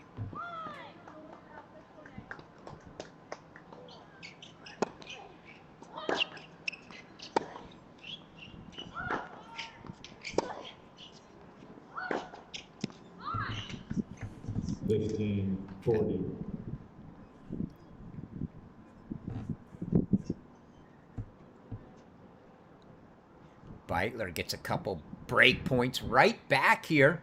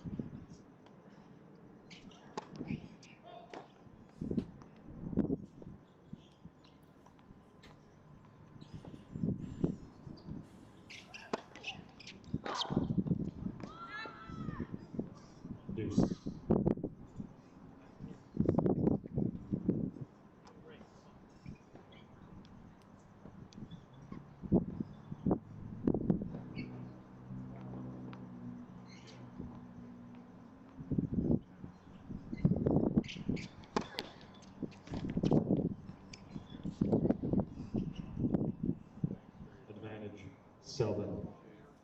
Shristi Selvin now from 1540 facing break points has got a game point and an opportunity for a set in 3 love. Just a single break, but oh, Beitler rips the return winner. Second serve dispatched of in a hurry by Evita Beitler.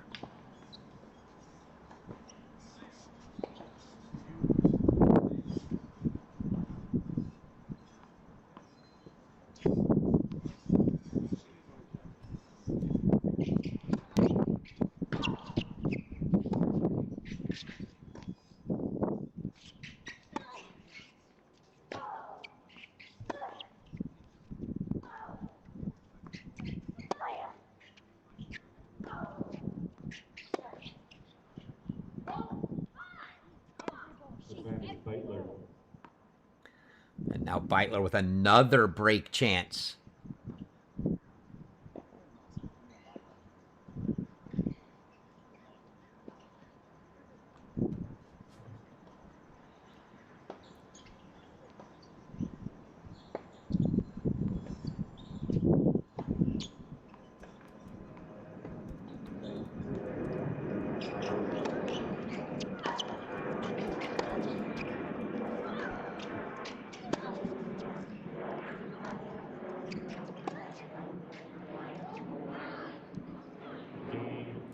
And finally, Evita Beitler gets the break, so she's back on serve here in the second. 1 set to 1.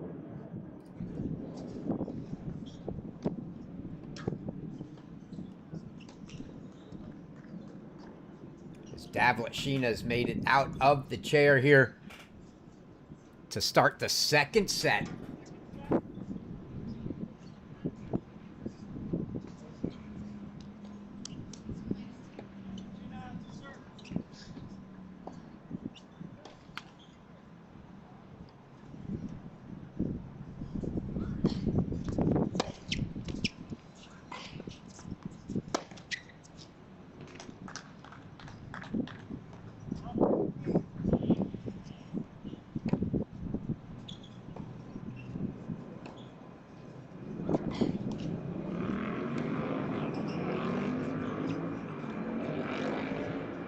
Time.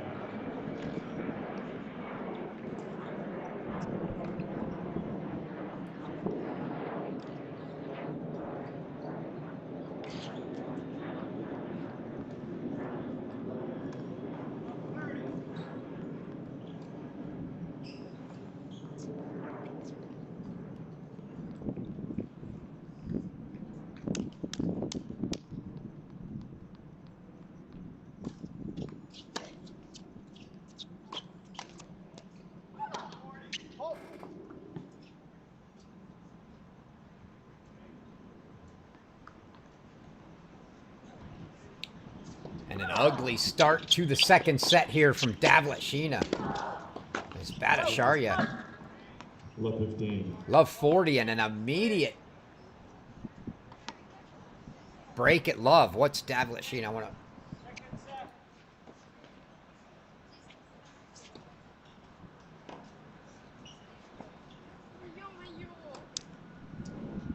go in full screen as she doesn't even bother going by the chair for a splash or anything on the first game changeover. Straight to the back of the court, in all likelihood to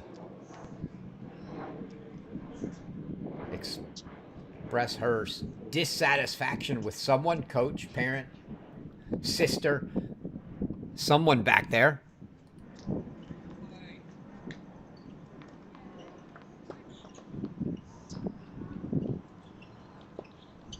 And this, the first time we've gotten to see the 13-year-old struggle. 15-30.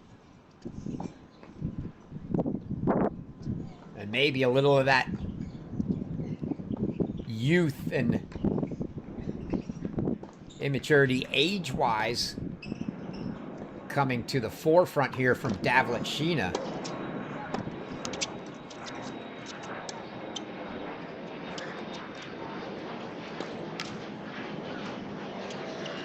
As she drops that one in for a winner.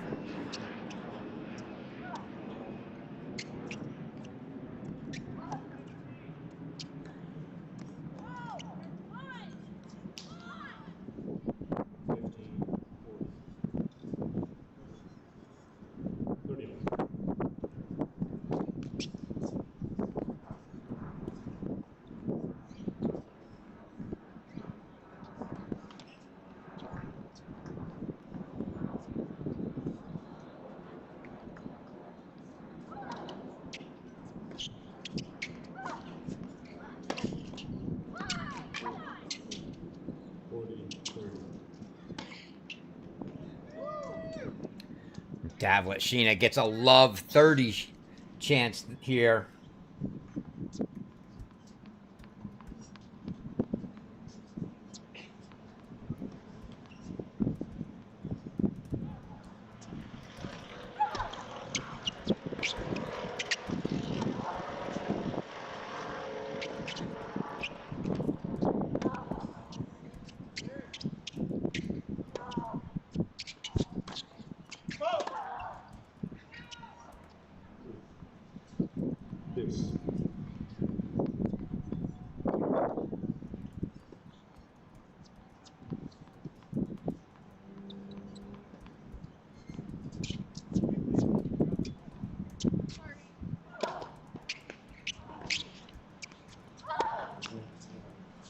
Advantage Selvin.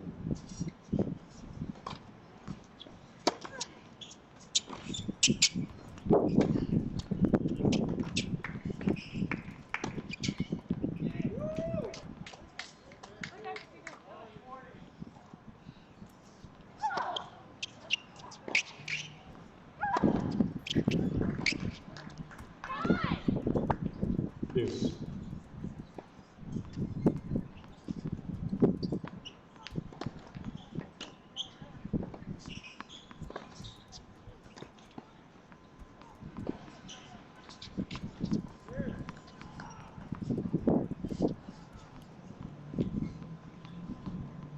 Deuce for Beitler. Try to keep this one on serve. Davlashina chances, and she only needed one. Gets the break right back. Let's see if that'll give her a little energy. She needs something to get herself going. She is a very emotional young lady. And it wouldn't take much, a couple games, just to get her going, feel like she's on that horse. So to get that break right back, if she can get a hold here and start something, maybe, just maybe, I still think we need to see her establish court position. She's letting Bhattacharya do more of the dictating. She needs to do that. When Bhattacharya throws some of these high floaters in, she's got to take them early on the rise, inside the baseline, and establish court position. And there you hear. You know she's starting to feel something when she starts into the Russian come-ons. David, David, David, David. She can feel a potential little run coming here. There's 30 love. Beitler got the hold for 2-all, so back to all square after a 2-love start for Selvin in the second. Great forehand there from Selvin, first point of the 5th game.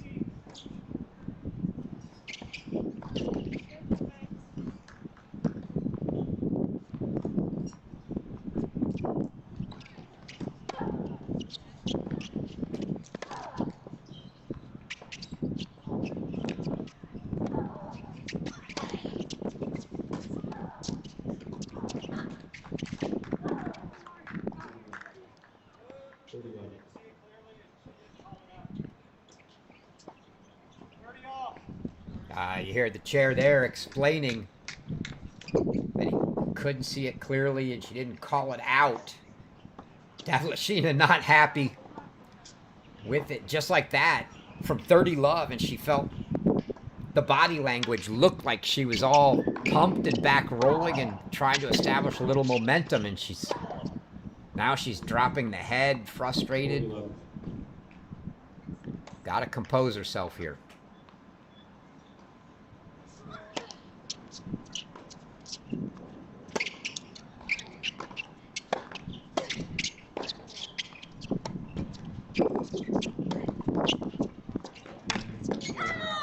Game Selvin. Selvin leads 3 games to 2. Second set. And 1 set to love. Selvin with an easy hold at love. And now, boy, after a 30 love start, Davlashina drops 3 straight points and she faces a break chance here. Well, they're in the changeover on the stadium court. We'll go full screen to it.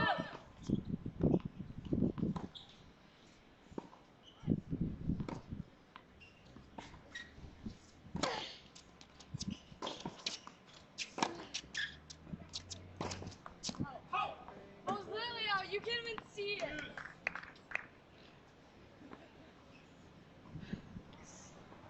Davlashina gotta watch herself here.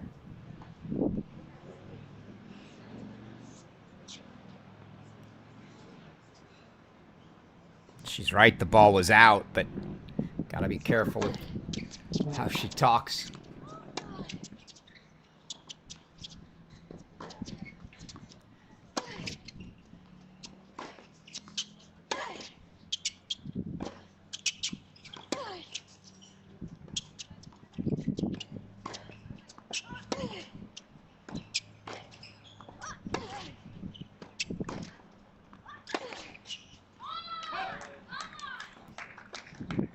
Davlashina content to sit 10 feet behind the baseline. I don't like it. Bhattacharya gave her 3 balls in a row that bounced inside the service line. And she was content to let every one of them go up and drop down and stand 10 feet behind the baseline and rally. I don't like the court position. And it's another break chance for Bhattacharya here.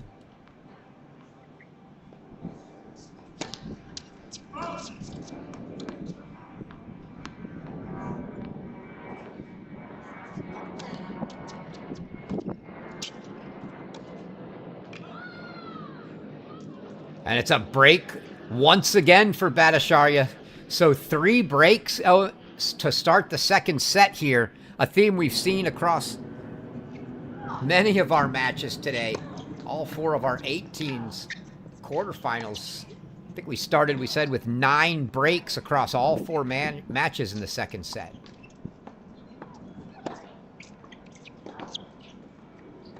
And we've got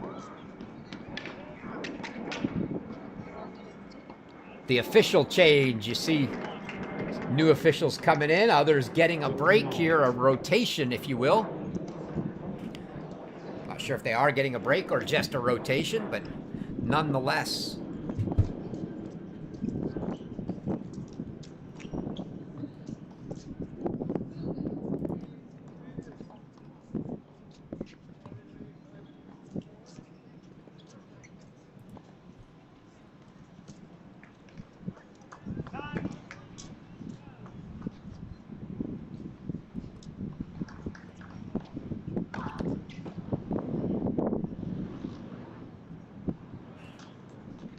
You can hear some other action from around the grounds now.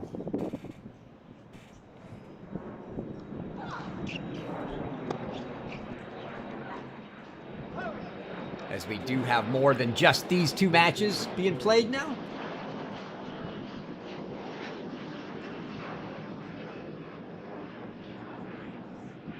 There are both 16's and 18's consolation matches in singles.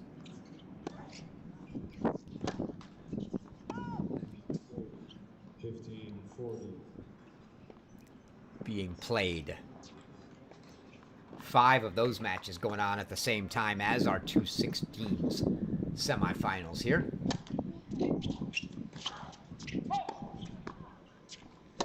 Break chances for Srishti Selvan to go up.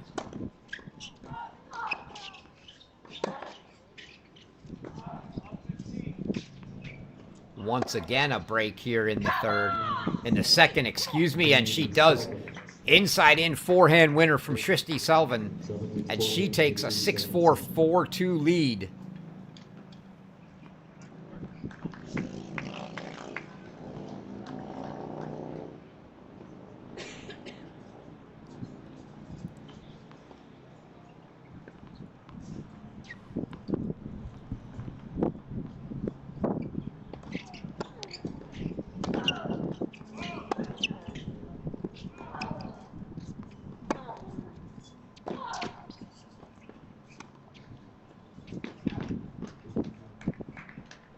Love.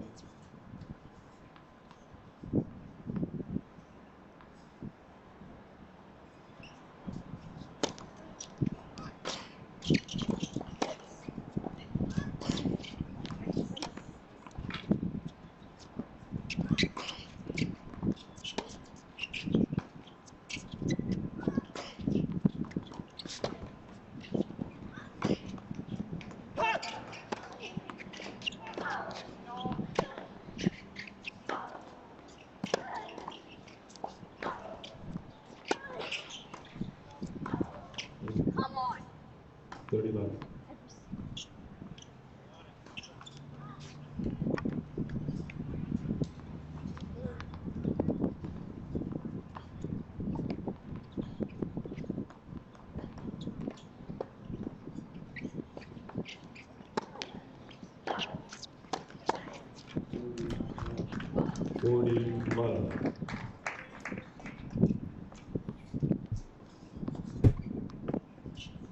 It'll still be a single break, but boy, it'll be a huge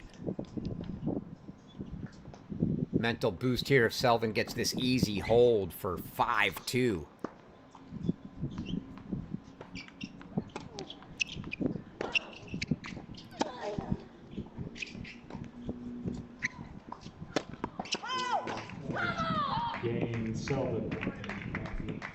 And Srishti Selvan takes a 6-4, 5-2 lead.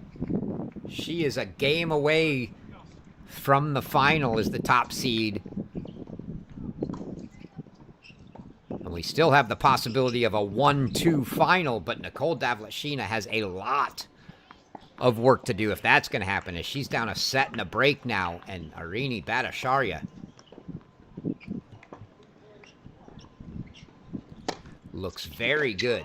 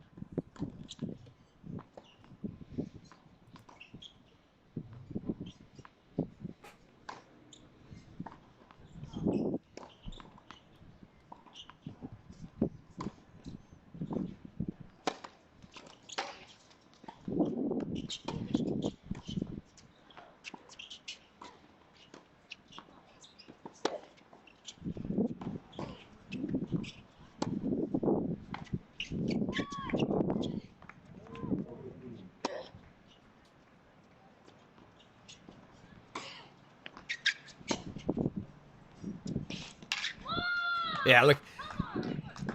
She came all the way to the service line and immediately slid to try to retreat.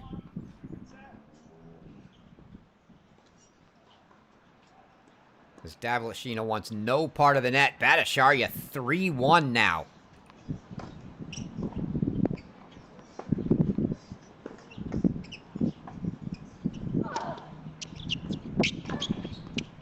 good as Davlashina has looked all week, she did a little bit of this in the second set of the match against Haile, and I didn't like it then either. I don't like the high looping moonball play. Throw one in every now and then, but Bhattacharya is definitely getting the better of her when they do that. And if you're going to do it, use it to try to draw the short return and then get court position, and she's not doing that. Just doesn't look like there's a lot of purpose to it right now. Meanwhile, Selvin, 2 points away. Love 30 for Beitler.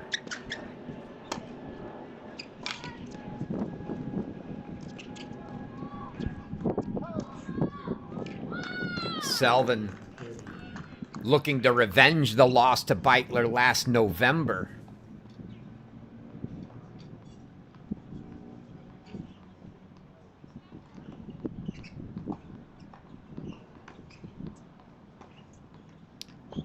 Here on one of the biggest stages in USTA junior tennis. The Hard Court National Championships.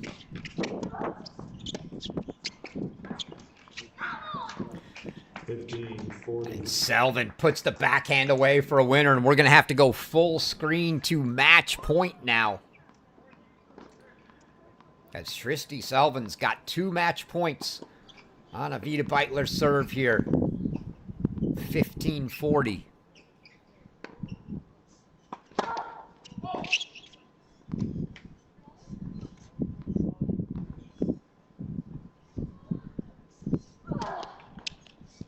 Game, set, And the double fault hands Shristi Selvin the match 6-4, 6-2. She is your first finalist of the 2026 USTA Billie Jean King Girls 16's National Championships. Top-seeded Shristi Selvin is through to the finals, and she will await the winner of this match, as Arini Bhattacharya is now up 4-1, double break in the second, and things have gotten away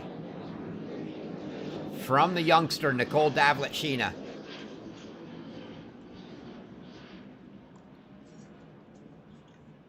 And it looks like the trainer comes out and hands her something. She had gotten medical attention earlier.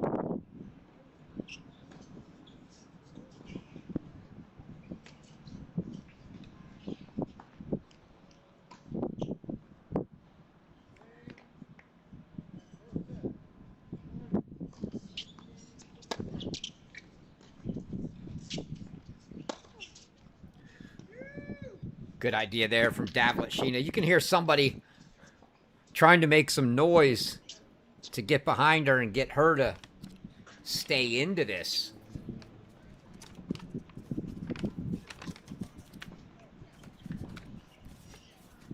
This the last singles match of the day.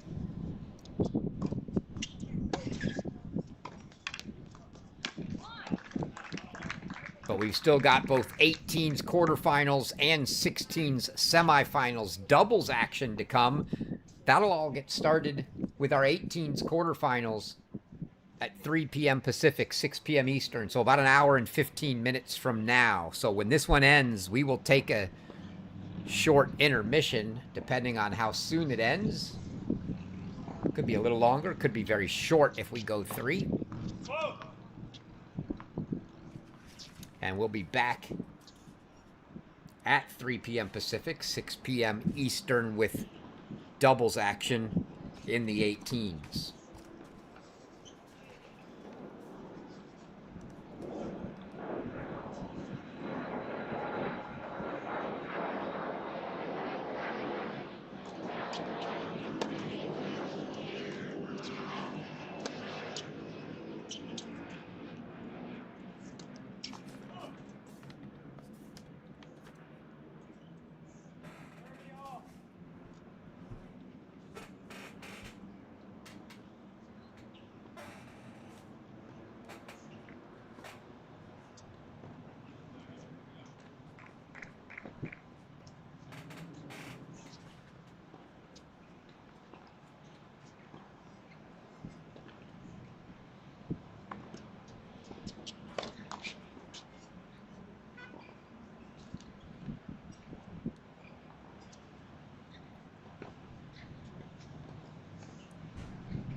Kind of feels like a must break for Davletsina here.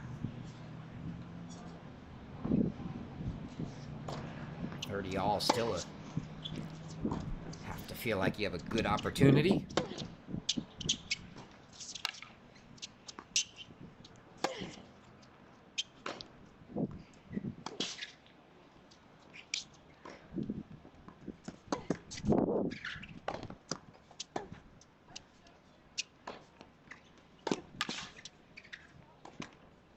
Oh no. Bhattacharya misses a wide open court. Davletsina wasn't even going to run for it. And then Davletsina lets out the roar on the miss. Might be considered a little unsportsmanlike from some, but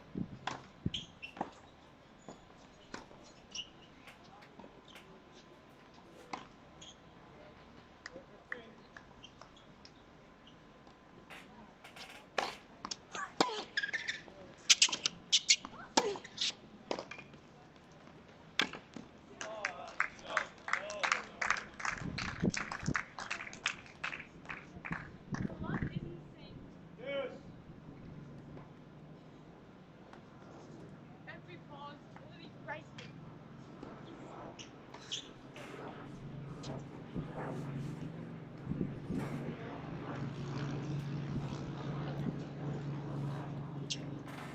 Bhattacharya's definitely got Davletsina talking to herself.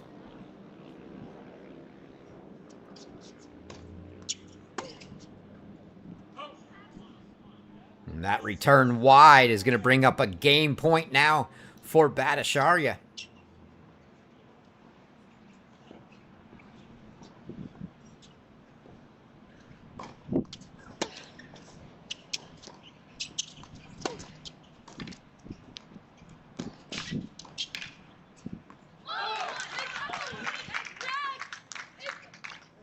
Davletsina wants the out call and the ball called good.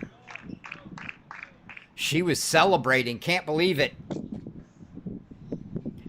But it's going to be 5-1 Bhattacharya now. Double break as she gets the hold there.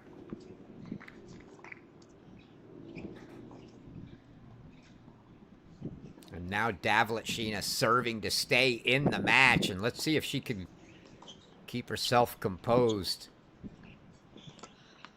She's gotten a little bit of a pouty tantrum in these situations earlier and just quick played a little too quickly. Let's see. She's immediately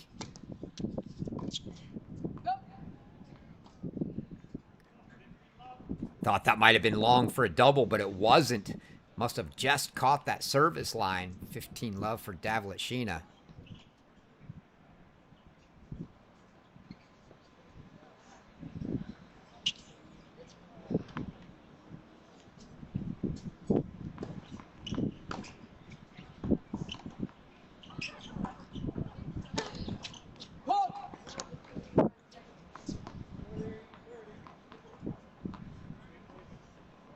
She didn't want to have to get the ball, just wanted to play. But the ball wouldn't keep coming towards her, so she was forced to stop, and now a delay for the second serve. I like the idea from Bhattacharya. Just go ahead and pound that second serve. It deserves it. But she misses. And 30 love for Davletsina.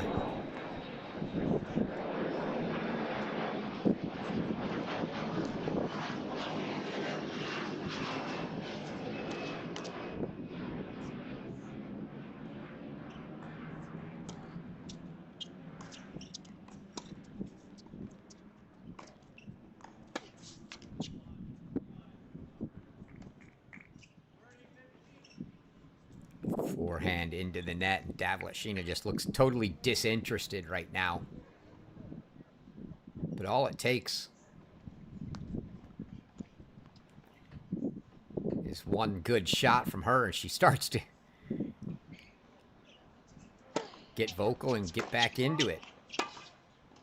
Security hit the ball.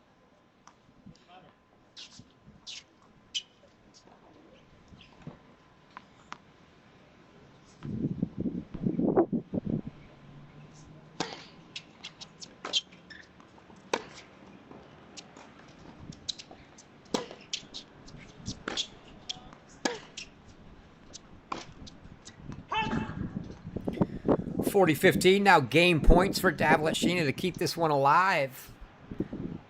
Said all along, we've always seen stranger things. She's certainly capable of getting on a run, but Bhattacharya has just played this match perfect. Very even-keeled, let Davletsina have her ups and downs.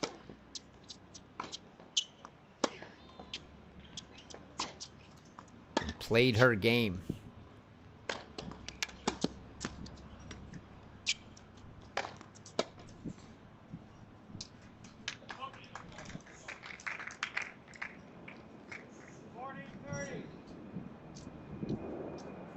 Good contact on the little modified first overhead, and then that little slam put away for Bhattacharya.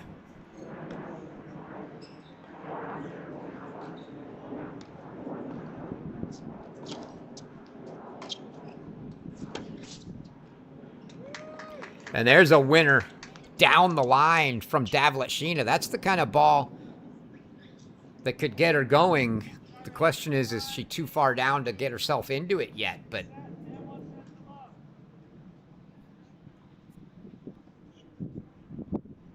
she needs to get on a run. That forehand may be something to build on. Let you know what we've got coming up in the 18's doubles quarterfinals here in a little bit. They'll get started in about an hour and 10 minutes. It'll be your 9th seed, Wells Newman and Jordan Hazlett. They knocked off the top-seeded Penakovas yesterday. They'll be taking on Ellery Mendel and Briley Roden. Match number 2 will be Brooke Kwan and Allison Shannon taking on Maria Atoyan and Ireland O'Brien. A couple of unseeded teams there. And then a couple of 9 seeds Chloe Zigliara, Raina Mia Kim taking on Bella Payne and Sarah Shoemate. And your last match going to be Natalie Kahn, Yilin Chen taking on Daniela Young and Anna Fry. I'm sure we're going to have a lot of folks tuned in for the Anna Fry match. With the big social media following she's got. So that'll be your doubles quarterfinals that will be taking place here in about an hour and 10 minutes in the 18s.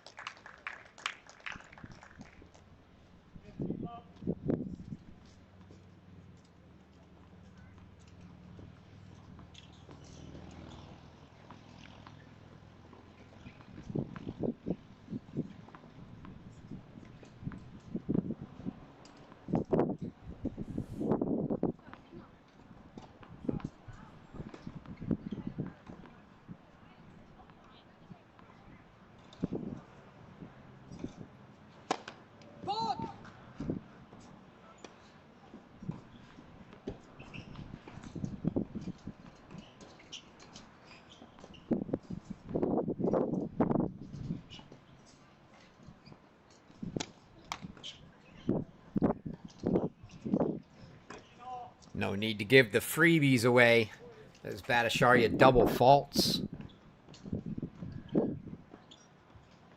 for 15 all.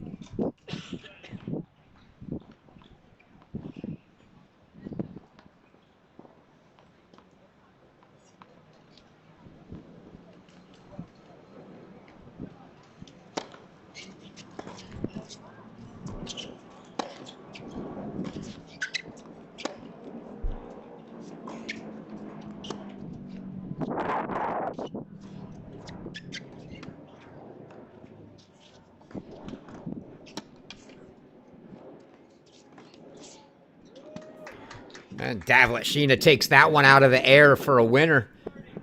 And 15-30. Looking for something, anything, maybe a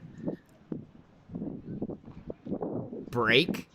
Give her a little momentum, but Bhattacharya's seen this all day and managed to come through every time.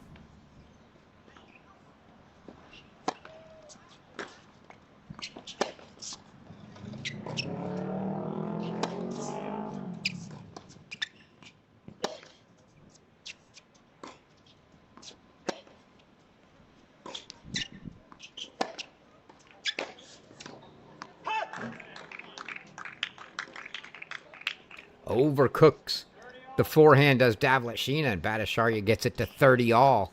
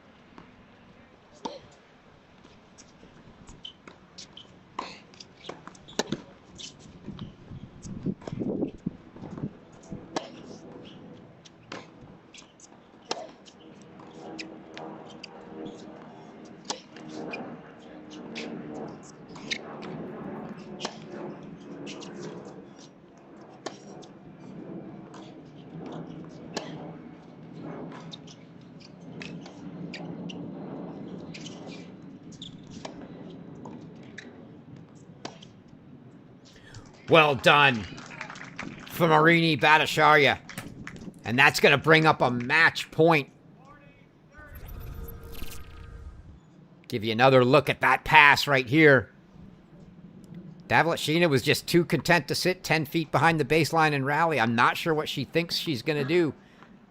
All she's doing is hoping that Bhattacharya is going to miss. Or give her something super simple to put away from back there. And Bhattacharya is playing it very, very smart. Biding her time and then bringing Davleshina in and passing her. So match point as Arini Bhattacharya looks to become our fourth and final, or excuse me, our second finalist. It was the 18's quarterfinals earlier. This was the 16 semis, and Arini Bhattacharya wins the battle over second-seeded Nicole Davleshina, and Bhattacharya 2-2. Very impressive on the day. Earns herself a berth in the finals tomorrow against top-seeded Shristi Salvan. So can she take out the top 2 seeds on back-to-back days? We will see.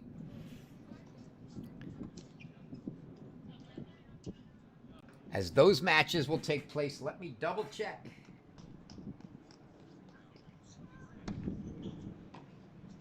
$10:30 Pacific time tomorrow. So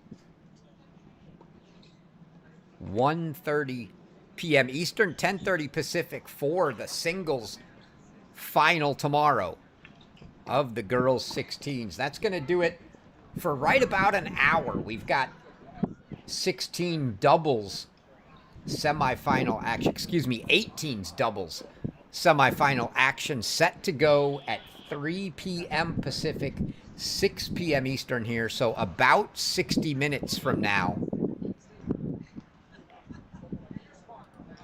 And when we get there, we shall come back. So please grab yourself a dinner, a snack, whatever it is you want to get. Come back and join us here in about 60 minutes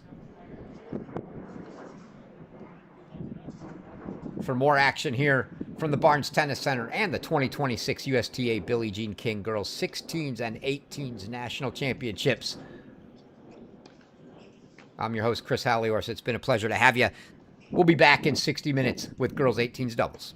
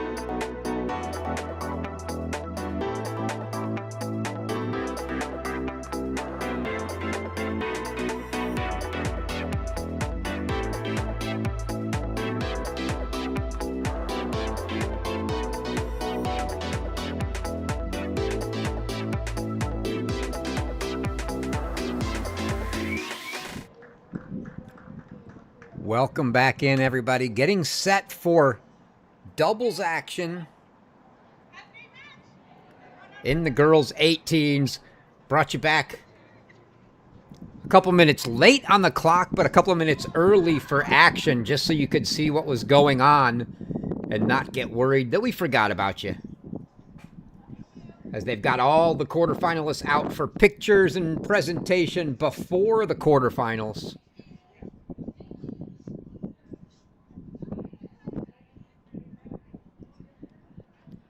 Now that that's done, they'll make their way to their courts and proceed through some warm-ups.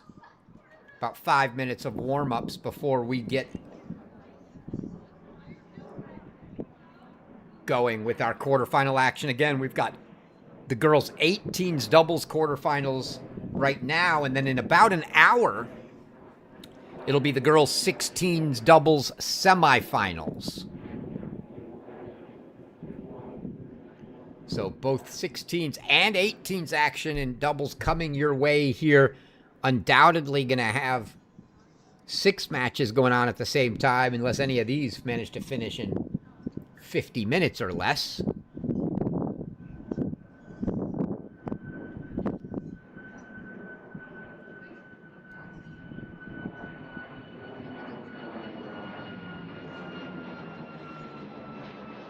Wait for the girls to make their way to their courts here.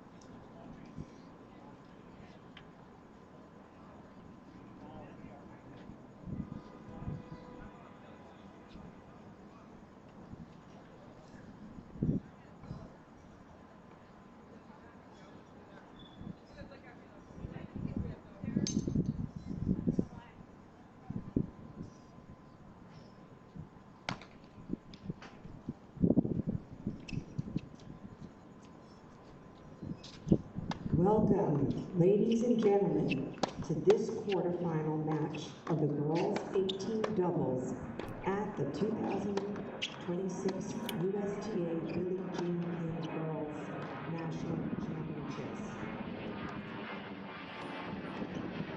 All right, warm-ups underway. You hear some announcements from the PA Stadium court here. First, welcome our number 9 seeded team of Wells Newman from Boca Raton, Florida. Let you hear the and PA. partner Jordan Hazelit from Henderson, Nevada. They'll be facing off against Ellery Mendel from Watkinsville, Georgia, and Briley Roden from Madison, Mississippi. Good luck to both teams and have a great match.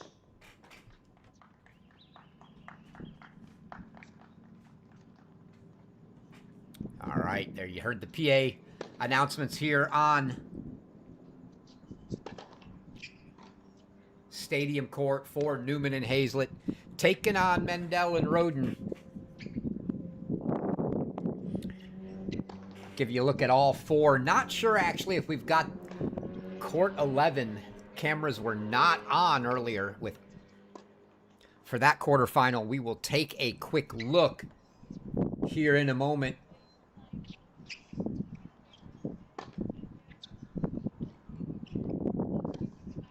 See if they've been able to get those operational for us.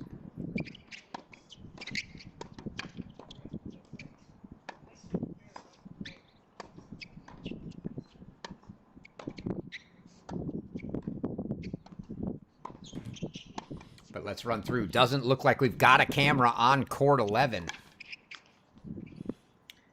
This your match here on the Stadium Court. We head over to Court 1.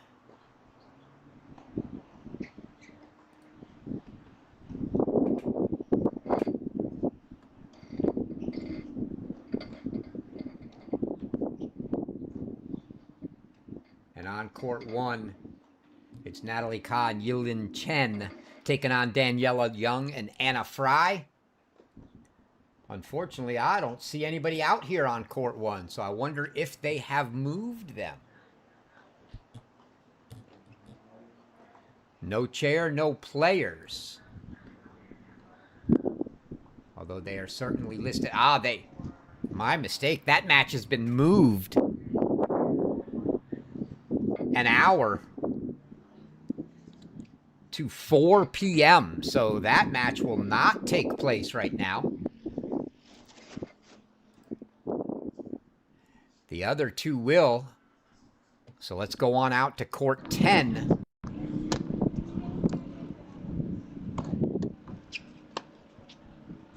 And here you see Chloe Zigliara and Raina Mia Kim taking on Bella Payne and Sarah Shoemate.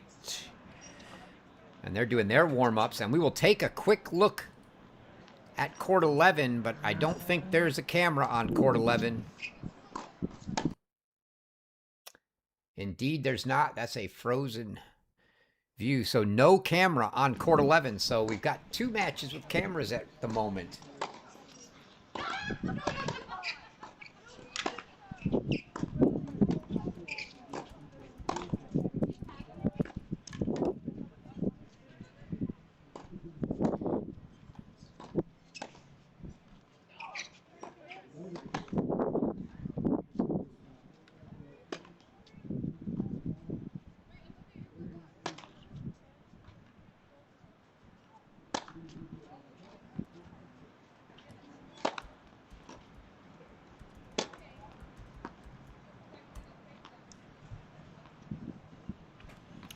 So it'll be the Stadium Court and Court 10 for the moment.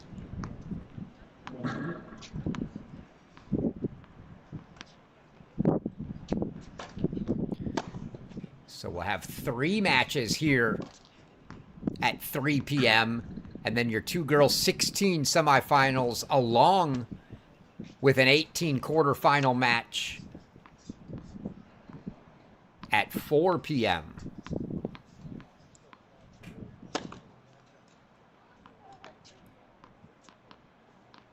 Hopefully they will get that camera on Court 11 working.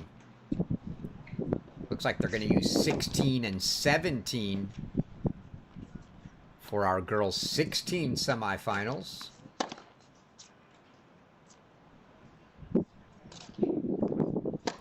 Those are operational.